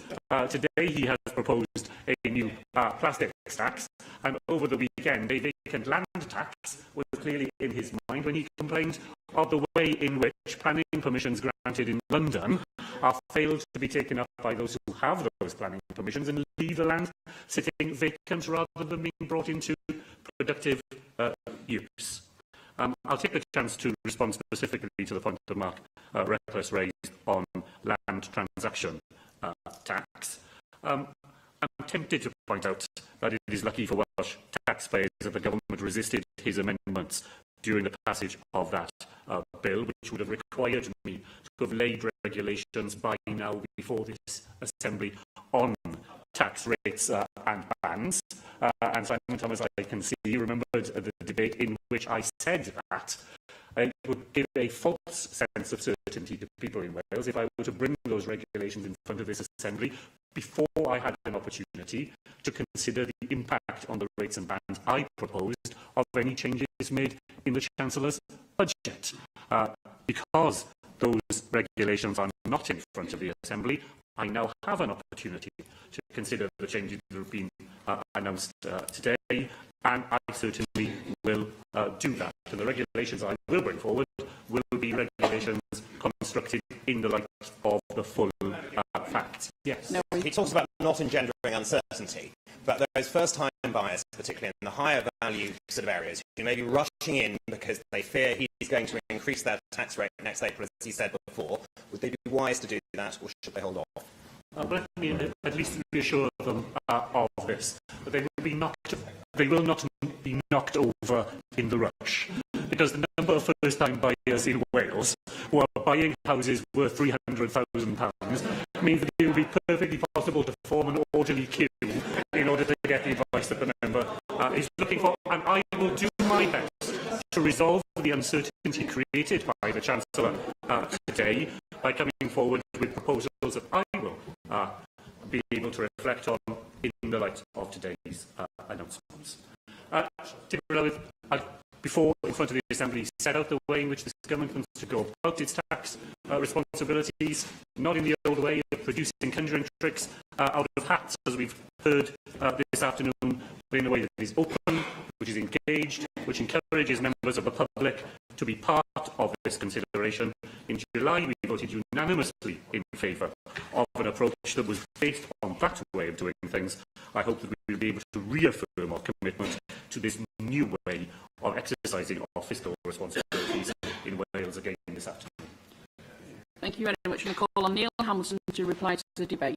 Thank you, Deputy Presiding Officer. I'm delighted to follow the Finance Minister, and I always enjoy his Donish humour and his reference to A.J.P. Taylor, a great historian. A.J.P. Taylor was fearless in championing unpopular people and unpopular causes. I'm sure he would have been more sympathetic to me than the Finance Secretary. His books contain many great truths. I remember once he said that when asked what the future was going to bring, he says historians have difficulty enough in predicting the past, let alone predicting the future. So that's something which the Finance Secretary, of course, will have to do in respect of the effects of the UK budget and the changes which he might make in consequence, if any. But it was an interesting point that Mark Reckless made, that, and it's an interesting illustration of the possibility of tax competition within the United Kingdom, which should, in my view, have a depressing effect upon tax rates. And I think the other point that Mark Reckless made, which is worth remembering, is the Lawson dictum that we should concentrate upon broadening the tax base and then reducing tax rates. And the experience of the 1980s certainly was one of massive increases in public revenues on the one hand, whilst we had substantial reductions in the rates of taxes, particularly personal taxation.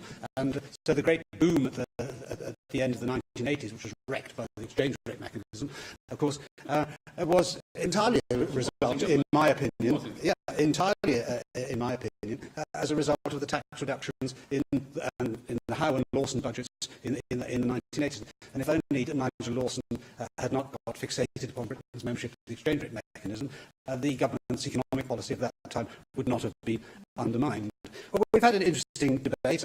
Nick Ramsey took me to task for the colourful language of the motion, but I recall that Stephen Lewis, not so long ago, wrote an article in a newspaper saying about how the Senedd was rather too boring. So I think that he ought actually to applaud my colourful language in the motion today. And just to go back to Nick Ramsey's speech as well, I didn't say that I accepted the Conservative amendments. I did say that I agreed with them. Acceptance and agreement are two totally different things, of course. But there is a broad agreement around the Assembly on devolution of taxes. I'm personally, as I've said before, strongly in favour of them. And, of course, we do have the opportunity to experiment, not against experimentation per se. What I'm against experimenting with is taxes that are likely to do damage to the Welsh economy and the prosperity of our nation. So it's the nature of the use which is made of the freedoms that we now have and which I hope are going to be extended in due course, which is of the essence of this debate. Mike Hedges made some interesting points in his speech with which I couldn't disagree. Of course, if we want quality public services, we have to pay for them. But you can design a tax system which is going to maximise the public revenues on the one hand or minimise them on the other. And what we need is a tax system which is going to do that. Of course, we're not talking about privatising the health service or education, and therefore they will have to be funded by taxation in some shape or form. But if you look at the history of taxation in Britain since the war, in spite of massive differences in tax policies under successive governments, the tax take as a proportion of GDP has remained remarkably constant at around 35%, even in the years of high taxing Labour governments and relatively low taxing Tory governments. That should tell us something, I think, that if we are to succeed in future in making the country more prosperous, then we should go for simpler taxes and lower taxes. Thank you very much. The proposal is to agree the motion without amendment. Does any member object? Therefore, we will defer voting under this item until voting time. Unless three members wish for the bell to be rung, I will now proceed to voting time. Okay, thank you. We turn to vote on the Welsh Conservative debate support for the armed forces, and I call for a vote on the motion tabled in the name of Paul Davis. If the proposal is not agreed, we will vote on the amendments tabled to that motion. Open the vote.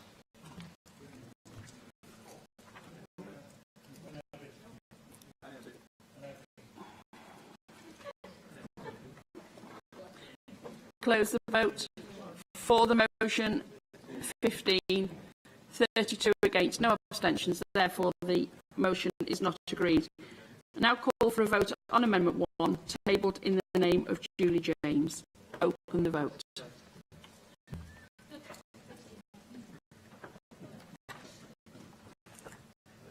Close the vote. For the motion, 47, no abstentions, no against. Therefore, Amendment 1 is agreed. Call for a vote on Amendment 2, tabled in the name of Rhys ap Iorwerth. Open the vote.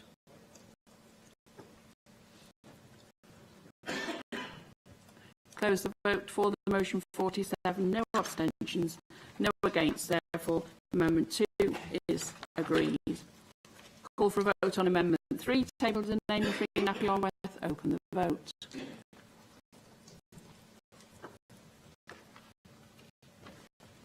Close the vote.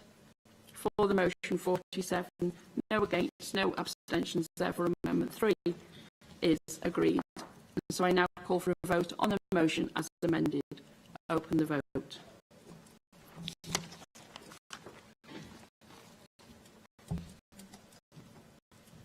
Close the vote. For the amended motion, 47, no abstentions, no against. Therefore, the amended motion is agreed. We now move to vote on the UKIP debate on new Welsh taxes, and I call for a vote on the motion tabled in the name of Neil Hamilton. Again, if the proposal is not agreed to, we will vote on the amendments tabled to the motion. Open the vote.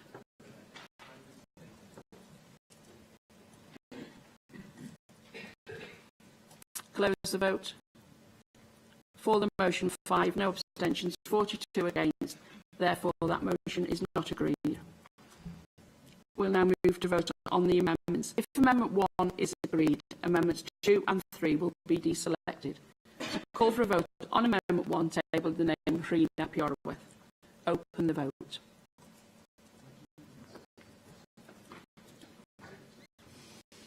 Close the vote.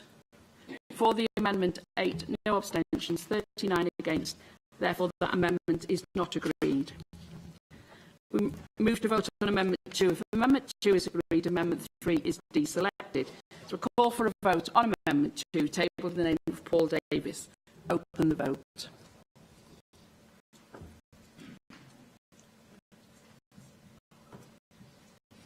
Close the vote. For the motion, 10. 8 abstentions, 29 against. Therefore, Amendment 2 is not agreed. I call for a vote on Amendment 3, tabled in the name of Julie James. Open the vote.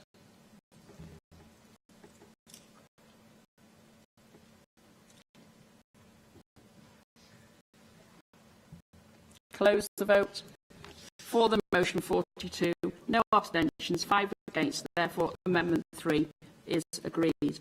I now call for a vote on the motion as amended. Open the vote.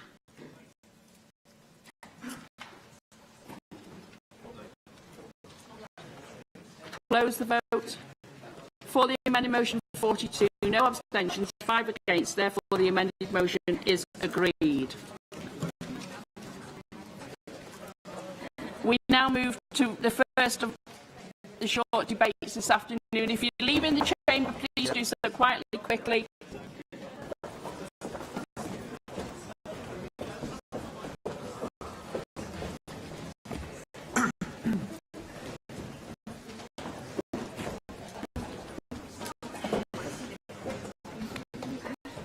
If you're leaving the chamber, please do so. If not, please sit down.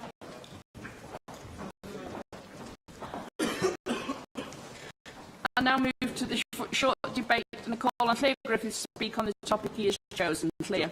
Diolch yn fawr, Dipyn Llywydd. I'm grateful for the opportunity to discuss today an issue that needs to be addressed urgently, in my view, that being the safeguarding response to children who go missing or who are at risk of going missing. And I look forward also to hearing contributions from Don Bowden and David Melding in this debate this afternoon. Now, it's a timely issue to discuss because the current All Wales Protocol for Missing Children is being revised as part of updating the All Wales Child Protection Procedures.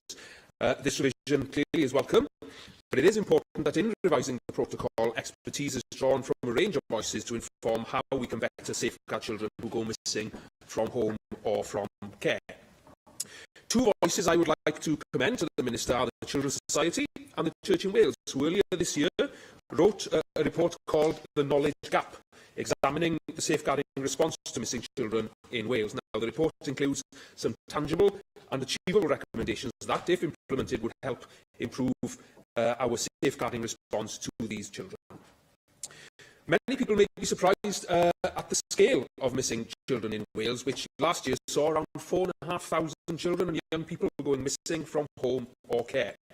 And these children went missing more than 11,000 times collectively. And in the police force area, which covers my own region of North Wales, over 700 children went missing almost 1,500 times during 2015-16. Now, there are many reasons why children are or feel forced to go missing. A child may face a range of hardships at home, such as neglect, abuse or domestic violence. A child in care may be unhappy with his or her placement, or may be placed into care outside of his or her local area, removing access to support networks and often causing them to go missing to the place they know as home. Children from home or care could also be groomed and exploited by people who they thought were friends, boyfriends or girlfriends. Now, these are just some of the push and pull factors that many children and young people face, which drive them into a missing episode. Unfortunately, while these children may believe that they're escaping from a source of danger or unhappiness, they are at increased risk, of course, of harm during the missing episode. Children who go missing face the risk of sexual exploitation, criminal exploitation or human trafficking. And according to the Children's Society's research, 25% of children who had run away overnight had either been hurt or harmed, or had slept rough, or with someone they had just met, or had stolen or begged to survive. Now, these children face complex risks, and we need to make sure that we have a multi-agency response that keeps these children safe. And I want to focus my comments on three areas that largely determine the response children receive when they go missing, and which there is room for improvement in the current response to missing children. To do this, I'll structure my contribution this afternoon on the safeguarding process taken when a child is reported as missing. So firstly, I want to turn to information sharing. Now, when a child is first reported as missing, as first responders, of course, the police will start to look for the child, and crucially, they'll decide on a spectrum of risk how unsafe the child may be and determine, therefore, their response accordingly. Now, to increase the chances of finding the child and keeping them safe, the police need information about where the child could be and whom he or she might be with. Without a complete picture of the risks these children face, drawn from a range of agencies, police officers will be unable to adequately assess the risks faced by children, leaving those children, of course, in danger. And this is especially the case for children who are at risk of exploitation or trafficking. The most effective way of having a robust risk assessment for these children is through multi-agency working. This involves members from police, health, education, children's services and the third sector, all sharing information to build a holistic profile of a child at risk of going missing, and to use that information to provide the child with appropriate support to prevent him or her from going missing repeatedly. Now, the Gwent multi-agency missing team exemplify the effectiveness of this, with missing incidents in the area decreasing by over 30% since its inception, and I know we'll be hearing more about that later on in this debate. However, findings from the Children's Society and the Church in Wales' joint report show that of the local authorities who were provided information, 12 said that they don't share risk assessments with police and don't have a multi-agency partnership in place to allow agencies to share information. Now, this makes the police's task of trying to find the child more difficult, and therefore could put the child who is known to be at risk in even more danger. There has to be a way for agencies across Wales to be able to share information with each other. Not only does doing so potentially protect a child from risks and in extreme cases save a child's life, but it can also enable agencies to better target their resources, thereby, of course, realising savings in the medium to longer term. The UK Government has announced the creation of a new National Missing Persons Database, which will enable police forces to track missing children across boundaries, and as children and indeed or face risks don't respect administrative boundaries, well, we need to ensure that these boundaries don't prevent close working and sharing information to keep those children safe.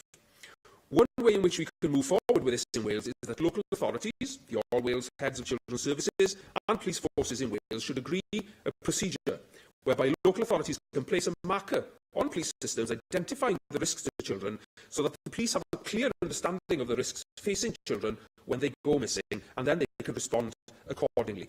This will help the police understand the risks to children when they go missing and help keep them safe. Secondly, I want to turn to another vital part of the puzzle in keeping children safe. When a child is found or returns from a missing episode, he or she should be offered a debrief, which can also be called a return home interview. Now, a debrief gives the child an opportunity to talk about the missing episode, which can involve discussing where the child was during the episode and whom he or she was with. Debriefs also allow practitioners to understand the reasons why a child may have gone missing. Although debriefs by themselves can stop children from going missing repeatedly, they can be an effective safeguarding tool which can help to provide a child with support that could help prevent them from going missing again. And if the interview provider is independent of statutory services, as they should be, a child may find it easier to trust the interview provider and the process, and therefore this introduces the child to a person in whom he or she could confide in instead of going missing in future. However, under the current All Wales Protocol for Missing Children, offering missing children a debrief is not a statutory requirement, whereas it is a legal duty in England.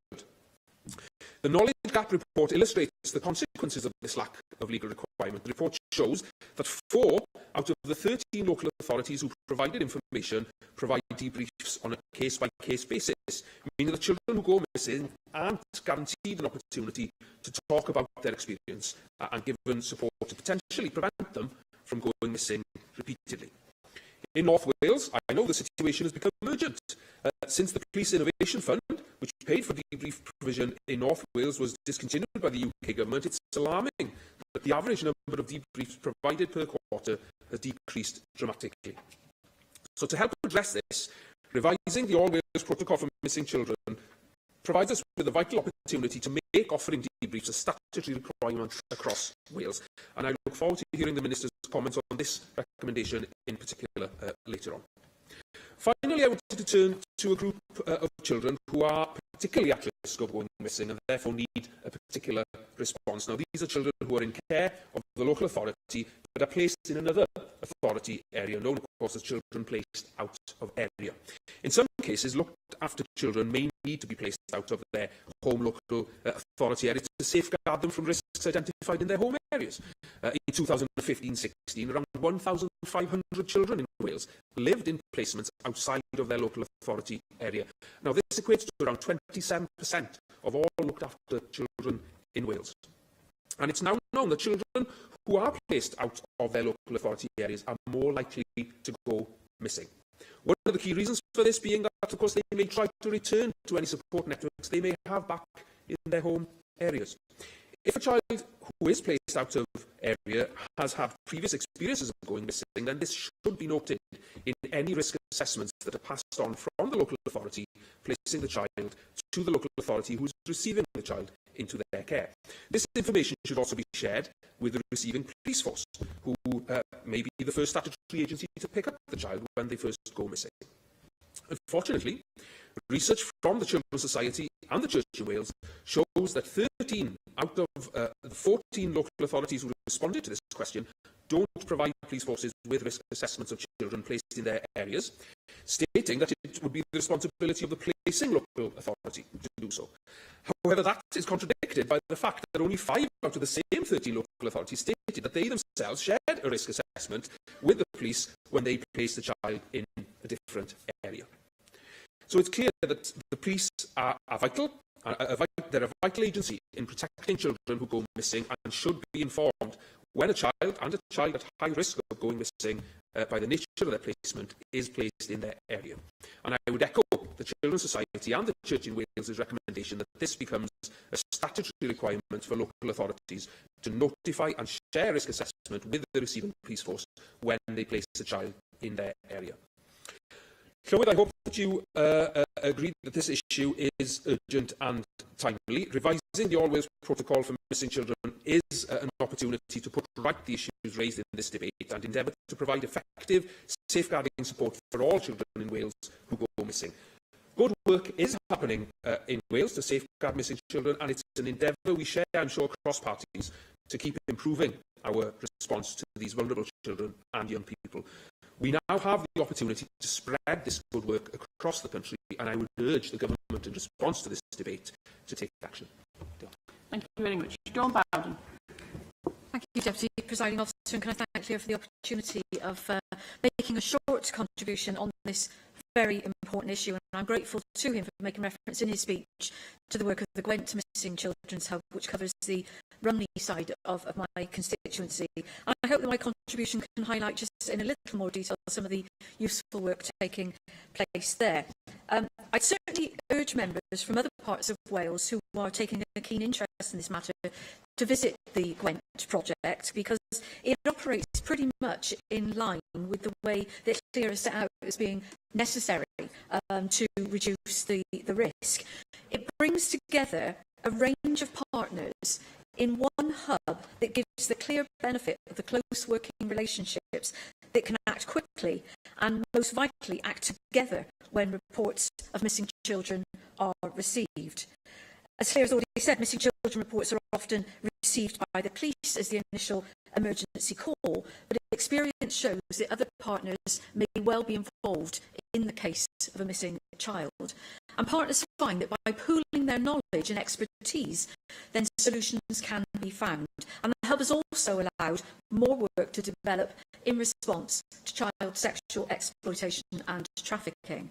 Importantly, the Hub allows for follow-up and support work to young people and their families where appropriate.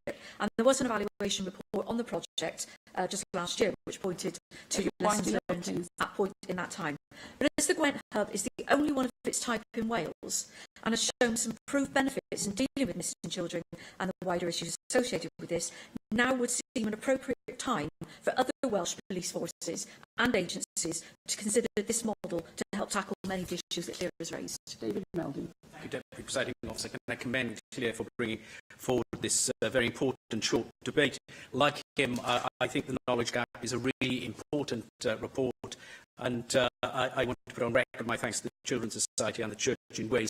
I was delighted to be able to host and chair the launch of the report, actually, in the Senedd. Can I say to Dawn, she makes really important points about the excellent practice in Gwent. South Wales Police are also developing really good practice, especially on the collecting of data and the need for joint working and looking at issues like policy on constraint. A lot of children go missing and they're known about because the staff that could have intervened feel they cannot restrain. So there are lots of layers to this problem that need careful thought. But I do commend the work of the police in this area. Can I say, Deputy Presiding Officer, that the work of Carl Sargent was really important. The leadership he gave on missing children was outstanding. And indeed, he, after hearing the presentation by the South Wales Police, asked for the ministerial group on outcomes for children to receive that presentation and have a full discussion, in which Gwent Police also came along. And it was really, really important. These are highly vulnerable children, as we have heard, and there are now some very practical ways in which we could improve practice in this area. But it is something that needs vigilance and quick action, I think, because the outcomes for some of these children, when they're away from where they should be, in terms of their exploitation, criminally or whatever, it's really, really a critical area that needs attention. Thank you. Call the Minister for Children and Social Care to reply to the debate. Hugh Rankin Davis. Can I just begin by thanking Cleo for bringing forward this debate today, and also for outlining the challenges ahead, as well as some of the good work that is going on, and putting it forward with calmness and consideration, but also with passion for actually meeting these challenges and seeking improvements within this field. And equally, the points raised by my colleagues, Dawn Bowden, referring to the good work on a multi-agency basis on the ground in Gwent already, and what lessons we can learn from that, which I'll turn back to in a moment. And also from David Meldon, who, of course, as colleagues will know, chairs the Ministerial Advisory Group on the Outcomes of Children. And this is an area that I know that advisory group are looking at as well, to bring forward improvements that have been referred to. So can I thank them all for bringing this debate to this chamber here today. Let me touch on some of the issues, and I'm going to go through in detail as well, some of the ways that we think are the ways forward. And I am, as David Meldon has referred to, stepping into some quite big boots here after the leadership of Carl Sargent within this area. Well, first of all, as we know, the Social Services and Wellbeing Wales Act came into force last year. And at the heart of this Act is about working with people to achieve what matters to them, what better use of preventative services. And this will have more of an impact on a person's life chances, and it allows us to use those resources to help more people. Now, I'm very aware, as members are, that every missing episode carries with it the potential for a child to come to serious harm in a number of ways. The reasons for why children go missing are varied, they're complex, they're unique to each situation and each individual child. But we know when a child goes missing, they may be exposed to a range of emotional and physical and sexual risks as well. So it is very important that agencies work together when a child goes missing to share information and to provide a rapid response so that the child can first be located and made safe as soon as possible. The way in which we respond to children following a missing episode is also very important. We need a proportionate and an approach that is focused on the child to each incident when a child goes missing, which considers their individual needs and whether there are well-being, care, support, child protection issues that need to be addressed. And I'm pleased to say that my officials, and under the leadership of my predecessor, Carl Sargent, have been involved in a period of very active engagement with frontline service providers who work with children who go missing. The work has helped us to better understand the real issues on the ground, to ensure that our policy response is a really informed one, which fully understands the landscape as it currently exists in Wales and what we can do better. So I've agreed to fund work to gather the views of children as well themselves. That is critical, so that their experience, their opinions about the decisions that are made about them inform the policies we now develop to keep them safe.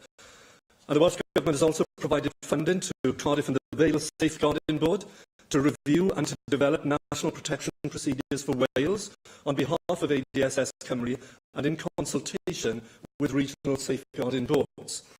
The Welsh Government is also supporting this through the facilitation of work with multi-agency groups to develop national practice guidance on specific safeguarding issues to be used in conjunction with the national protection procedures. Now, this important piece of work is expected to be fully complete by December 2018. It's ongoing now.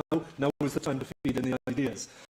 And at the heart of this work is my commitment to move away from a process-driven approach to safeguarding and ticking boxes to a clear person-centred approach in line with the intent of the Social Services and the Wellbeing Wales Act. So, a multi-agency task and finish group has been established under the Ministerial Advisory Group of Improving Outcomes for Children to consider such an approach in relation to children missing from home or care. This group is developing national practice guidance to be used in conjunction with the national protection procedures. And the national practice guidance on children missing from home or care will support a consistent and a proportionate approach to every child who goes missing in Wales. And this will include arrangements for every child to have their needs for information, for advice and assistance considered in a proportionate way that also promotes their well-being.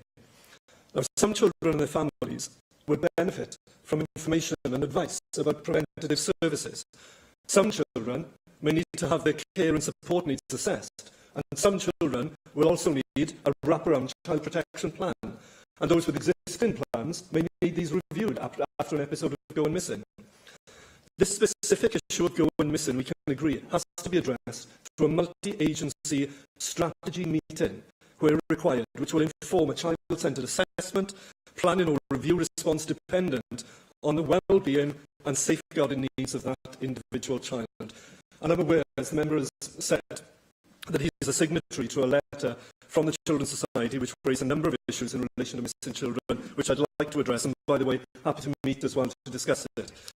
On the issue of proactive data sharing with the police, I'm pleased to say that South Wales Police, as David Meldon has already mentioned, are providing dedicated time working in consultation with the other three forces in Wales to develop a process for the recording and the sharing of information needed for the police to risk assess individual children in care should they go missing.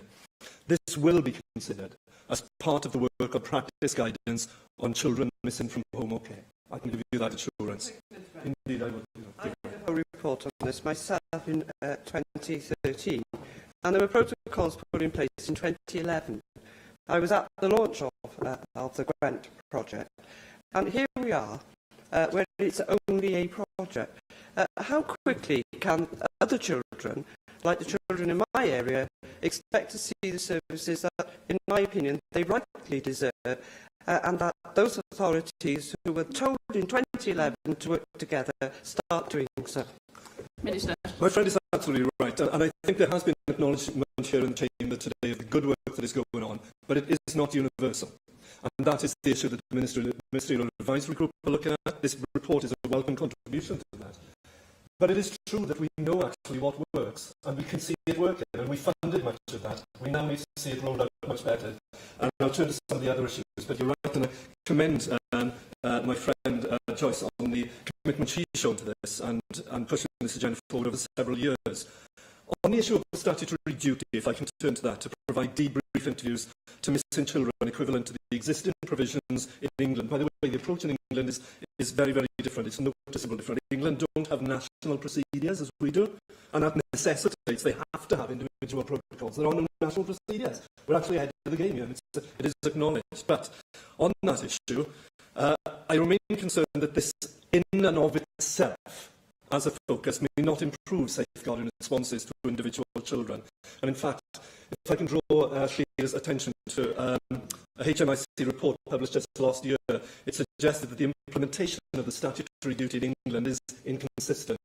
And that, and I'll quote briefly, while there are many examples of positive practice and initiatives through multi-agency work in England, this is by the way, we found no evidence that the police service and the other organisations with responsibilities for the welfare of children understand the outcomes this achieves for children or use this understanding to inform their planning and operational practice. We have to be an intelligent intervention and make it work for the outcomes, not simply tick the box, we've done it and debriefed it and so on.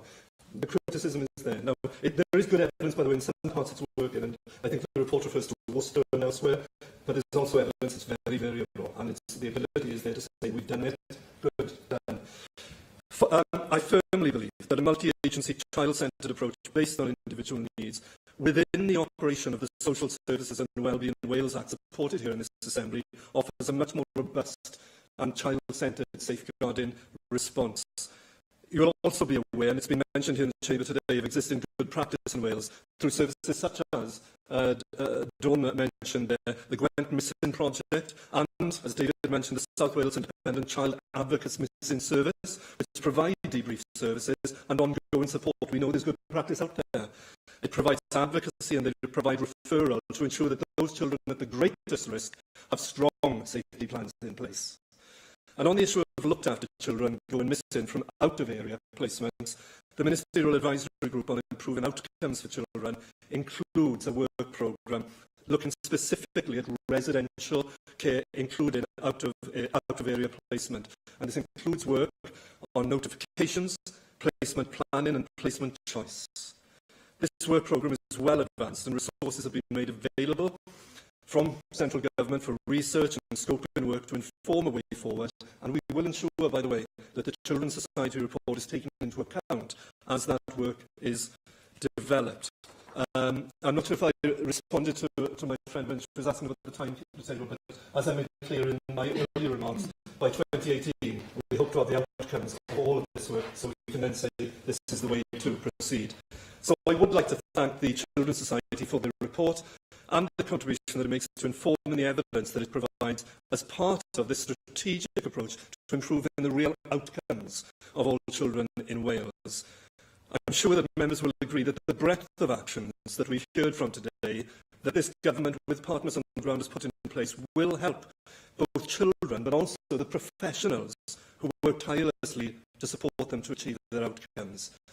And I would like to thank once again all the members, Clear and all others who have contributed to this. And I think it's noticeable to see how many members are here at the close of play today to hear this debate, how important this is, and how actually we can do things differently and better in Wales, and we need to drive this good practice right out across the land.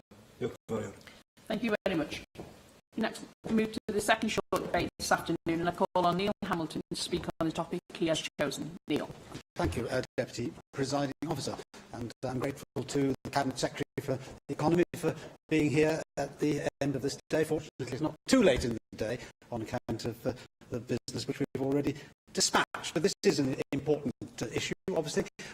Exports do matter greatly to Wales, and exports to the EU matter proportionately to a greater extent in Wales than other parts of the United Kingdom. The value of Welsh exports was 12.3 billion in 2016.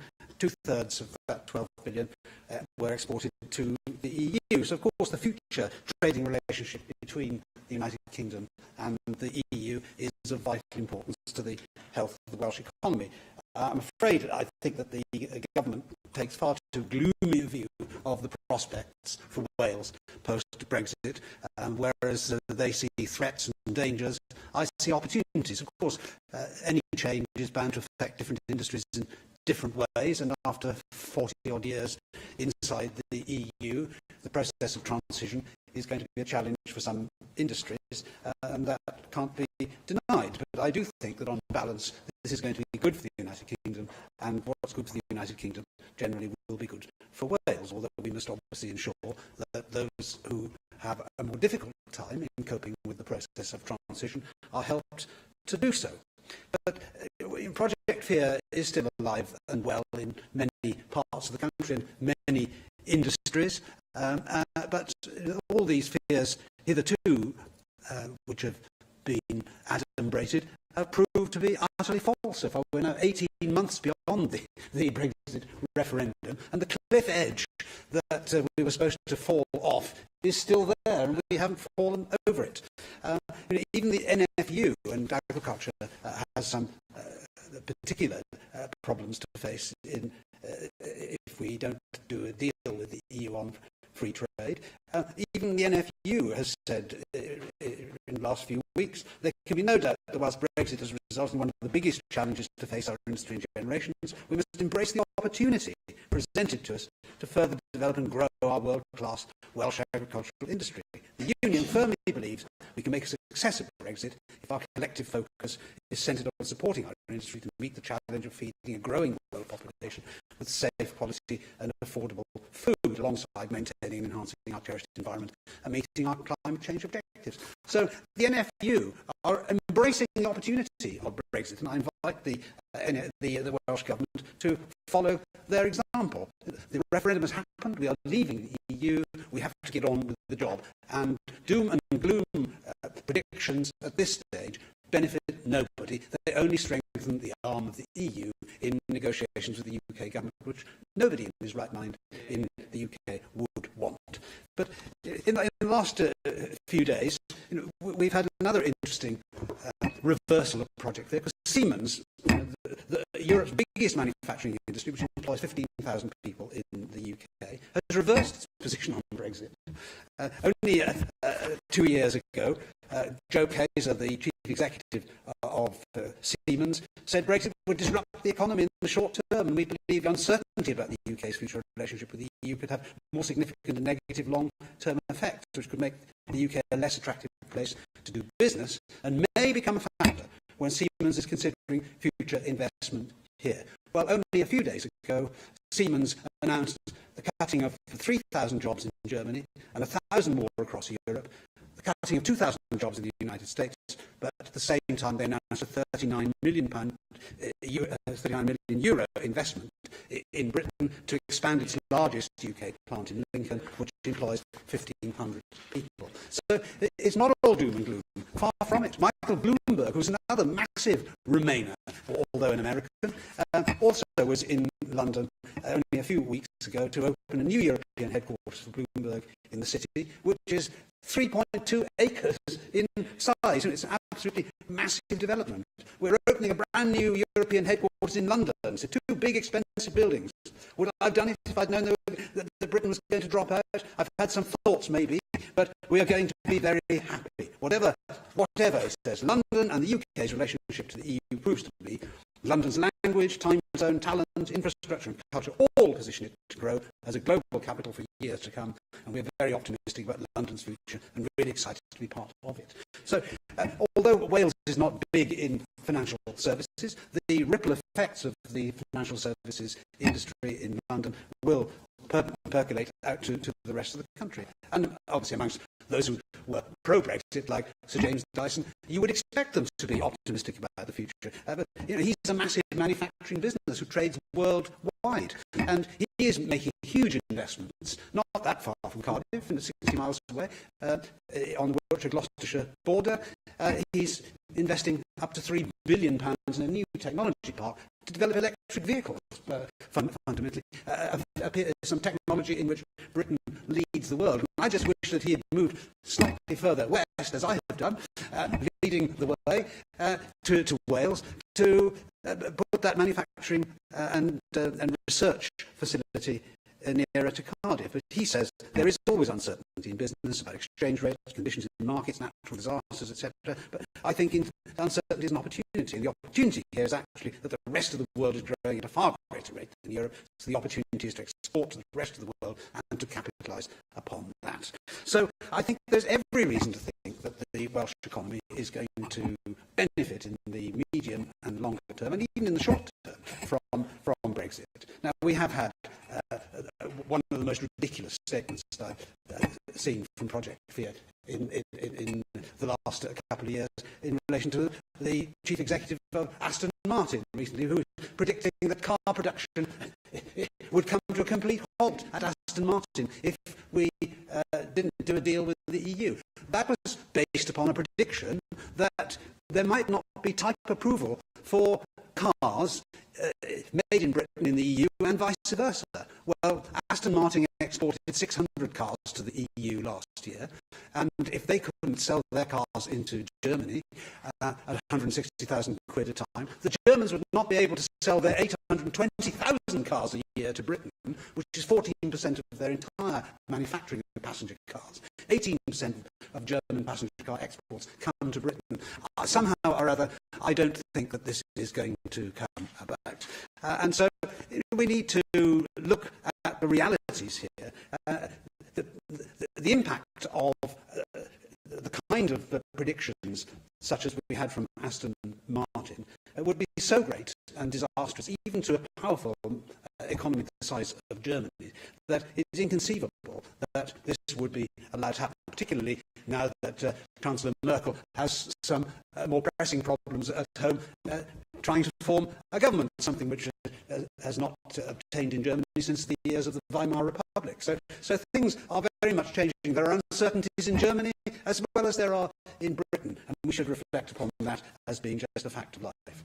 Now, obviously, agriculture is very important to Wales, and I want to spend a couple of minutes just talking about that, because there are particular sectors of agriculture for which Brexit will be a challenge, because even if we do manage to do a comprehensive trade deal with the EU, there may be certain wrinkles in relation to agricultural products because of the protectionist nature of the common agricultural policy. This is something which we can't shy away from, and I've never denied that, particularly for exports of lamb, this is going to be a big challenge for us. But we've got to see this in perspective. The market for these products is relatively small compared with the total market. We're talking about £120 million a year exports of sheep meat from Wales. 120 million is peanuts in the context of the economy of Wales and the United Kingdom. If there are temporary and transitional problems in export of lamb, then we will have the resources to deal with them. Because this is the 8 billion a year net contribution that we make to the EU, which we'll no longer be paying. And there is also, of course, the massive opportunity with import substitution. We're only 66% self-sufficient in the production of lamb. So a third of the market for lamb currently, a lot of it comes from New Zealand, it's true, but a lot of it comes from elsewhere as well. In relation to beef, we're only two-thirds self-sufficient again.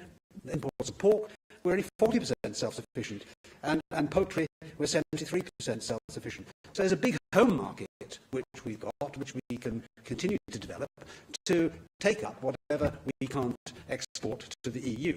It's not a zero-sum game here. There are opportunities for us as well as the problems. And for European agriculture, of course, it's going to create massive difficulties as well, because we're, and particularly in certain products, I don't think Danish farmers are going to be too keen to find that they can't any longer sell us pork and bacon, for example.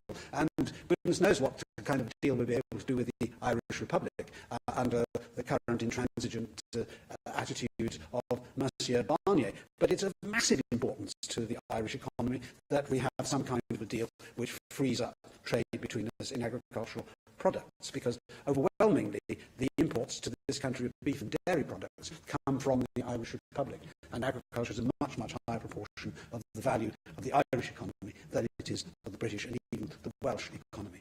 So I think that there is plenty of scope for us to be optimistic, but the Welsh Government, of course, has to play its part in this as well.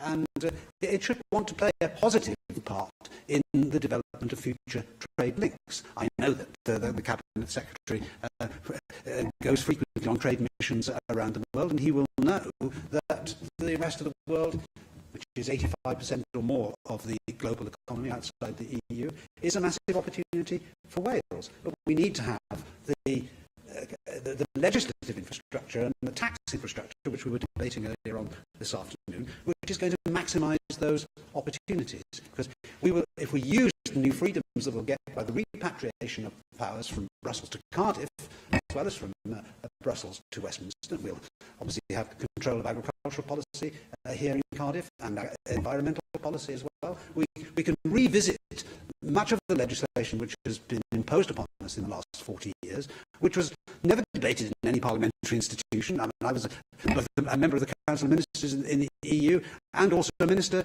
in the UK government at Westminster, and I was a member of Parliament for many years, presented with statutory instruments imposing regulations on us, which we could debate but couldn't amend and certainly couldn't vote down. So much of this legislation has never actually had any formal legislative scrutiny, and there must be scope, particularly where legislation has been on the statute book for such a long time unamended, for us to tweak the details and in a way which will, without prejudicing the interests of the public and protection of the environment, etc., enable us to make life easier for small businesses in particular, and very important in Wales and especially in agriculture, which is the bulk of self-employment in Wales is in rural areas.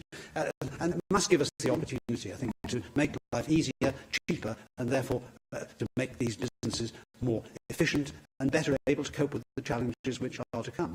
So I say to the Welsh Government, let's embrace the future. Let us rise to the challenge, but do it in an optimistic way. We created a great empire around the world in the 19th century, and we were the workshop of the world.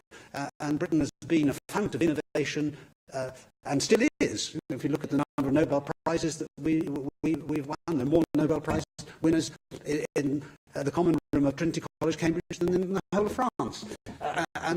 So we are, as a nation, inventive, innovative and enterprising.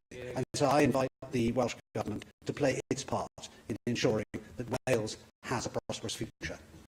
Thank you very much. And I call on the Cabinet Secretary for Economy and Transport to reply to that debate. Ken Skene. Thank you, Deputy Presiding Officer, and I'm pleased to have a chance to respond to this short debate. And I'd like to thank Neil Hamilton for his contribution and to members of UKIP for remaining in the chamber.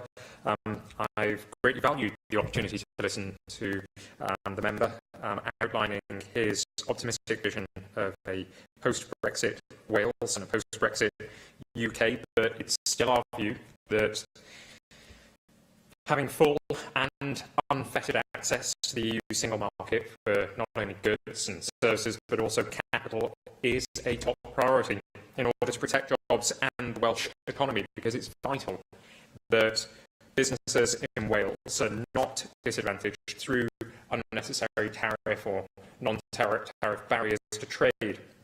Now, the prevailing economic analysis from most reliable independent commentators continues to be in line with the analysis contained within our white paper Securing Wales's Future.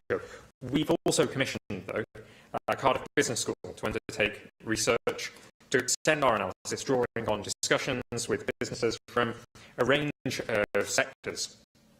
The report considers the potential impacts of both WTO tariff and non-tariff barriers across 17 sectors, along with other risk factors such as the susceptibility of different sectors to labour market risks and corporate investment cycles. And the findings of this work bring a Wales perspective to the range of reports and analysis currently being produced on EU exit. It also, I think, contains useful information which aligns well with reports produced by stakeholders such as the CBI and the FSB. We'll be publishing this work as soon as possible. And part of the task that we gave Cardiff Business School was to look at the opportunities, but I have to say that many businesses that we are speaking to have been finding it difficult to articulate what those opportunities might be. Businesses are often too busy focusing on how they can best manage the changes to come and how to plan in this continued period of deep uncertainty, with many telling us that they are currently forced to plan based on the worst-case scenario. Now, much of the future deal, of course, is still unclear, and this presents us with some challenges when it comes to identifying the opportunities and being able to communicate them to businesses.